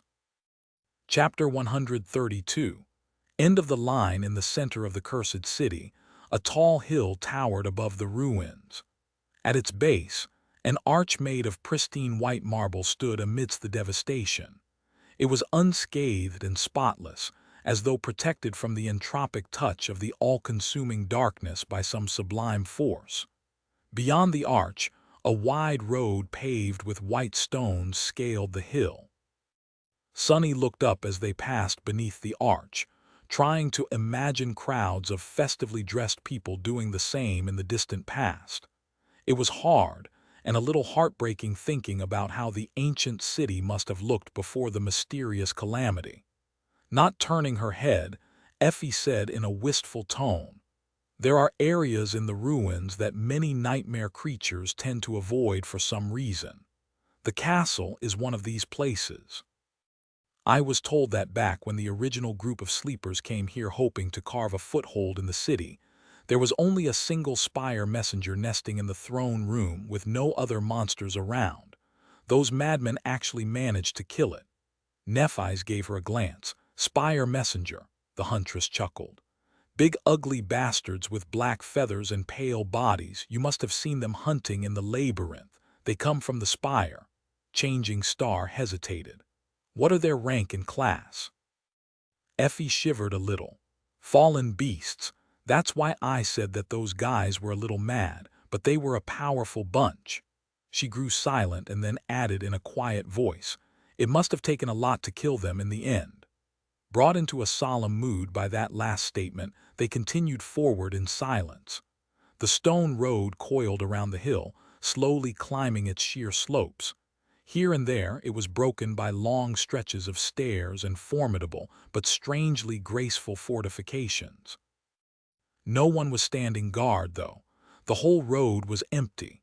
Sonny gestured to one of the stone barricades and asked, "Why are there no watchmen?" Effie shrugged. "Gunlog has barely enough people to man the castle walls. They will notice anything that approaches the hill, though. The whole city is in clear view from up there, and there are different protective measures put in place. They have already spotted us, too." Sonny shifted his body a little, not enjoying the feeling of being watched by some unseen, potentially dangerous strangers. After a long time walking up the coiling road of white stone, they finally reached the zenith of the hill and saw the mighty castle in all its glory.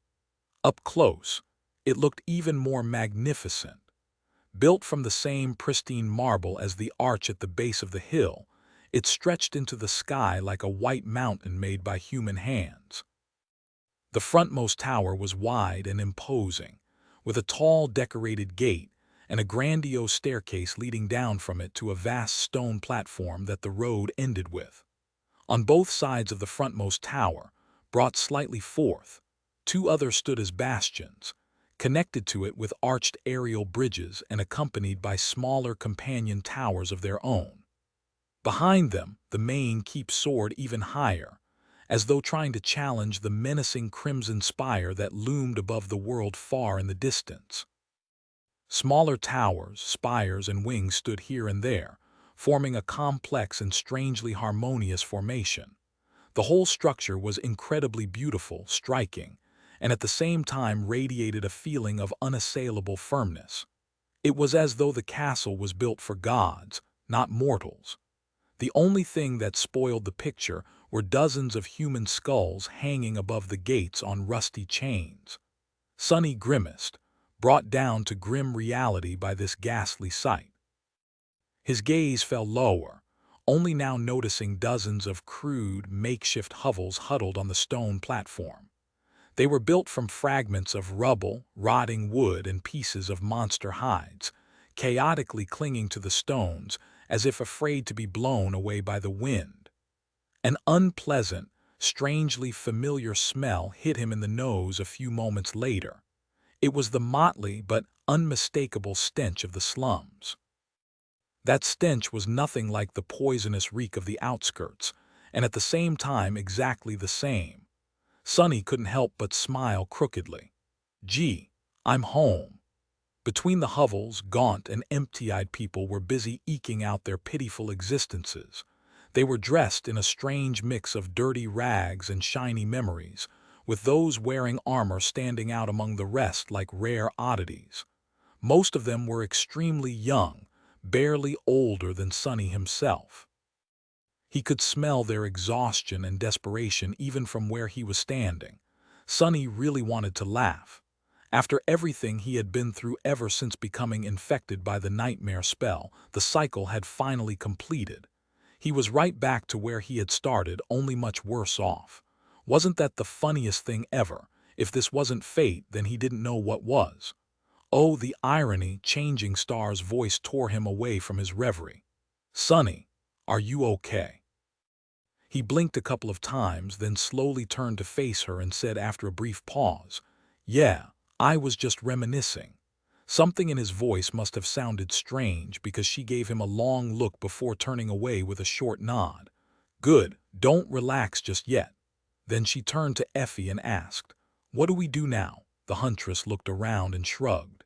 "It's going to get dark soon, so I would advise you to find a shelter before that. Look around for an empty hut. With how many people die each season, there's always plenty of those.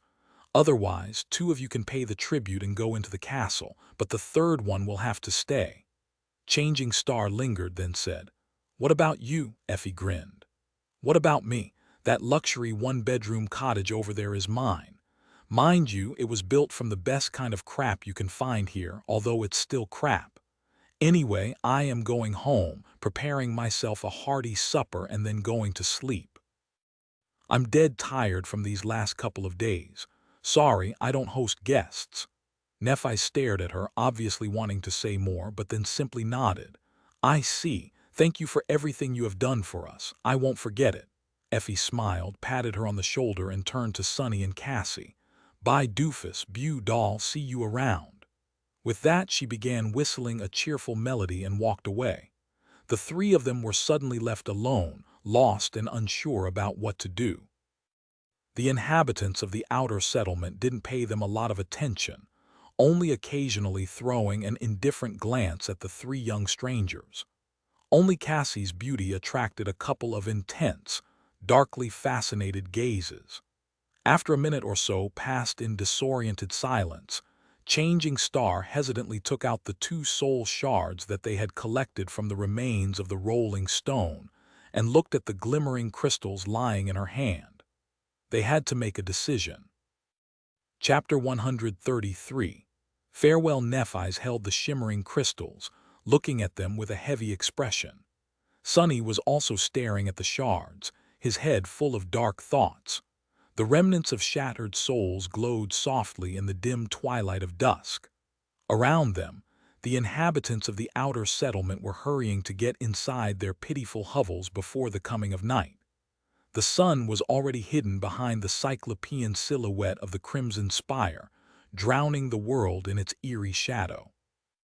The air was full of fear and worry. He grimaced. "What are you thinking about?" Changing Star sighed and looked up. Her ivory face was harsh and thoughtful. She remained silent for a while and then said in her usual calm tone, "We need to split up." Sunny couldn't help but laugh. "You do know what usually happens when people split up in these kinds of situations, right?" She stared at him with no humor in her cold, gray eyes. "This is not a drama, Sunny. We have the means to provide two of us with food and shelter for a week. There's no reason to pass on this opportunity." Cassie turned to her, a confused expression on her face. But what about the third?" An uncomfortable silence hung between them, broken only by the whistling wind. Sunny looked at the blind girl, then at Nephi's, and finally glanced at himself. Which one of them was going to remain hungry in the bitter cold, while the other two would be eating their fill in the comfortable safety of the castle? He thought that he had an inkling. What else did I expect? It was less than 10 minutes since they reached the human civilization well. Whatever passed for one in this loathsome purgatory, and the tentative connection that had been established between them in the crucible of the labyrinth, was already coming apart at the seams. Just as he had expected, the nature of their relationship was going to change now that they weren't essentially the last three people in the whole wide world, with no one else to rely on but each other. Was it strong enough to endure without that desperate need? He wasn't sure. Throughout his whole life, Sunny had never managed to last long in any group. He didn't know if this time was going to be any different. Just as his insecurity threatened to break out of control, Nephi sighed and handed him the soul shards. "Here, take Cassie inside." He stared at her hand, then looked up sharply. A strange storm of emotions erupted in his heart. There was surprise, joy, concern, but at the same time, irrationally, a dark sense of shame and resentment. Not knowing how to deal with all these feelings, he scowled and asked, "Why me?" Changing Star simply raised an eyebrow. Shaking his head, Sunny offered her a crooked smile and added, "Don't get me wrong, I'm not refusing. I'm just curious, why are you so kind all of a sudden? Is it out of some misguided sense of nobility?" Nephi's looked at him for a while and then said with indifference, "I have never been noble. I have never been kind." He blinked, struggling with the desire to pinch Neph and make sure that she was awake. Had she met herself? If she wasn't noble, then who was? Meanwhile, Changing Star shrugged and looked away. "It is simply the best choice. Right now, we need information the most. With the help of the shadow, you will be able to learn much more about what is going on in the castle than I ever would. While you are gathering information inside, I will do the same here. We will meet in a week, share our findings, and decide what to do next." Sunny just stared at her. Did Neff just reveal herself to be as cynically pragmatical as he was? Once again, he felt a weird mix of emotions. He was simultaneously elated and hurt by her lack of sentiment. However, the fact that she simply assumed that they were going to continue working together as though it was a given had not avoided his attention. For some reason, this small detail gave Sonny a warm feeling. Nephi's looked at him and added, "Besides, the terms of our trade have come to an end. Your promise was to give up on your share of spoils on the way to the castle. Well, here we are. That stone creature was your kill, so these shards are yours by right. Trade? What trade? Oh yeah, the trade he had made with Changing Star to get her to teach him swordsmanship and hide the fact that he had no way to absorb soul shards.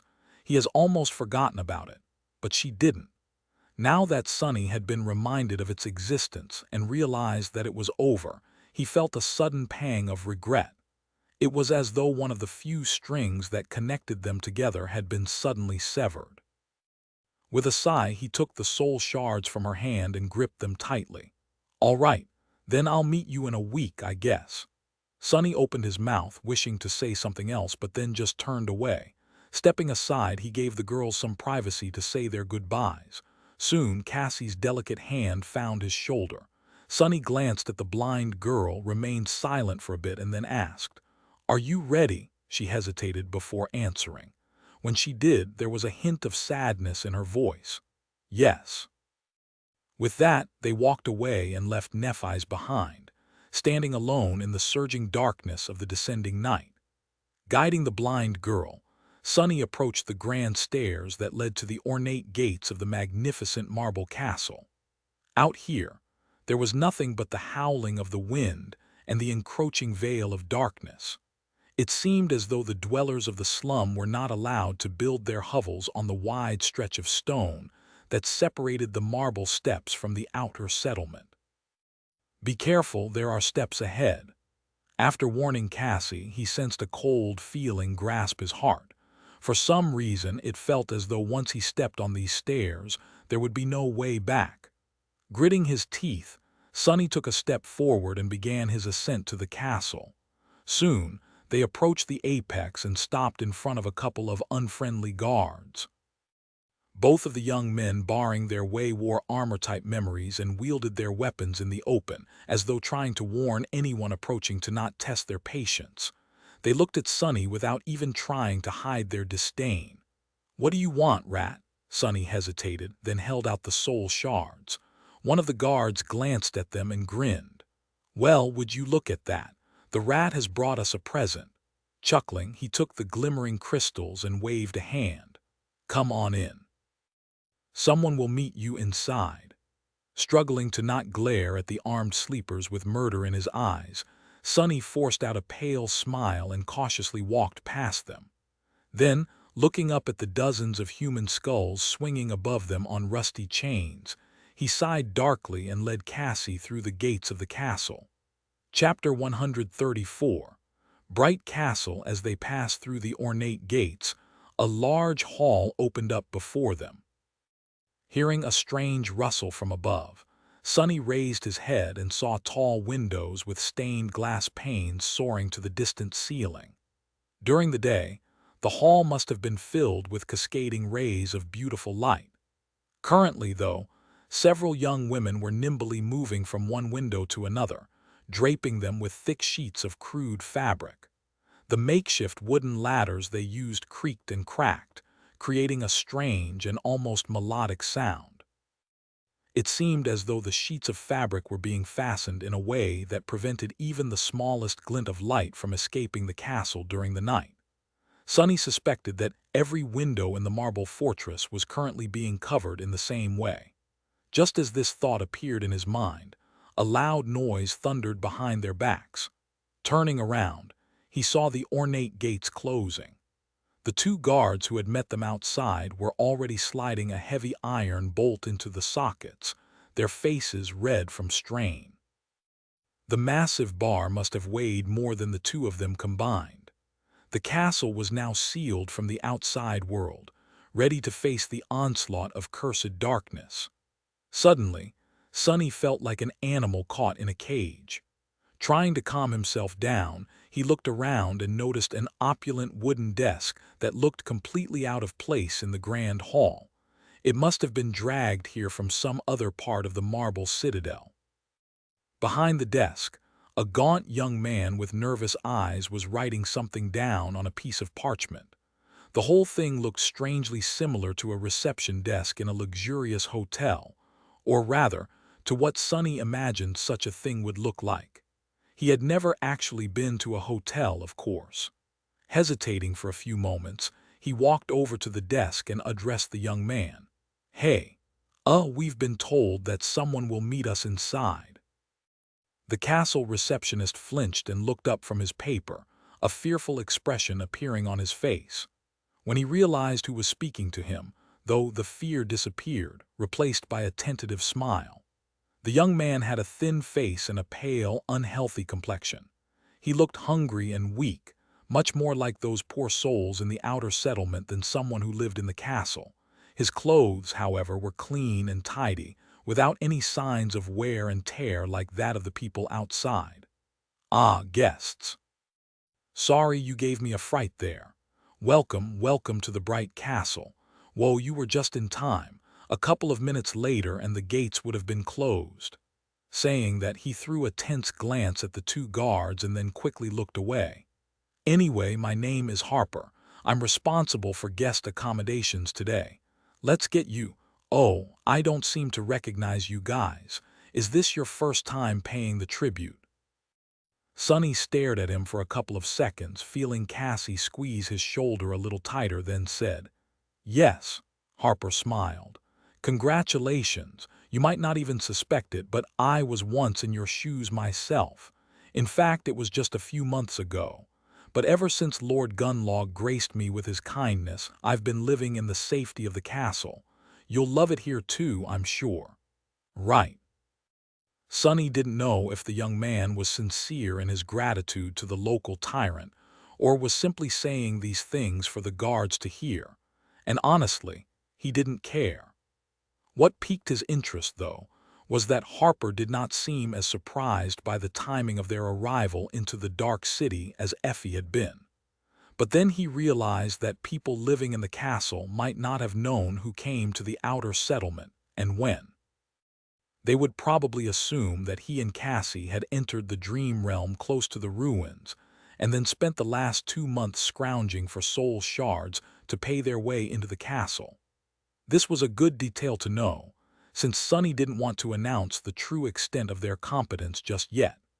Judging by how impressed Effie was by the fact that they had managed to carve their way through the labyrinth, this would attract a lot of unnecessary attention. He smiled with the corner of his mouth. "So what do we need to do now?" Harper picked up his quill and opened a large ledger. "That's very simple, really. I'll just need your names to mark when the two of you paid the tribute, and that's pretty much it. We have a lot of spare rooms here, especially in the Tower of Dusk. It is very quiet, so how about I settle you there?" There was a nervous glint in his eyes. Tower of Dusk probably means that it's in the western part of the castle, facing the Crimson Spire. No wonder people don't want to live there. But to Sonny, fewer people meant less danger. He gave the gaunt young man a nod. "Sure, no problem," Harper smiled. "Great, that's great.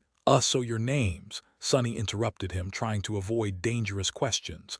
"I'm Sunless, and this is Kasha." The young man wrote their names down and marked the date of their arrival. Sonny stared at his neat handwriting, his eyes locked on the short strings of numbers. So, it had actually been exactly 77 days since the night they had arrived on the forgotten shore. The three of them had scrupulously kept track of time for a while, but after their harrowing experience with the Soul Devourer, Sonny had lost the grasp on the actual count. Out there in the real world, the spring was already starting. A whole season had passed. It felt like a lifetime. Not paying any attention to the storm raging inside Sonny's heart, Harper closed the ledger and offered them a polite smile. "All done. Now leave your worries behind and follow me. Between these walls you are completely safe. Nothing is going to hurt you." His tone was jovial, but Sonny didn't miss the quick glance Harper threw at the menacing guard standing silently by the sealed gate.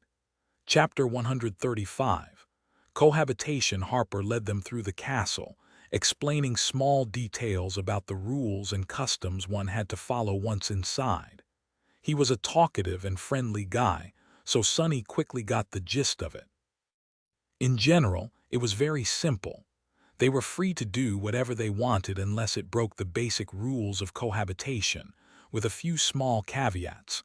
There were areas in the marble fortress open to everyone, and areas that only members of Gunlog's host could enter. Those were marked by the symbol of a serpent coiled around a tall tower. As they walked, Sonny noticed several crude tapestries with that symbol woven on them. The cloth of the tapestries was black, with a stylized white tower and a golden serpent embroidered in their center. He guessed that this represented the dark city, the bright castle, and its lord respectively. Apart from that, there wasn't much to know except for when and where to find food, water, and other necessities. The last thing Harper said was about how they should behave around other inhabitants of the fortress. People here are very nice, but you still must remember to have manners, especially when you are interacting with the guards and the hunters. These guys protect us and risk their lives to provide for us, so they deserve our respect. If one of them, if there's a misunderstanding, be mindful of their burdens. Yes. Sonny threw a dark glance at the gaunt young man and translated that statement to "Don't mess with Gunlog's people, and if they are messing with you, just swallow it." How wonderful. Meanwhile, he was able to catch a few glimpses of how people actually lived inside the castle. To Sonny's surprise, they didn't seem nearly as put down and miserable as he had expected.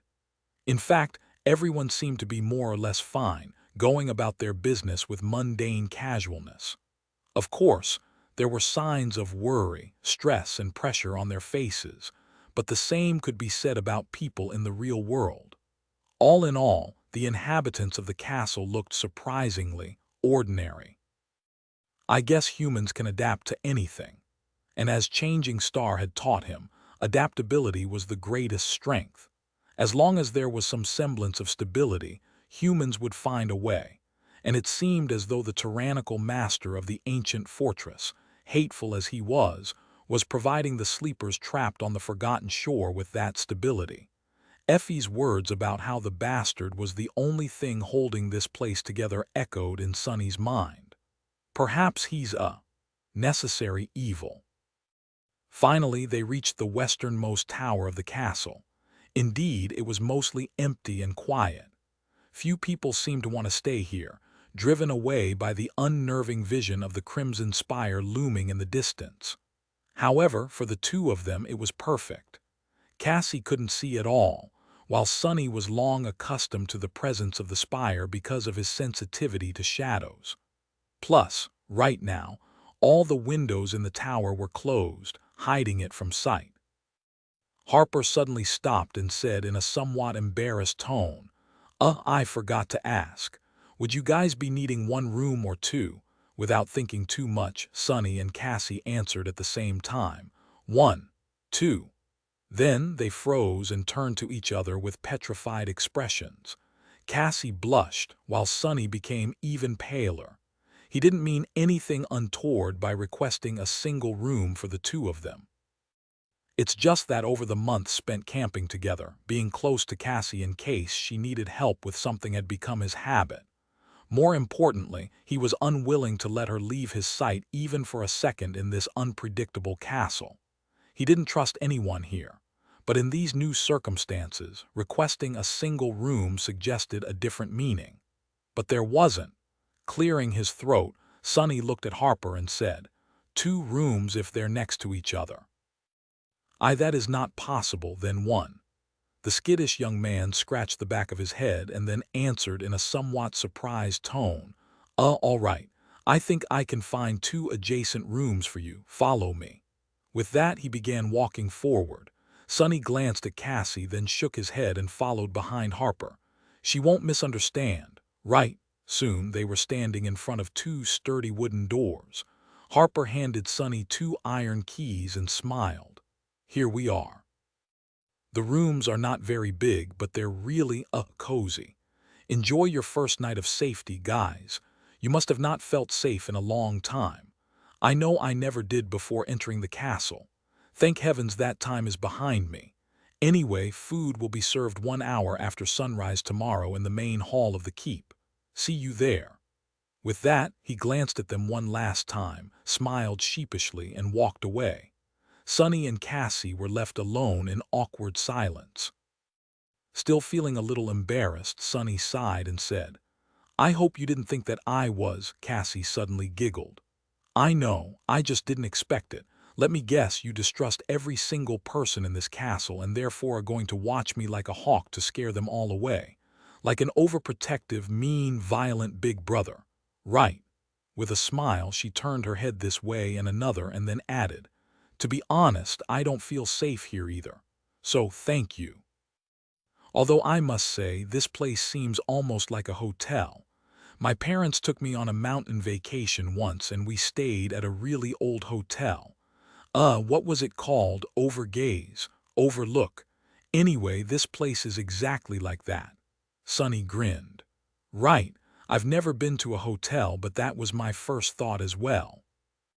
Of course, that was if the hotel in question was populated by hundreds of nightmare spell carriers, with a murderous tyrant for an owner, and not a single police officer around to call for help if something happened. Huh. Funny, Sonny had spent most of his life scared of the policemen and trying to avoid them at all costs. But now, he actually missed them a lot. Chapter 136. Reflection. On the other side of the sturdy door, there was a tiny room with stone walls and a single, narrow window that was closed with wooden shutters and draped in thick cloth. Harper had warned them not to open the windows during the night, but out here in the Tower of Dusk, no one would want to stare at the view anyway.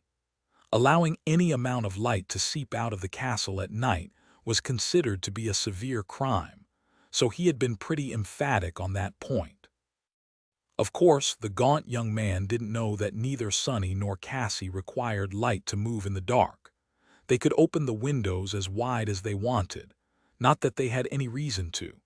Inside the room there was a bed with a straw mattress, a flimsy chest, and a tiny desk.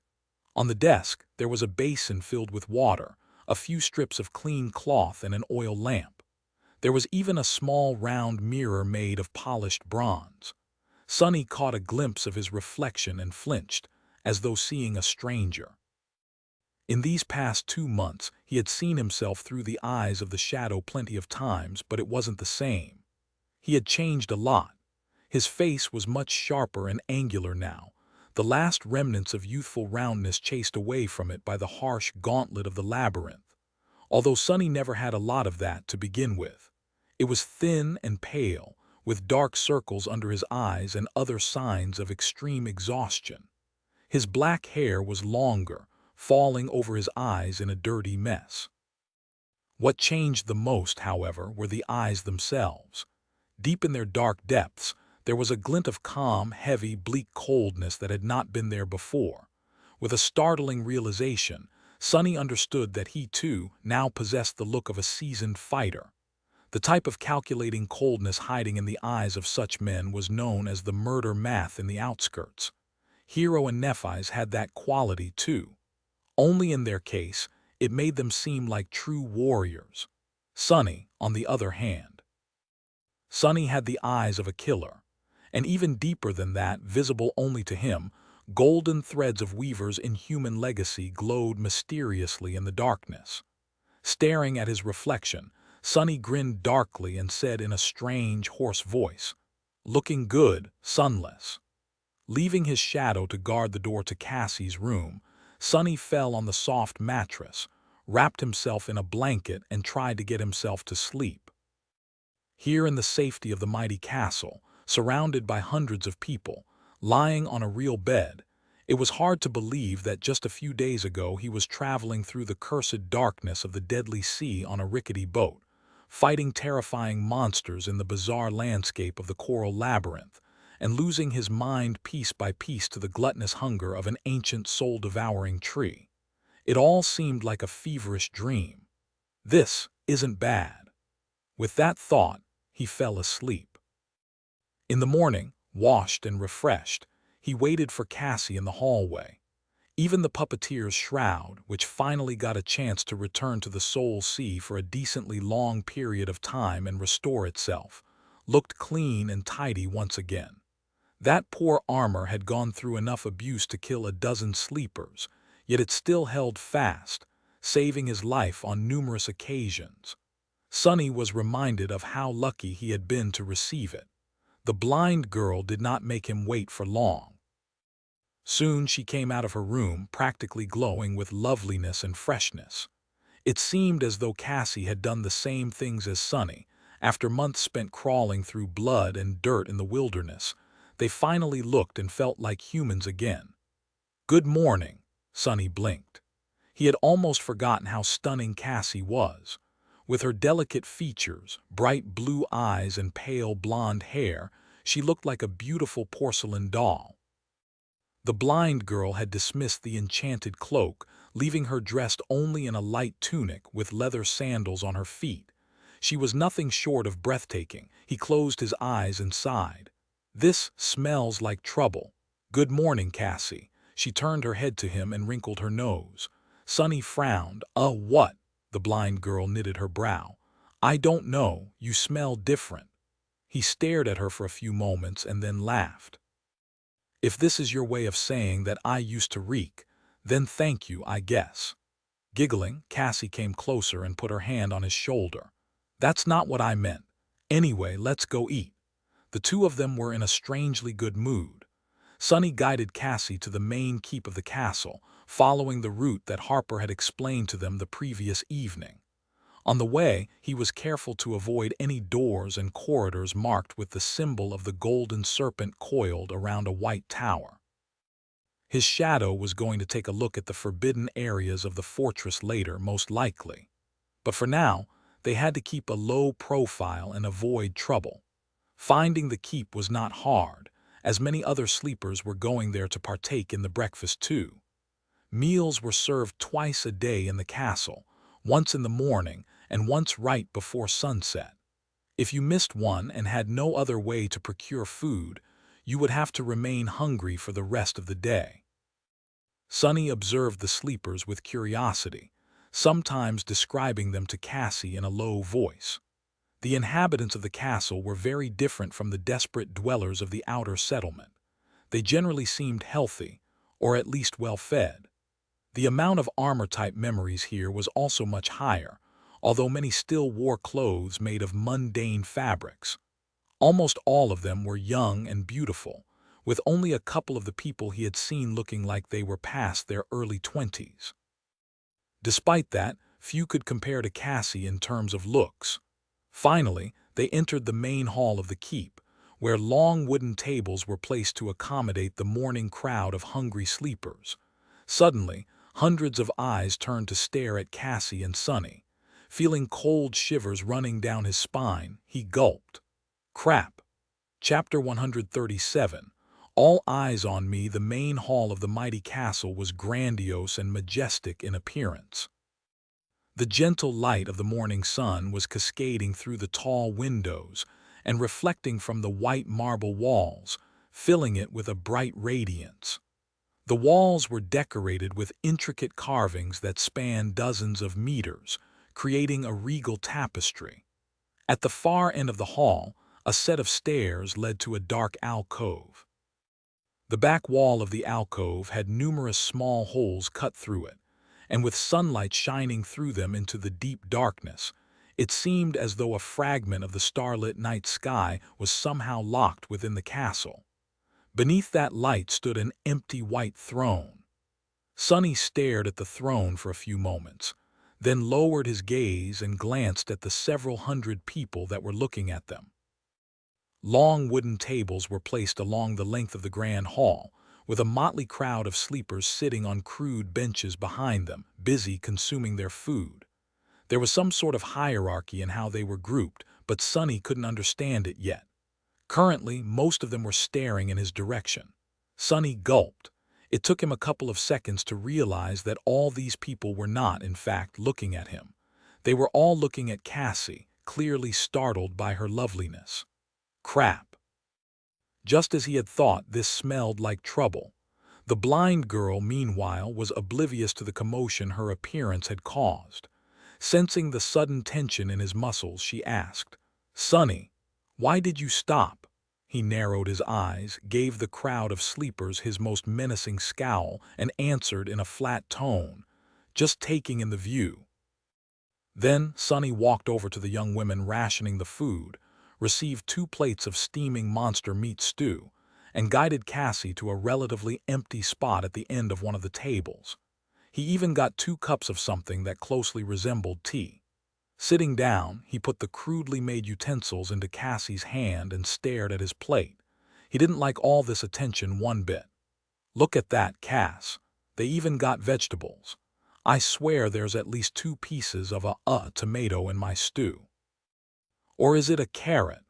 What's that thing that looks like a red potato?" Sonny had only seen vegetables in the academy's cafeteria, so he was not well versed in differentiating them. Teacher Julius had also only mentioned them in passing, since the chances of encountering a vegetable from the real world in the dream realm were not very high. To be precise, he had briefly showed Sonny pictures of the most common earth vegetables and said that if he ever was to find something that makes him think, that thing looks familiar, he should turn around and run. Cassie smelled her stew and said with a smile, "I think it's a beetroot." Sonny blinked. "Never heard of it." While they were innocently chatting, he was observing the sleepers through his shadow, waiting tensely for things to go wrong. And pretty soon they did. Sonny gritted his teeth when 2 rough-looking young men suddenly rose from their benches and headed across the hall toward them with unpleasant excitement burning in their eyes. Here we go. Who would have thought that the thing that landed him in trouble would be Cassie's beauty of all things? Usually, it was either his sharp tongue or his general obnoxiousness. Never, not even once, had it been his looks. Ouch. I shouldn't be jealous, right? The worst part was that the 2 approaching sleepers were obviously a part of Gunlog's gang. It was apparent from their armor, and the fact that they carried their weapons in actual sheaths, like a pair of idiots. Memories could be freely summoned out of thin air, so the only reason to keep them visible at all times was for the sake of intimidation. He had noted that detail after meeting the castle guards yesterday. What had Harper said?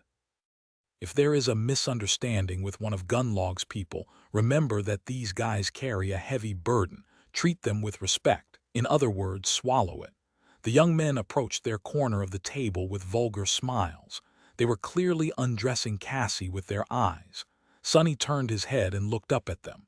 The sleepers sitting nearby turned away with heavy looks, clearly afraid and uncomfortable.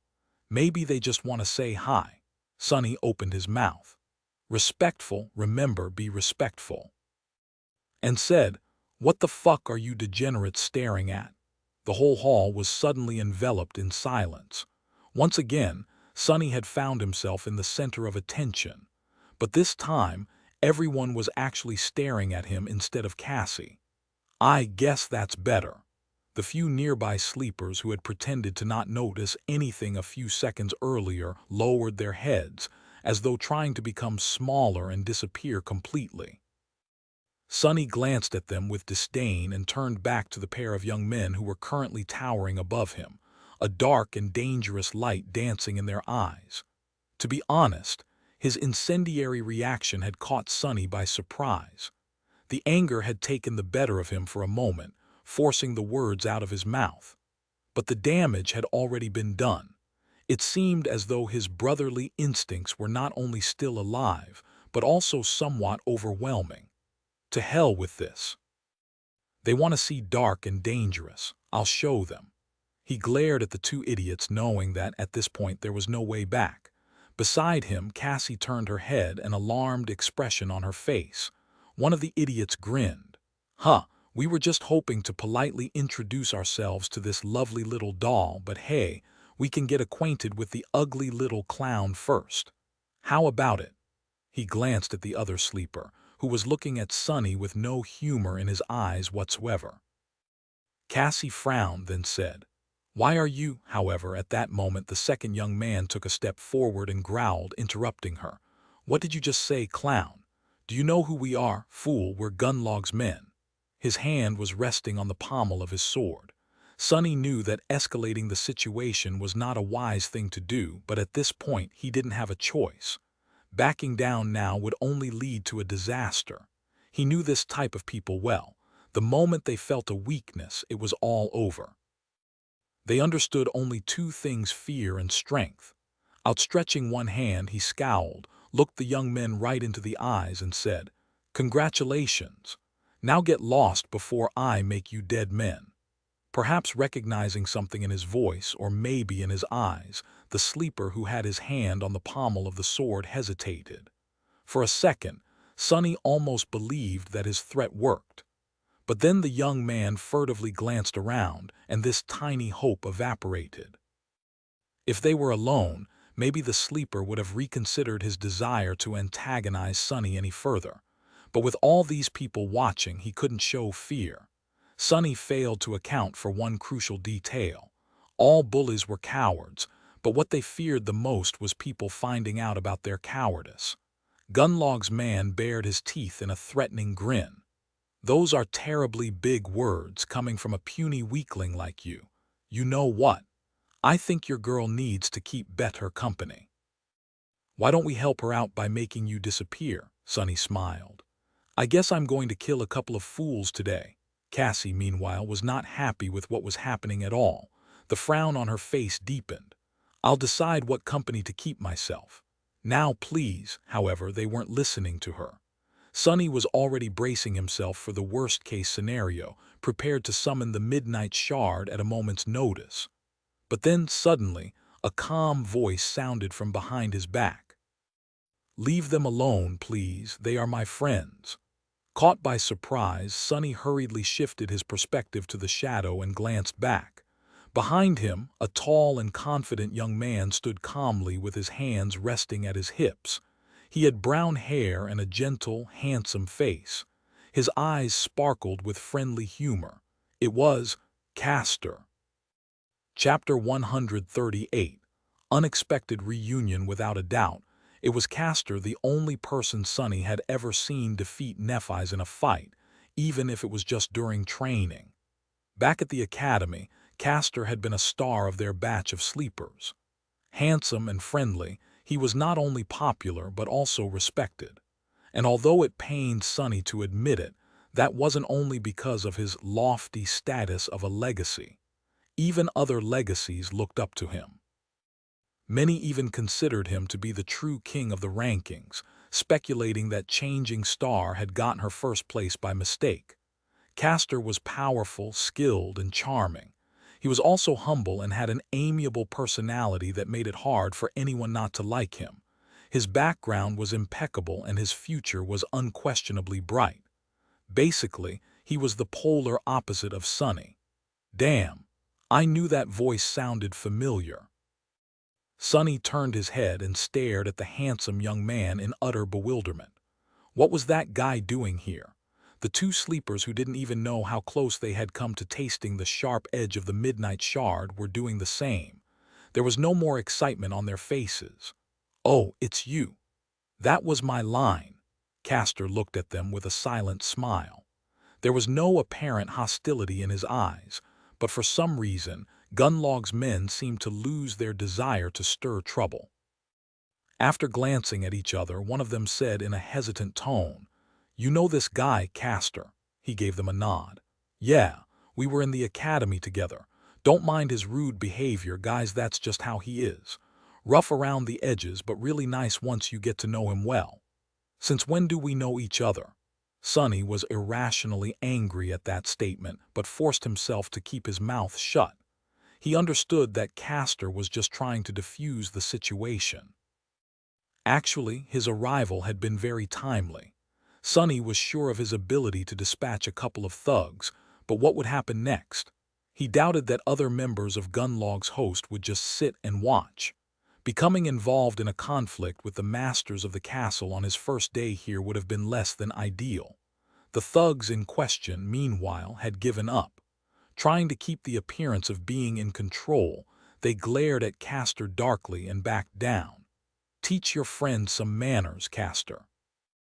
Next time we won't be so lenient."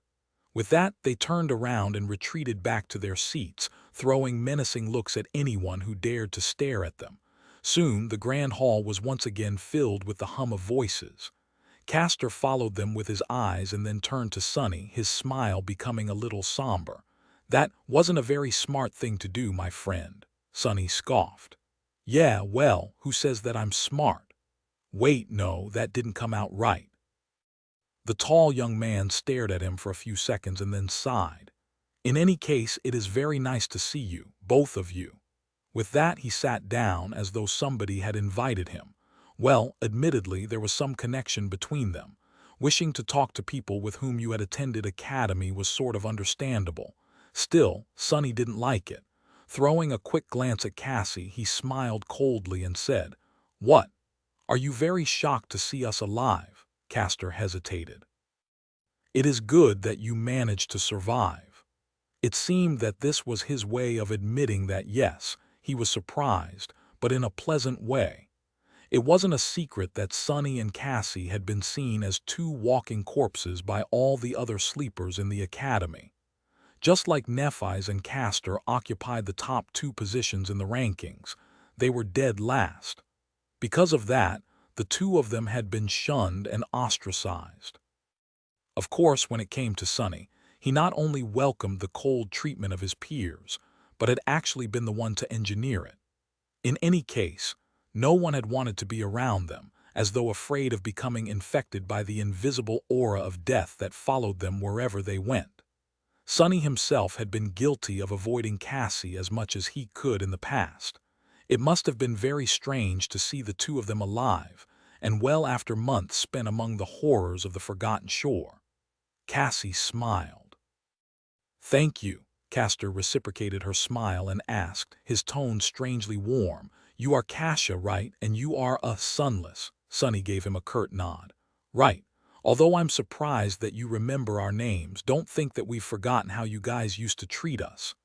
Cassie squeezed his hand and said in a disapproving tone, "Sonny," Castor chuckled. No, he's right. We behaved like a bunch of jerks.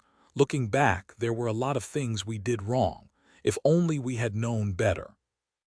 His voice trailed off, and after being silent for some time, the handsome young man suddenly smiled with nostalgia. "But still, those days in the academy were not all bad, right? I still remember the first time I met you, Sunless. You made quite an impression. All those tall tales, spitting in the faces of awakened tyrants, slaying sword saints with a shake of a finger." He chuckled, remembering the good old days. Sonny grinned. He was in the mood for some mischief. "What, that trivial stuff?" "Ha, child's games. You should have seen the things I've done in the labyrinth. Now that's something to brag about." Castor looked at him with humorous sparks dancing in his eyes. "Oh, well, do tell, what else have you done?" Sonny shrugged with profuse indifference. "This and that. Let's see." He pretended to think for a few moments and then said in a bored tone, "I guess the most incredible thing I've done was killing a great devil with just one strike of my sword. Finished him right off, no problem at all. I even got a memory from that kill. But before you ask, no, I can't show it to you, because oh right, I ate it." Chapter 139. Castor stared at him for a long time, then suddenly laughed. Even Cassie giggled, entertained by Sonny's earnest delivery. Shaking his head, the handsome young man smiled and said, "I see your sense of humor did not change. Good, that is good. Few people manage to preserve it here." Sonny blinked a couple of times and said, pretending to be offended, "What do you mean, sense of humor? It's the honest truth." He received another bout of laughter instead of an answer. There was food, safety, and laughter, he thought suddenly, remembering how Cassie had described the bright castle after dreaming of it for the first time. She had also seen Sonny leading her through its gates. Her prophetic visions were turning out to be frighteningly accurate. Makes you wonder about that other vision she saw. Not allowing himself to become distracted, Sonny chased away the ominous feeling and hid a smile. Then, with a shrug, he scoffed. "Well, don't believe me if you don't want to. That was just one of my many adventures anyway. Although the other ones were, admittedly, less remarkable, the usual stuff. Slaying dozens of awakened creatures, being resurrected from the doors of death by a beautiful princess, summoning ancient horrors from the depths of the cursed sea, outsmarting ancient fiends to escape from their clutches, sailing through the abyss on a boat made of demon bones, fighting gargantuan leviathans underwater, and so forth. Mundane crap like that. As he was talking, Cassie gradually stopped laughing and turned to him with a somewhat startled expression on her face. It seemed as though it was only now, with the harrowing journey already behind them, that she had finally realized how outlandish it all actually was. Put together, the facts of their bloody struggle to survive sounded like something out of a fairy tale. But they both knew that all of that had actually happened. It had happened to them. Castor chuckled. Wow. Compared to you, Sonny, my own story sounds kind of lame. I just entered the dream realm near the city wall and spent a few days running away from a bunch of terrifying monsters, then stumbled on a hunting party from the castle, and that's pretty much it, he sighed. By the way, when did you guys arrive? I'm sure I haven't seen you around before. There was no reason to lie, and Sonny couldn't anyway. Looking longingly at his monster stew, which was slowly growing cold, he sighed and said, "We reached the Dark City 2 days ago and entered the castle yesterday at dusk." The handsome legacy stared at him, then blinked a couple of times. Wait, what do you mean? Did you guys really spend 2 months in the labyrinth? Uh-oh. Finally, the moment he had been wary of came. Sonny really didn't want for anyone to think that he was some kind of a powerful figure. First of all, there was no better advantage than being underestimated by the enemy. Secondly, he still had to hide the fact that Changing Star had not been the only one to receive a true name in the first nightmare.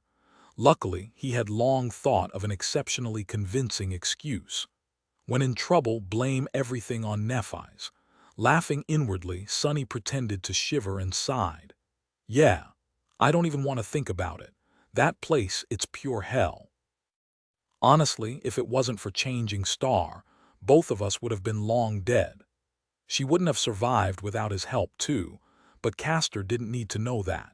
Sonny was pretty sure that mentioning Neff's name anywhere near the names of two losers like Cassie and him were believed to be would make anyone think that she had single-handedly carried the both of them to safety on her back. As it turns out, he was right. As soon as he mentioned Nephi's, something changed on Castor's face.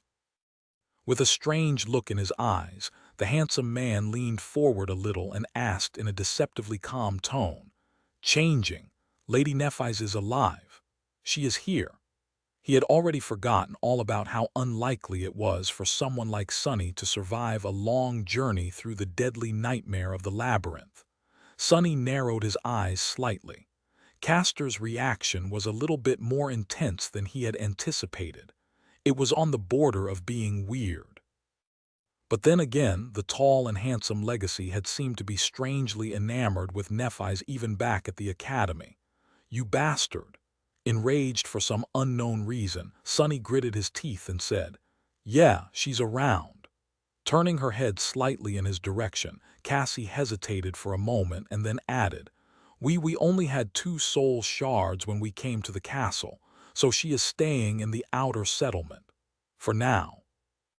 Castor leaned back, a hint of disappointment appearing on his face for a fraction of a second. Then he inhaled deeply and said, I see. Sonny took a sip of his tea and asked, "Why are you so interested in Nephi's all of a sudden?" The handsome young man looked at him with surprise. "What? Oh, I'm just glad to know that more of us survived." Then he sighed and shook his head. "From what I was able to learn, there were no more than 7 sleepers sent to the Forgotten Shore by the spell this year. Up until today, I thought that I was the only one to survive. It's good. It's good to know that I was wrong." Castor's face grew solemn. "If Lady Nephi's was with you, that explains how you have managed to reach the Bright Castle alive.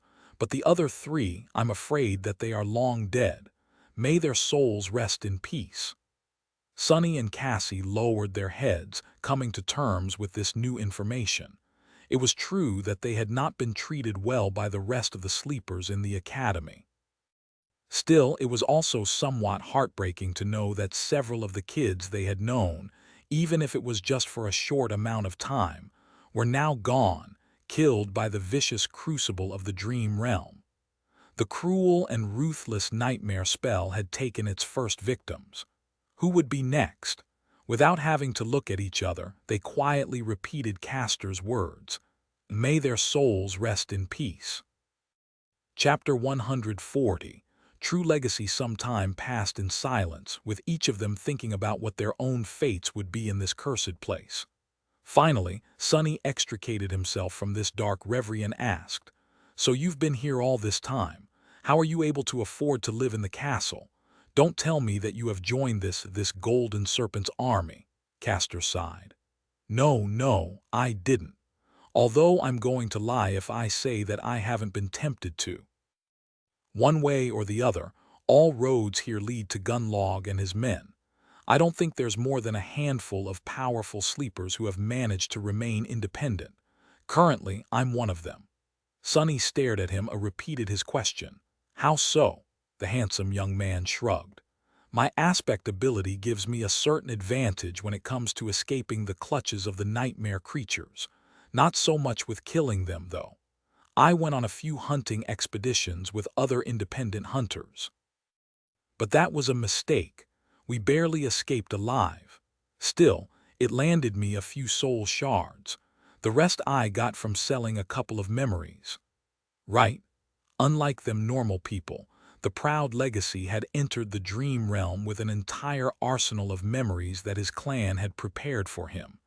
He had also started with a somewhat considerable amount of soul essence already absorbed, although it wouldn't have been too much. Unlike memories, which could be brought back to the real world by anyone, actual soul shards were physical objects, and as such, only masters and saints were able to transport them because they traveled between realms physically, and not just in spirit like sleepers and awakened. That meant that even rich legacy clans couldn't afford to feed too much soul essence to their scions in advance. Masters were a rare breed after all, let alone saints. In any case, Castor had it better than anyone else on the Forgotten Shore. His ancestral memories were enough to buy him months, perhaps even years of a tranquil life in the castle. He could use this time to learn the ins and outs of the Dark City to become an independent hunter or reconsider his position and join Gunlog's host eventually. Even in this hell, his background gave him an enormous advantage. Lucky bastard. But that still didn't explain why those thugs were so unwilling to get on his bad side. Sonny frowned. "Why were Gunlog's men afraid of you?" Castor looked at him with irony. "Those two? Oh, right, you have just arrived at the castle. Well, basically, there are different kinds of people serving Gunlog. The guys you have so carelessly offended are members of the castle guard. They are at the bottom of the totem pole. They are also the weakest and have little to no real battle experience. What minor reputation I have is enough to make them think twice before messing with me." For a second, there was a dangerous gleam in his eyes. Because of Castor's amiable personality, when talking to him, it was easy to forget what the word legacy really meant. Legacies were trained to fight and kill since they could barely walk. Every one of them was a true powerhouse. Sonny had no doubt that Castor's actual reputation in the castle was not as negligible as he would have them believe. After all, he was the only human. No, actually, the only being Sonny knew of that had managed to defeat Nephi's in combat. And in terms of personal power, Nephi's was as high as one could get in Sonny's heart. No one else could even compare. He was also sure that Castor's reputation was earned by spilling blood. "I really hope that I won't have to face this guy in battle one day," Sonny thought, feeling a cold sensation that he desperately hoped was not a premonition. With a sigh, he tried to hide this unease and asked, "So I shouldn't be worried about their retaliation?" The amiable young man gave him a nod. The two guards you have humiliated might try to do something on their own, but there won't be any reaction from the host itself. But I doubt that they will. Just don't antagonize them any further. He suddenly grew serious. However, if they were hunters or, even worse, one of the pathfinders, even my name would not have protected you. You'd simply be dead. So please watch your actions in the future. This castle, in a sense, it can be as dangerous as the city outside, especially for someone with your, temperament. What's that supposed to mean? Sonny wanted to bite back, but then closed his mouth. Yeah, he really did have a temperament that attracted trouble, guilty as charged. While he was reconsidering his life choices, Cassie suddenly spoke in a quiet voice. Castor, is there really no way out of here? The proud legacy looked at her and remained silent for a long time, a somber expression finding its way to his face. His eyes were heavy and bleak. After a while he sighed and said, "None that any of us can ever hope to reach, Kasia. As it is right now, this is where we have to live. Maybe something will change in the future, but for now just take care of yourself and try to survive." Standing up, he glanced at them one last time and smiled. "It was so nice to see you guys, really. I'll leave you to your food now if that's okay. If you need anything in the future, don't hesitate to come find me. My quarters are in the Tower of Dawn." Quarters, of course, that miscreant has quarters. With that, Castor left, letting Sonny finally get to his stew, which was barely warm by that point. Great, breakfast is ruined, he thought angrily, drilling 2 holes in the tall sleeper's back. His fault, it's all his fault, not mine. Yeah, definitely. Sometime later, Sonny was lying on his bed with his eyes closed. The Tower of Dusk was calm and quiet. It was time to send his shadow on a walk at chapter 141. Golden Serpent. Other the next 5 days, Sonny mostly stayed in his room while his shadow stealthily prowled around the castle, spying on people and learning their secrets. Slowly, he began to understand the undercurrents that flowed beneath the seemingly peaceful surface of life in this pristine white fortress. Of course, in reality, things weren't peaceful at all and as far from pure as one could imagine. But that was to be expected from a place where hundreds of lost youths lived with no hope of ever finding their way back home, away from all the restraints of civilization. He wasn't surprised at all. If anything, it was strange to see some semblance of law and order, no matter how detestable and revolting, persevere despite all the obstacles that stood in the way. Somehow, the inhabitants of the castle were able to coexist with each other in a fragile balance.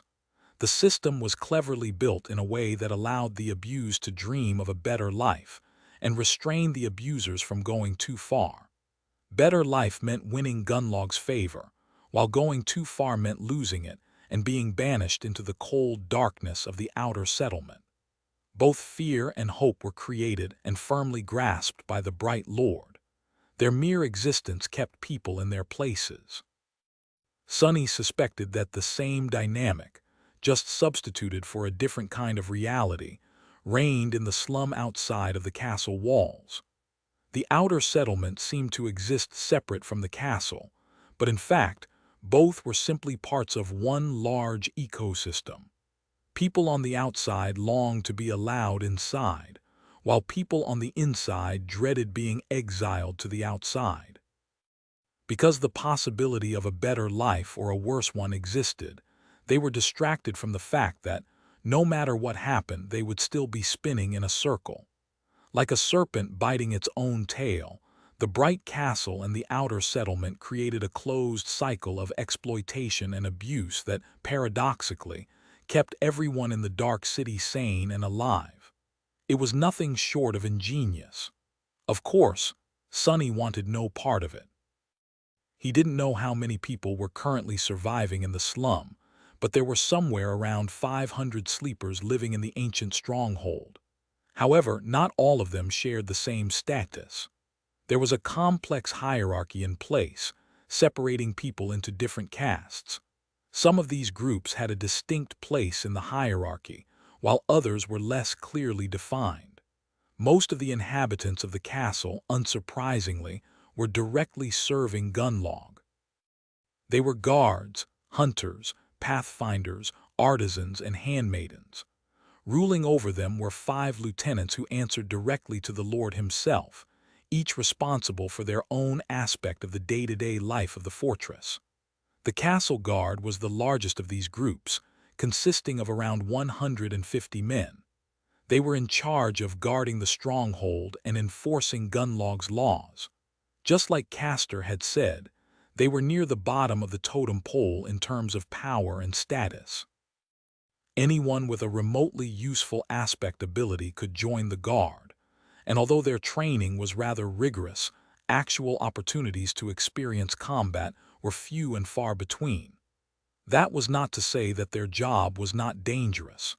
Every time a stray nightmare creature climbed the hill or attacked from above, it was their duty to either kill or chase the monster away. And out here in the Dark City, no monster was anything less than terrifying and absolutely deadly. The castle guard was led by a morose giant of a man named Tessai, who was one of Gunlog's most trusted lieutenants, and perhaps the oldest sleeper on the Forgotten Shore. He was just 2 years short of 30. Tessai was a ferocious fighter and ruthless commander, holding his subordinates in an iron grip. Above the castle guard there were hunters. These were the elites of Gunlog's forces, each possessing a powerful combat aspect, rich battle experience, and sharp wit to make use of both. There were around 50 of them, divided into 7 hunting parties. Each morning, as soon as the gates of the castle opened, one of the parties left the safety of the impregnable marble walls and ventured into the harrowing maze of the Dark City to hunt and kill awakened creatures. It was thanks to their efforts that people in the ancient stronghold had food on their plates. Without them, none of this would have been possible. Hunters were recruited from the ranks of guards, and becoming a hunter was a dream come true. That was because these professionals enjoyed plentiful rewards from the Lord, such as living in a room of their own as opposed to cramped barracks, better food and access to various luxury items, best memories and tools the bright castle could provide, as well as many other things. Of course, the other side of the coin was that their lives were often the shortest. Despite all their experience and preparations, many never returned from the hunts, and the only reason any did at all was the pathfinders. Pathfinders served as guides for the hunting parties. Just as Effie had said, the secret to surviving in the Dark City was to find and kill comparatively weaker creatures without stumbling into something far more deadly. They made sure to do just that, track the awakened monsters without leading the pack of hunters into the jaws of fallen abominations. There were so few pathfinders that Sunny even questioned whether they could be categorized as a group. In the whole castle, there were less than a dozen. Each of them was a seasoned veteran who earned his role through surviving long years of bloody battles in the ruins, and thus had a chance to live long enough to learn large areas of the Dark City like his own 5 fingers. Needless to say, all of them were incredibly fearsome combatants and enjoyed lavish, sometimes even decadent lifestyles. Both hunters and pathfinders were led by a charismatic man called Gemma. Gemma came to the Forgotten Shore in the same year as Gunlog and had helped him take control of the castle. Together, these 3 groups, guards, hunters, and pathfinders, formed Gunlog's army, which was simply known as the Host. Chapter 142. Behind the scenes, there were 2 other groups of people that belonged to Gunlog. The first of them consisted of sleepers with useful utility abilities and their helpers. These people, known as artisans, played a very important role in the life of the castle. They were responsible for creating and maintaining various items that were either vital to survival or made existing on the Forgotten Shore less unbearable, such as clothes, tools, equipment, utensils, and various gear. Each artisan had a small team of less gifted sleepers helping them craft the necessary items. All in all, there were around 100 of them in total, with most of that number consisting of the assistants. They were led by a young woman called Kaido, who was a talented manager and had an ability that allowed her to change attributes of certain plants. The vegetables in Sunny's stew came from her garden. Since such an ability was nothing short of priceless on the Forgotten Shore, where food was scarce and mostly homogeneous, it wasn't surprising that she had become one of the lieutenants despite being much younger than the rest of them. The status of artisans was somewhat of a tense subject in the Bright Castle. Because they were largely non-combatants, guards felt that their position should be inferior to that of people actually risking their lives in vicious battles against nightmare creatures. Artisans, on the contrary, believed that the rarity of utility aspects and the vital role they played in maintaining the living conditions inside the castle should land them more prestige than the castle guard, which basically recruited any random nobody, enjoyed. This conflict had been simmering for a long time and was not going to be resolved anytime soon. Funnily enough, hunters, who risked their lives the most, did not care about the issue one way or another. Their leader Gemma, however, was silently supporting the artisans and their chief, Kaido, which prevented the guards from being too forceful in their argument. The last group of people who belonged to Gunlog was the handmaidens.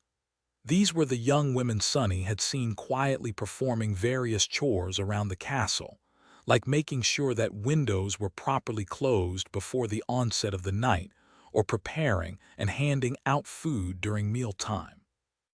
They were responsible for maintaining the castle itself, as well as serving the high-ranking members of the host. There were also around 100 of them. From what Sunny knew about the world, these poor girls should have been the prime victims of abuse within the walls of the ancient stronghold, but to his surprise, they were actually strangely revered, and even a little feared. The main reason for this was their leader, a mysterious and strikingly beautiful woman known as Seishin. Seishin not only took care of her handmaidens, but also secretly taught them how to defend themselves. The exact extent of their training was unknown, but Sunny clearly saw that members of the castle guard were very careful to behave themselves around handmaidens, most of the time. The other reason was that, like everything else in the castle, the young women technically belonged to Gunlog, and Gunlog was very particular about people laying hands on his belongings without permission. Even if some foolish guard was brave enough to anger Seishin, no one with a desire to live was willing to get on the bad side of the Bright Lord. Sunny, however, was already scared enough by Seishin herself.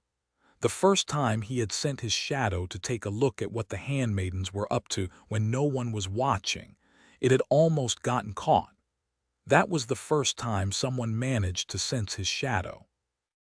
One moment, beautiful Seishin was calmly standing with her back to the shaded corner where it was concealed, giving instructions to one of her subordinates, and in the next, she suddenly turned around and looked directly at the hiding shadow. Not knowing what else to do, Sunny shut his eyes and shifted all of his perception back. He was fairly sure that no one would be able to directly see the shadow after all. His innate stealth enhancement was even more pronounced when it came to his silent companion. However, there were a lot of different aspects. Many awakened, for example, were able to feel when someone was looking at them. Praying that this was the case here, Sunny waited for a while before cautiously opening one eye. Luckily, this time he didn't cause too much of a commotion. Confirming that Seishin had returned to her conversation, he hurriedly sent the shadow away and made sure to stay away from the mysterious beauty, and her handmaidens in general, ever since. The last 100 people in the castle were those who paid tribute, but didn't serve Gunlog directly. There was no real name for this group, so Sunny simply called them tenants in his mind. There were two types of tenants. A smaller number of them were those who were able to make a decent living by providing Gunlog's men with various services, mostly having to do with craftsmanship and entertainment. For example, there was a man who created something akin to a music lounge, another one who operated a small theater troupe, and even an entrepreneurial girl who owned a gambling den. A larger number of tenants were people like Harper, those who had entered the castle through luck and remained there by the skin of their teeth, desperately trying to earn soul shards for tribute by acting as servants and doing various menial jobs.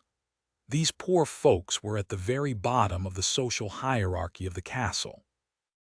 And on the opposite side of that hierarchy, there was the Golden Serpent, the master of the castle, bright Lord Gunlog himself, the man who, by Effie's description, was nearly immortal.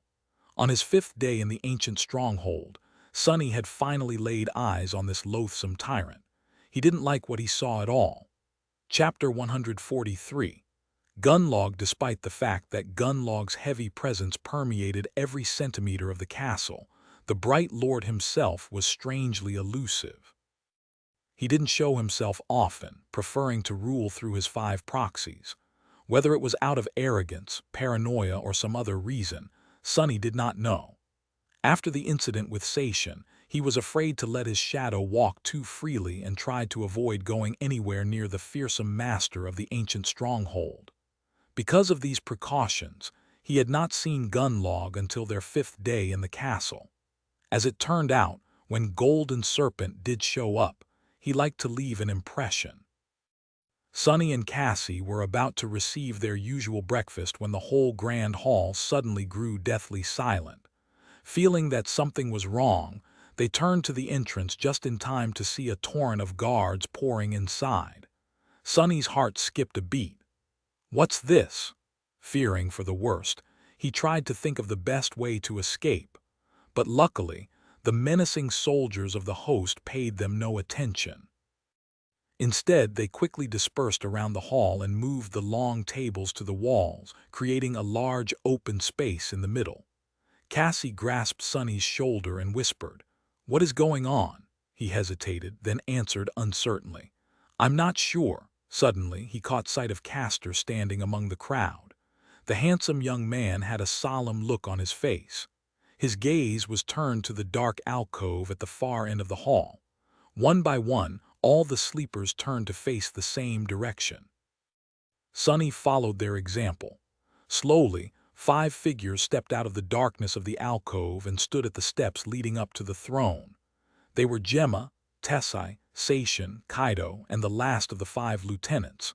When Sonny noticed him, an involuntary shudder ran through his body. The 5th lieutenant had no official duties in the bright castle, but everyone here feared him the most. It was a strange, pale man with a bony face and glassy, emotionless eyes. His spine was twisted, making him appear deceptively short. The hunchback was wearing simple black clothes with no adornments and holding himself with a bit of awkwardness, as though uncomfortable with all the attention. His name was Harris, and he was Bright Lord's hidden blade and executioner. When someone needed to be disposed of, he was sent to carry out the punishment. If Gunlog wanted everyone to know about his displeasure, there would be rivers of blood left in his wake. If not, there wouldn't be even a single drop. People would just disappear, as though they had never existed. Harris was Gunlog's murderous shadow. Many of the inhabitants of the castle had seen nightmares in which they awoke only to see his glassy, cold eyes staring at them from the darkness. For some, those nightmares became a reality. Harris was willing and eager to follow any command of his master, no matter how vile. What disturbed Sonny the most, however, was that looking at Harris was like looking at a dark mirror. Despite the fact that they were almost nothing alike, for some reason, he couldn't help but recognize traces of himself in the sadistic butcher, or, to be precise, of a possible future version of himself. In no way, I am much more pleasant on the eye. Forcing himself to look away before the hunchback felt his stare, Sonny turned his head and looked at the tall man who had finally appeared from the darkness. At least he assumed that it was a man, and not some golden demon. Bright Lord Gunnalug was clad in a strange, gilded armor that covered his tall figure from head to toe, not leaving even his eyes exposed.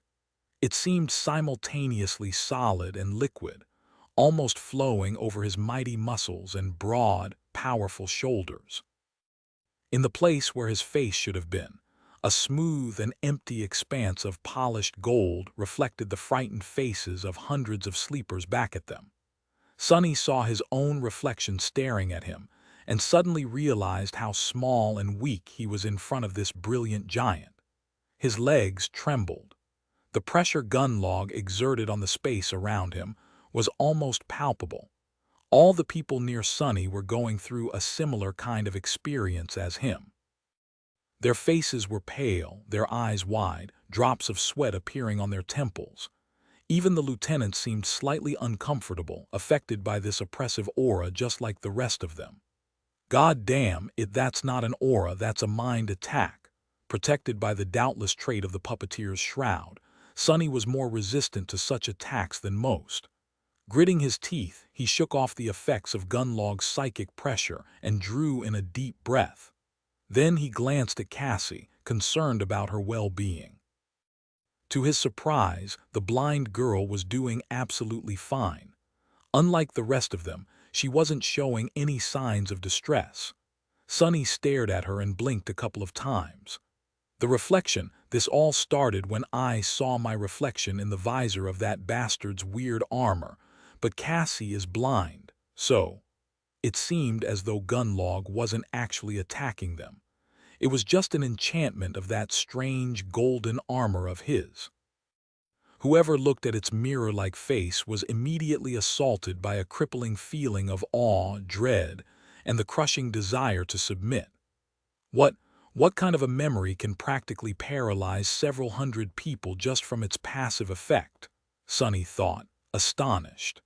How was this possible? Meanwhile, Gunlog approached the empty white throne and gracefully sat down.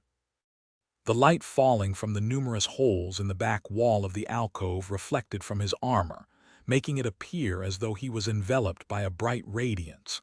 The golden mirror that served him as a face turned to gaze at the rows of sleepers trembling at his feet. A few moments later, a deep and insidious voice resounded from all around them, as though the castle itself was whispering into their ears. "Ah, what a nice day it is today. A perfect day for justice, don't you think, my precious wards? I've heard that there's a criminal hiding among us today. Well, am I not fair? Am I not just? Let me show you how just I am." Chapter 144. Right of Challenge. Sonny felt cold sweat running down his back. Shaken by Gunlog's serpentine voice, he was tempted to fall to his knees and beg for forgiveness. However, he also understood that every person in the Grand Hall currently felt the same urge. Everyone here had done something that might be considered a crime by the tyrant. He almost expected to hear people begin confessing their sins, but at that moment, a strange commotion at the doors attracted his attention. Moving with menacing determination, two guards dragged a man to the center of the hall and threw him on the floor. The man was dressed in rags and painfully lean, which betrayed his nature as a dweller of the outer settlement. However, there were ropes of powerful muscles rolling under his thin skin, and an angry, fearless look in his eyes that made the man appear proud and defiant. Throwing a contemptuous stare at the guards, he picked himself up from the floor and stood up, his back straight and his head held high. There was no ounce of fear on his face. Instead, there was dark, furious resentment. Gunlog looked down on the brave man from his throne and slightly tilted his head. The outsider grimaced after seeing his reflection in the golden mask, but still didn't lower his head. That's pure willpower, Sonny thought, impressed by the stranger. Meanwhile, Bright Lord's voice resounded in the Grand Hall once again. "My wards, we have a guest today. This man, called Jubei, is visiting us from the outer settlement. Recently, he had been heard leveraging an accusation against one of my men. As a just and benevolent lord, I have invited Jubei here to plead his case and expose the criminal. We must get to the bottom of this matter. After all, the law is our only guiding star in this dark world. Despite being free from the psychic pressure emanated by Gunlog's armor, Sonny still felt strangely affected by his deep, soft voice. He even got goosebumps. With or without the golden memory, Bright Lord possessed a powerful and ingratiating charisma. It was hard not to listen to him. But the man called Jubei just smirked. "That's right. I'm here to accuse one of your thugs, Gunlog. Let's see how you'll get out of this one, bastard." With that, he raised one hand and pointed a finger at the group of hunters watching the proceeding from their usual corner of the grand hall. "That man right there, one of your so-called pathfinders, is guilty of murder. He had killed an innocent kid in the most repugnant of ways. I've been watching you and your minions commit all sorts of vile crimes over these years, but enough is enough. Today I'll see him answer with his life for what he did." A wave of shocked whispers ran through the crowd. Accusing a pathfinder was not something a sane person would ever do.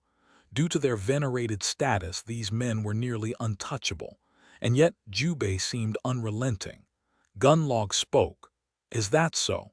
That is a heavy accusation, Jubei. Please tell us more." The man from the outer settlement gritted his teeth. "That scum and his people lured a naive kid into their party by promising him all kinds of rewards and riches. They told him that he is going to become one of them and come to live in your damn castle. But in reality, they just fed him to the monsters as bait." He spat on the floor. "You dare to call yourself hunters, you damn cowards. Don't you have any shame?" A heavy silence settled in the grand hall. People were now staring at the group of hunters with dark expressions on their faces.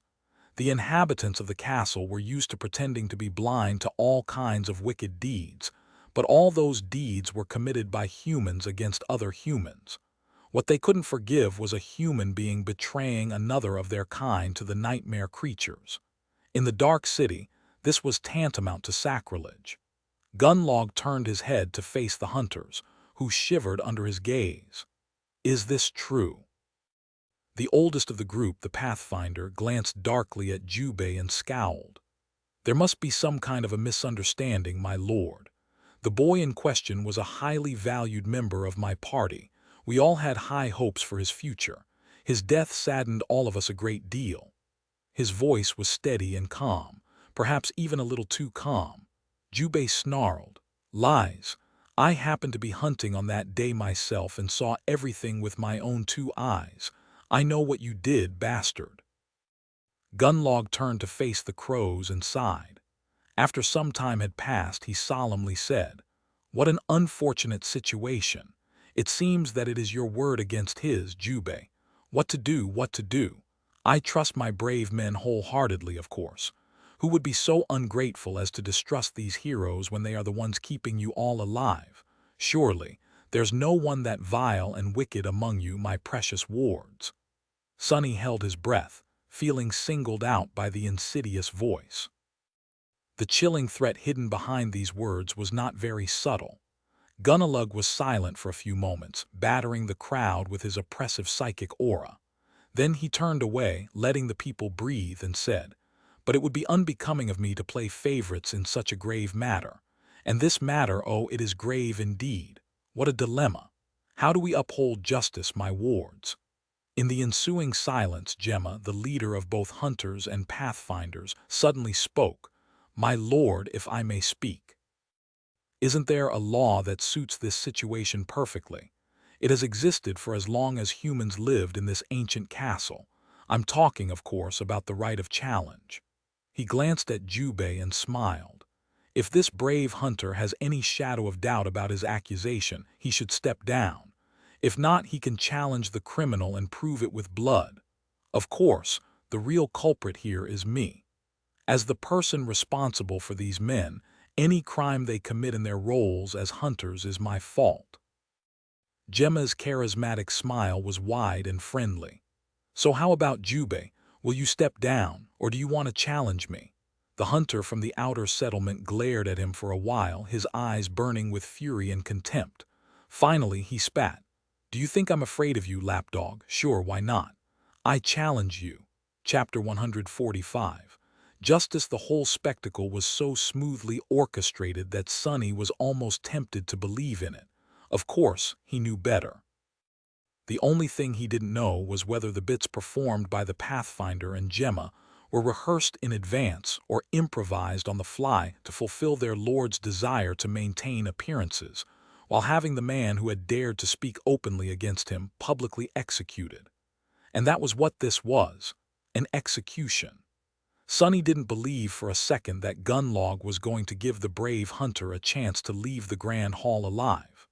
No, he wanted him dead, and he wanted everyone to see him die. Lest they get the idea that it was possible to run their mouths against him and escape unscathed. And yet, a tiny ember of hope still burned in Sonny's heart. From the looks of it, Jubei was an experienced hunter, a capable, seasoned warrior who faced numerous monsters and ended up on top every time. He was very strong, with enough willpower and resolve to crush rocks into dust. Perhaps a miracle would happen. No matter how small, there was a possibility. That's why Sonny couldn't understand why Gunlog would be willing to risk his right-hand man's life in this farce. As though reading his thoughts, the bright lord spoke. A challenge. Ah, so be it. This is a sacred tradition indeed. As long as good men are willing to put their lives on the line for the sake of righteousness, depravity can't win. The crowd of sleepers exploded into whispers. Some of them were tense and somber, others filled with dark anticipation. The corner of Sonny's mouth turned downwards. From what he could see, depravity had already won, or at least gotten the upper hand. But Gunlog wasn't done speaking. However, it would not be suitable for you to represent the accused personally, Gemma. The Bright Castle can't afford to lose you, my friend. Jubei, would you mind if the accused chose another champion? The hunter from the outer settlement simply shrugged and said, Bring your worst, cowards. Bright Lord turned to the Pathfinder and tilted his head. With his suddenly pale face reflected in the eerie mask of the strange golden armor, the murderer remained silent for a few moments, and then said in a quiet voice, I choose Horus, my lord. Everyone suddenly grew silent. Sonny himself felt cold shivers running down his spine. Why did it have to be that creepy wicked cripple? In the deathly silence, Jubei smirked and spat with grim satisfaction. Even better. It seemed that he had a score to settle with the silent hunchback, too. Horus, who had looked a little bored and uncomfortable through the whole procedure, stared at the Pathfinder who had named him with no particular expression on his bony face, and then slowly walked down the steps. The other lieutenants reacted to this unexpected turn of events differently. Gemma frowned and threw a quick glance at Gunlog before stepping back with a dark expression. Tessie grinned, as though expecting a good spectacle. Kaido grew a little pale and took a little step sideways, trying to distance herself from the descending hunchback as much as possible. Only Seishin remained silent and indifferent, not allowing any emotion to appear on her cold, beautiful face. Realizing what was about to happen, Cassie squeezed Sonny's arm and whispered, Sonny, I want to leave. After a short pause, he answered in a raspy voice, I'm sorry, we can't leave now. Despite the fact that he didn't want to be anywhere near Gunlog's scarecrow, he knew that leaving now would draw too much attention. They couldn't risk that in the presence of all 5 lieutenants, not to mention Golden Serpent himself. What's more, his mission in the castle was to gather as much information as possible. He couldn't miss the chance to see one of the most dangerous creatures in this deceptively peaceful stronghold in action. And there was this dark feeling deep within his heart that one day, somehow, he and Horus were going to end up bloodied, with only one of them walking away alive from the fight. It was as though an invisible thread connected them together. Perhaps it was a string of fate. Meanwhile, the hunchback descended from the steps and stopped opposite Jubei in the empty space that had been cleared in the center of the grand hall. His face was still motionless and a little bored. Sonny held his breath. As Gunlog sat silently on the white throne, Jubei summoned his memories. A flexible armor made out of red scales appeared on his body, complete with a winged helmet and a kite shield. In his hand, a curved scimitar weaved itself from the sparks of light. Its blade was as sharp as a razor. The hunter glanced at Horus and said in a steady voice, "Let's see what you're capable of, butcher." The hunchback just looked at him with his glassy eyes and silently allowed his thick cloak to fall on the floor. Then he grimaced and straightened his spine as much as he could, suddenly losing the appearance of a small and fragile cripple. At his full height, Horus towered above most of the sleepers in the grand hall, losing only to the giant Tessie. His monstrous, twisted shape radiated a sense of deep, bestial power. He didn't bother to summon any memories, staring at the hunter with the same cold indifference. Jubei scowled. So be it. Full of anxiety, Sonny held his breath. The proud hunter lunged forward, raising his shield and at the same time slashing with the scimitar. His movements were incredibly fast and nimble, his technique sharpened by years of bloody battles in the Dark City and guided by rich experience. Good he's good. Did Jubei really have a chance? As Sonny's eyes widened, Horus seemed to miss the attack completely. As though forgetting that he wasn't armed, the hunchback simply raised a hand to meet the razor-sharp blade and gripped it with his bare fist, stopping Jubei's strike in its tracks. For a fraction of a second, everyone in the grand hall froze in astonishment except for the hunter, who immediately tried to wrestle his scimitar from the iron grip of the gunlog's killer. But it was of no use. It was as though the saber was stuck in stone. It wouldn't have mattered anyway. In the next moment, Horus moved forward with a snake-like speed and put his large hand on Jubei's shoulder. Then, with a sickening sound, he effortlessly tore the entire arm off. Somebody screamed. As blood spilled on the marble floor, the proud hunter stared at the stump that had suddenly replaced his dominant arm in disbelief, not yet feeling the terrible pain that would soon follow. However, it never did. Before Jubei could even react, Horus grasped his head with both hands and snapped his neck in one brutal, violent motion.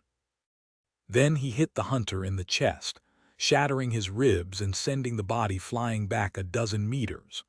The broken corpse of the defiant challenger fell on the floor, rivers of blood flowing from its terrible wounds onto the pristine white stones. From start to finish, the whole fight took no more than 5 seconds.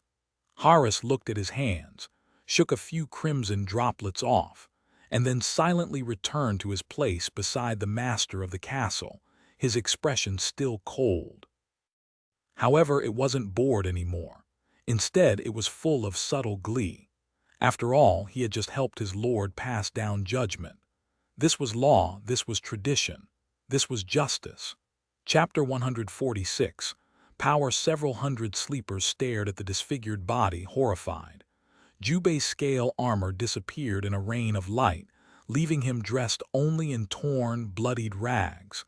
A surprised, dazed expression was still frozen on his face. Awash in blood and broken, the man who had been proud and defiant just a minute ago was now nothing but a pathetic corpse. He was sprawled on the floor in a glistening crimson puddle, reminding everyone of one simple truth. Never, ever dare to disobey Gunlog, the Bright Lord, or you'll end up just the same. Sonny was probably one of the only 2 people in the grand hall who wasn't looking at the corpse. Instead, he was looking at Horus. Horus himself was staring at the wall, absolutely disinterested in the gruesome fruit of his dark labor. What else was I hoping for? Stupid. Hope. Hope is a poison. It will only get you killed. Sonny knew all the facts, but only now had he finally understood how hopeless it was to even think about challenging the Golden Serpent. Everything in the Dark City was designed to make him and his army invincible. That was how the damn hunchback had managed to defeat the experienced hunter from the outer settlement so easily, using nothing but his raw strength. He hadn't even had to show his aspect ability. Why was the divide in their physical prowess so vast? That was because with every human in the Dark City possessing the same dormant core, There were only two things that could make someone more powerful than the rest: soul essence and memories, and both were monopolized by Gunlog. Only he possessed the manpower and knowledge to freely hunt in the Dark City. This way, he had become the only person with a reliable source of both soul shards and memories in his possession. Whatever crumbs the independent hunters were able to acquire would inevitably end up in his hands, too, because Gunlog also controlled the primitive economy in this cursed place. By providing food and safety in exchange for the so-called tribute, he made sure that all the resources would flow in only one direction: into his hands. With soul shards and a vast arsenal of memories, he could make his army stronger, which in turn would bring him more soul shards and memories, which in turn would make his army stronger, and so forth. It was a simple, perfect, and harrowing cycle that made his power more and more absolute with each revolution. By the time Sonny, Nephi's, and Cassie had arrived in the Dark City, the divide between Gunlog's forces and everyone else here was too wide to ever be bridged. Sonny had no doubt that most of the elite warriors of the host had their cores saturated with soul essence to the brim. There was a limit to how many soul shards a nightmare spell carrier could absorb before reaching the bottleneck of their rank, although few ever did. Advancing to the next rank removed that bottleneck and enhanced their bodies according to the saturation level of the core. But with no way to advance, people in the Dark City could only rely on the raw amount of soul essence to accumulate power. This meant that within these ancient walls, sworn into servitude to a single man, there lived the most powerful group of sleepers to ever exist in human history. And this was the man Nephi's planned to kill. With a shudder, Sonny remembered Effie's words: "No sleeper can defeat Gunlog ever. It's simply impossible." He also remembered dozens of skulls swinging in the wind above the castle gates. Curse it all! What is she going to pull me into this time? I really have to persuade her to give up for once. My life might depend on it. But somehow, he doubted that changing star even knew how to give up, at least not when it came to her mysterious goal. Curses! Sonny was so consumed by these dark thoughts that he even neglected to listen to Gunlog's farewell speech. He had the general idea of what kind of bullcrap the bastard was proselytizing anyway. Soon, the bright lord had left his white throne and disappeared into the darkness behind it. The lieutenants followed, with Harris being the last one to leave. As soon as they were gone, the body of Jubei was unceremoniously dragged away, and a group of handmaidens silently wiped the puddle of blood off the pristine marble floor. The tables were moved back to their places, and the crowd of sleepers was invited to return to their breakfast, as if nothing had happened. However, Sonny had completely lost his appetite.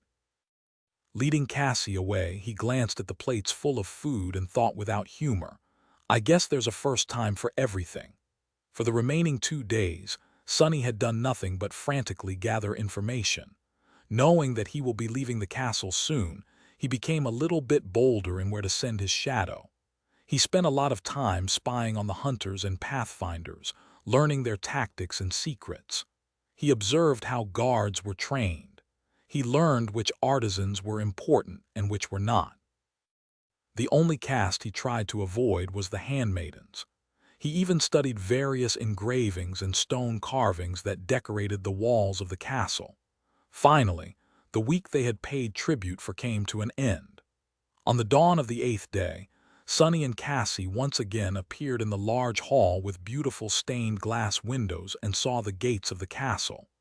Despite the fact that there was nothing outside these gates but a dirty slum, Sonny felt relieved. He couldn't wait to leave this damn place. Why do people even want to live here? As soon as he finished this thought, Sonny realized that he didn't actually know what life in the outer settlement was like. Perhaps the castle was actually a paradise in comparison. I doubt it. How bad can it actually be? I guess they just never lived in the outskirts. Shaking his head, he walked toward the gates, but then stopped when someone called his name. Turning his head, Sonny noticed the familiar young man with a thin face and nervous eyes.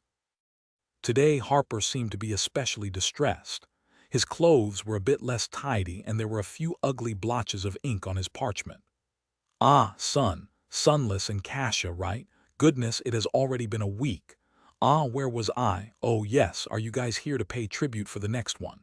Sonny stared at him for a few minutes, then forced out a smile and pretended to be sad. "No, we haven't been able to, earn shards, so we're leaving. Maybe we will see each other again someday." Harper opened his eyes wide and stuttered. What? Why would I be? Oh, sorry. I'm very sorry that you couldn't stay longer, but don't despair. Lord Gunlog is truly kind and life is unpredictable. I'm sure you'll be able to come back soon." Sonny gave him a curt nod and turned away. "I hope not. Not too soon, at least." With that, they passed through the gates and left the bright castle, the promised castle they had spent so much time seeking and dreaming of. What a disappointment it all had been. Standing under the gray skies of the forgotten shore once again, Sonny and Cassie breathed in the cold, fresh air and both smiled. Cassie tugged on his sleeve. "Sonny, what do we do now?" He looked at the pitiful slum that lay beneath them and answered without having to think for too long. "What else? We go find Nephi's." Chapter 147. Guildhall. Cassie smiled, but then suddenly frowned and asked, "But Sonny, how do we find her?" He thought for a few seconds, then shrugged. "I'm not sure. Follow the sounds of mayhem. This place is not that big. I'm sure we'll manage." They descended the stairs and entered the slum, with Sonny looking around in search of the distinct tall figure. There weren't that many sleepers in the outer settlement who possessed an armor-type memory, so he was sure of his ability to notice changing star in the crowd. Soon, they were surrounded by makeshift hovels and people that had empty, bleak eyes. Some of them stared at them with pity, realizing that the two had just been sent away from the castle. Others openly gloated. Sonny paid them no attention. Once again, he was surprised by the sharp contrast between the castle and the outer settlement. No matter how vile the underside of the ancient stronghold was, people were actually living there, walking around with mostly mundane human worries written on their faces. Here in the slum, people were merely existing, and barely at that. In their eyes, there was a more dire need and a more consummate fear. The need to find food for the day, the fear of being devoured by some unseen monster in the night. They were all gaunt, cold, and listless. The only time hope appeared on their faces was when their gazes accidentally fell on the bright castle. "Hope will get you killed, fools.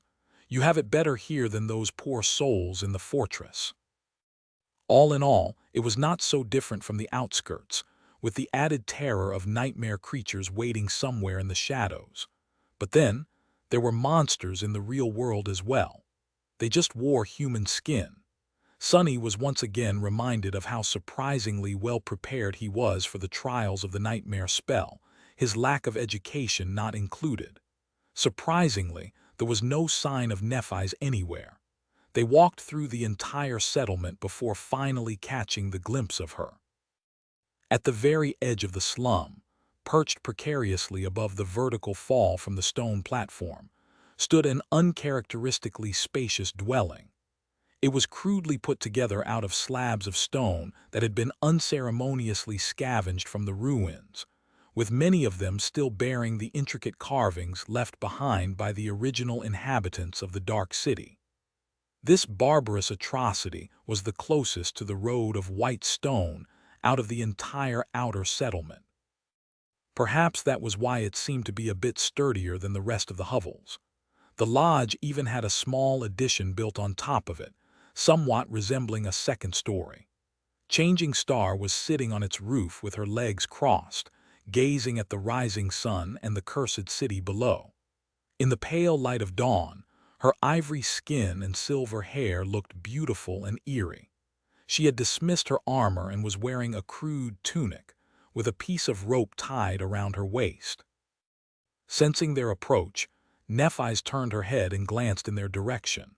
Then she stood up and jumped down, landing lightly on the stone surface of the vast platform. Sunny grinned. "Hey, Neff, long time no see." Nephis led them inside the stone lodge, which had turned out to be her new residence. The interior was Spartan and austere, with pieces of broken furniture lying here and there and cold winds sweeping freely through the spacious hall of the first floor. Despite its larger size and superior craftsmanship, the lodge had been empty when she found it. No one wanted to live this close to both the edge of the platform at the threshold of the road, where the risk of being attacked by nightmare creatures was the highest. But Changing Star didn't mind. Looking around, Sunny scoffed. "Gee, this place surely needs some work." Neff shrugged, seemingly not very concerned with her living conditions. Well, they did spend the past 2 months sleeping on nothing but rocks and dirt, so in a sense, even this ramshackle mess was an enormous improvement. With some improvements, it could even become somewhat of a decent place. Suddenly, Sonny felt a little guilty about all the comfort and warmth he had experienced in the castle. He was even fed delicious fresh food twice a day. Speaking of food, Cassie smiled and handed Neff a small bundle. Concerned about her friend, she had not eaten her supper the previous evening, choosing to save it for this moment. "Here, Neff, I brought you something to eat." Changing Star received the bundle with a faint smile and lingered a little before saying, "Thank you. Do you guys want breakfast?" With that, she walked over to a flimsy wooden table that stood near one of the walls and removed a piece of cloth from it. Beneath, there was a pile of juicy roasted meat. It was sizable enough to feed 10 people in the castle for a day or two. Sonny stared at the meat blankly, then moved his eyes to stare at Nephis. "Where the hell did you get all this meat? We thought you would be starving here in the outer settlement." She touched her hair in embarrassment. "Oh, a few nights ago, a big monster came from the road. I and a few other people managed to kill it. This is my share of the spoils." Cassie opened her eyes wide. "But I thought that Gunlog's men were supposed to fight off nightmare creatures." Changing Star remained silent for a few seconds.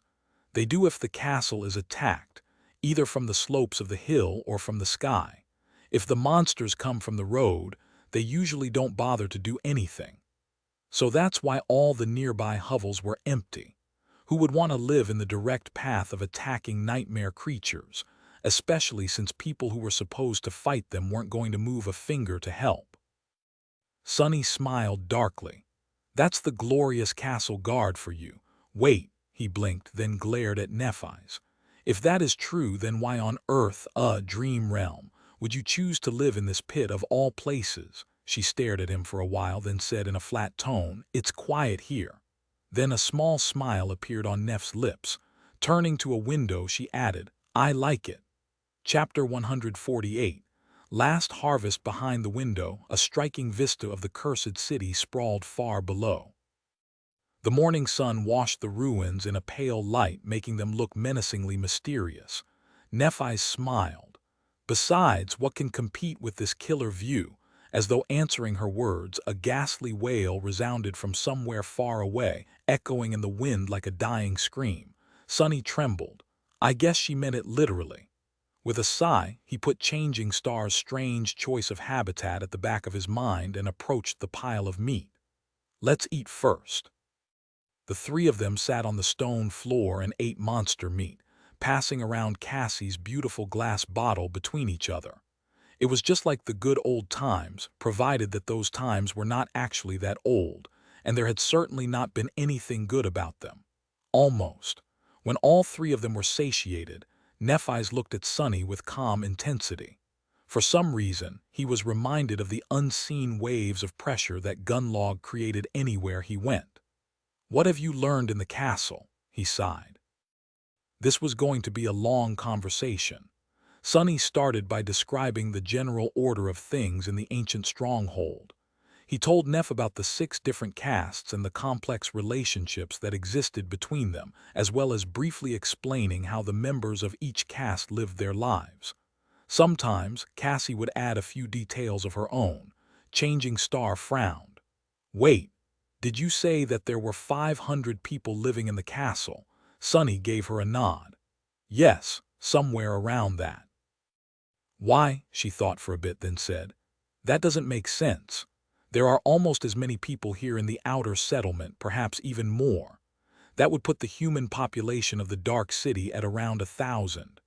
Most of them are fairly young, too, which would mean that each year, hundreds upon hundreds of us are sent to the Forgotten Shore, with most somehow managing to survive and reach the bright castle. She paused. But I haven't seen a single sleeper of our crop here in the slum. As far as I know, we three are the only ones to come to the Dark City after the recent solstice. Sonny scratched the back of his head and said with reluctance, actually, it's 4. Castor is also here. He's living comfortably in the castle. Nephi's suddenly grew strangely animated. Castor of the Han Lee clan, he is here. No need to be so enthusiastic, damn it. Sonny tried not to grimace. Yeah, he had been here pretty much this entire time. Actually, Castor had told us that there were only 7 sleepers sent to the Forgotten Shore by the spell this year. Strange, I know. He paused for a few moments and then added, truth be told, I noticed this discrepancy as well, but there is an explanation. You see, there seems to be a pattern to how many people the spell sends here. 15 years ago, when a bunch of crazy humans first laid claim to the castle, there would be just a dozen or so newcomers each year. Then a few dozen. Then 100. In the past few years, it was several hundred each time. Sonny gestured at the 3 of them. Until this year, that is, when mere 7 sleepers arrived. Since the spell is obsessed with the number 7, some people believe that this marks the end of a 14-year-long cycle and the first year of a new one. I think it's plausible. Changing Star thought for a bit, then asked, how does Castor know the total number of new arrivals? That was a good question, naturally. One that Sonny had asked himself many times before finally convincing himself to go find the handsome Legacy and ask him directly. There's an artisan in the castle with a weird type of revelation ability. She can trace the general location of everyone a person had ever met. Castor paid her a bunch of soul shards to check if any of his acquaintances made it to the Forgotten Shore. She told him there were 6. Nephi's was silent for a few moments, then simply said, continue. Sonny did. He briefly mentioned the main points of everything he had been able to learn, including all the vile crap he had to witness, and his own thoughts on how things worked under the pristine white surface of the magnificent fortress. Inevitably, he had to describe how ingenious and unassailable Bright Lord's hold over the Dark City was. Cassie grew pale and quiet during his somber account. Changing Star's face grew darker and darker with each word. When he told her about the travesty of a trial that ended with Jubei's harrowing death and shared his own thoughts on how powerful the host truly was, the corners of her mouth turned downward. Finally, he came to the conclusion, and that is why Gunlog can never be defeated. He controls every facet of life here, both material and abstract. Food, shelter, hope, fear. Everything comes under the purview of his authority, and his authority is absolute. Even power itself is his to give and take. Out here, Gunlog might as well be considered a god. Nephi's remained silent for a long time and then quietly said, he is not a god, he is just an imposter. Sonny chuckled. In this hell is there a difference? She glanced at him sharply and gritted her teeth. After a few minutes spent in tense silence, Neph suddenly said, still, that only explains why Gunalug can't be overthrown in a rebellion. Why didn't anyone simply kill him in his sleep? Why didn't one of his lieutenants stage a coup? After all, this is how tyrants usually end, by the hand of their most trusted ally. Sonny smiled darkly. Ah, well, that is because up until now, I only told you about his power as a ruler, which is, by all accounts, nothing short of terrifying. But his personal power, he shivered, then added in a hoarse voice, it's way, way worse. Chapter 149. Dark Diver Sonny was silent for a while, then sighed. Do you remember how Effie told us that he might as well be considered immortal? Well, she wasn't wrong.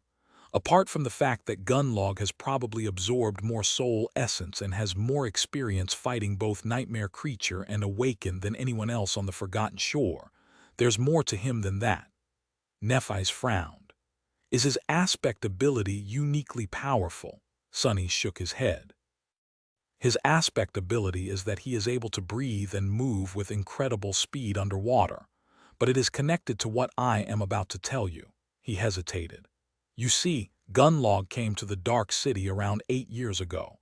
Since his ability was of no use in the ruins, he quickly became an outcast.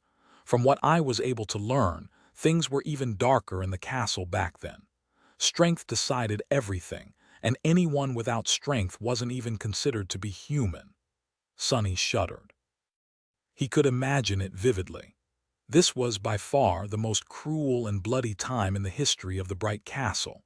Right after the last member of the original cohort to conquer the ancient stronghold had perished and before Gunlog took control, things balanced at the edge of madness for a while. Say what you want about the bastard, but at least he kept the humans here from turning into animals completely. Sonny continued. But Gunlog, he turned out to be mad even by those standards. Because he actually began to hunt in the Dark Sea. Changing Star blinked. What? He nodded. Yes. At dusk, he would dive from the city wall into the black water to scavenge the soul shards from the monsters of the labyrinth that were crushed by the flood, racing against the approaching horrors of the depths. And at dawn, he would dive into the retreating sea to scavenge meat from the remains of creatures that the dwellers of the depths had killed and left behind. Nephi silently stared at him. They had met the abominable existences that hid beneath the black surface of the cursed sea twice, and each of these harrowing meetings had left scars on their souls and minds. To do so twice a day, every day, Gunlog was indeed a madman, but he was also somewhat of a mad genius. Sonny took a deep breath, and this is how he turned from a desperate outcast into the Bright Lord. One day, Gunlog was pulled away by a current, and once the sea disappeared, stumbled onto a mortally wounded, dying Leviathan. The creature was still alive, but just barely. Knowing that the carrion eaters of the labyrinth will soon come to feast on it, Gunlog began cutting the meat of the creature's bones with his knife. He paused, then said in a strangely dark voice, "By chance, the Leviathan happened to die from its terrible wounds at that exact moment. And since Gunlog's blade was the last thing to cut it, the spell happened to attribute the kill to him. And that kill happened to give him a memory, a wondrous golden armor that no human weapon can even scratch." No one really knew a lot about the dwellers of the depths, but Sonny and Nephi's had once witnessed 2 carapace centurions retrieve 2 transcendent soul shards from the carcass of one of them, which meant that Gunlog's armor-type memory was at least 3 ranks above the soul cores of every human on the Forgotten Shore. Almost every weapon-type memory they possessed was either of dormant or awakened rank. Even if someone managed to kill a fallen creature and acquire an ascended weapon from it, the weapon would most likely still be ineffective against the transcendent armor. And since that damn armor didn't have any openings, basically, Gunlog was invincible. Sonny sighed.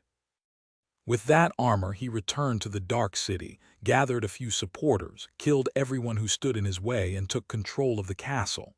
No one was able to threaten his reign ever since, and all those who tried, well, their skulls are out there for everyone to see, swinging on chains above the gates of the castle. Nephi's remained silent for a long time, staring at the floor. She seemed to be a bit disheartened. Finally, she asked, "What traits does the armor possess?" He shrugged. "Who knows? It's not like anyone who had the opportunity to learn that lived to tell the tale.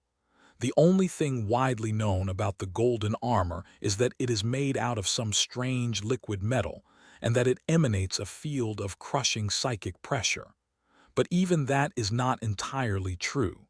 Actually, it only affects those who look at their reflection in the visor. Cassie wasn't affected at all." The blind girl raised an eyebrow. only now learning that everyone except for her always felt incredibly oppressed in Gunlog's presence. For once, her terrible flaw gave her an advantage. It had also allowed Sonny to learn a valuable secret, but he had no time to be happy about it. The most important part of this conversation was drawing close. He had to convince Changing Star to abandon any idea of going against Gunlog. Otherwise, all three of them were going to end up dead. Sonny looked at her and asked in a carefully neutral tone, "So what do you think?" Changing Star was quiet for a while, then suddenly said, "I have also learned something while you were gone." Sonny frowned slightly. Was she trying to avoid this conversation? Feeling heavy and uncertain, he asked, "Really? What is it?" However, in the next second, he had forgotten all about his previous worries, because Nephi's looked him right in the eyes and said, "There is a gateway here after all." Something exploded in Sonny's mind. What, there is a gateway? Stunned, he stared at Neph with wide eyes. How could this be? Why hadn't anyone ever mentioned it? No, it didn't make any sense. If there was a gateway, why would people just stay in the dark city? Why were both Effie and Castor so adamant that there was no way out? A familiar dark feeling of unease settled in his heart. Trying to compose himself, Sonny slowly said, "Then why hasn't anyone left? Where is it?" Nephi's looked at the window, remained silent for a few moments, and then answered in a flat tone, "Where do you think? It's in the Crimson Spire, of course." Chapter 150. Hunting Party. The Crimson Spire, that eerie and ever-present shadow that had hunted him all this time. The Cyclopean tower that stood at the center of the labyrinth, or maybe was the source of it, emanating a harrowing sense of foreboding. The background for the last part of Cassie's vision. Of course, the damn gateway just had to be in that damn spire. Sonny sighed. This was unwelcomed but not unexpected news. After all, Inspector Rock did warn them that, should they ever find themselves in a region of the dream realm without an established human citadel, they should look for the gateway either around or inside the most prominent landmark there. The Crimson Spire loomed over the entire forgotten shore like an axis connecting heaven to earth. It was hard to imagine anything more prominent. Ever since Cassie had first told them about it, deep down, Sonny always suspected that they were going to end up having to enter that creepy tower at some point. After the revelation that there was no gateway in the human castle, that suspicion only grew stronger. But wait. There was something else that Instructor Rock had told them. Work together to defeat the Gateway Guardians. Wasn't these his words? So who is guarding the Crimson Spire? Glancing at Nephi's, he asked darkly, "So what is inside the spire? I gather that it's not something pleasant. Otherwise, there wouldn't be 1,000 sleepers choosing to live in a city full of vicious monsters instead of going there." Changing Star nodded. Without changing her expression, she looked away and answered, "A fallen terror." Sonny's heart skipped a bit. A fallen terror, the nightmare creature one whole class above the dreaded tyrants, with 6 mighty soul cores providing it with profane power, would certainly do the trick. So, going there is suicide. No amount of sleepers could ever hope to defeat a fallen terror. The possibility of surviving such an encounter, let alone emerging victorious, was zero. It was even less probable than breaking through Gunlog's indestructible armor. Impossible, he chuckled. What irony. To not only be trapped in this hell, but also be forced to stare at the path to freedom every day, knowing that you'll never be able to reach it. That was such a cruel torture. Sonny would even go as far as to say that it was a type of hell in and of itself. No wonder the Tower of Dusk was so unpopular. Living there would simply drive some people insane. They were really, truly stuck here forever. Nephi sighed. The first ruler of the Bright Castle led a large expedition to find a way out of the labyrinth. They all perished. The second ruler, the last member of the original cohort, tried to reach the gateway instead. They all died, too. After that, no one tried to find a way out anymore. The 3 of them remained silent for a long time, their mood grim and somber. Now that they had a chance to spend some time in the small human enclave on the forgotten shore and gather information, there were no more excuses to deny it. Everything that Effie had told them was true. They were going to spend the rest of their lives here, however long that might be. Sunny sighed, then looked at Changing Star. So, what's the plan? Nephi's looked at the vista of the ruined city through the window. Sunny was sure that she had already thought a lot about their future. He just hoped that her thoughts were not too crazy. After a while she said, "We will create a hunting party." Not too bad. Despite the fact that becoming independent hunters was going to be a long and perilous journey, it was at least achievable. They just had to be smart and careful about it. He scratched the back of his head. Going into the dark city blind will be very dangerous. Nephi shrugged, then turned to face him. "You are right. We will need to recruit a pathfinder.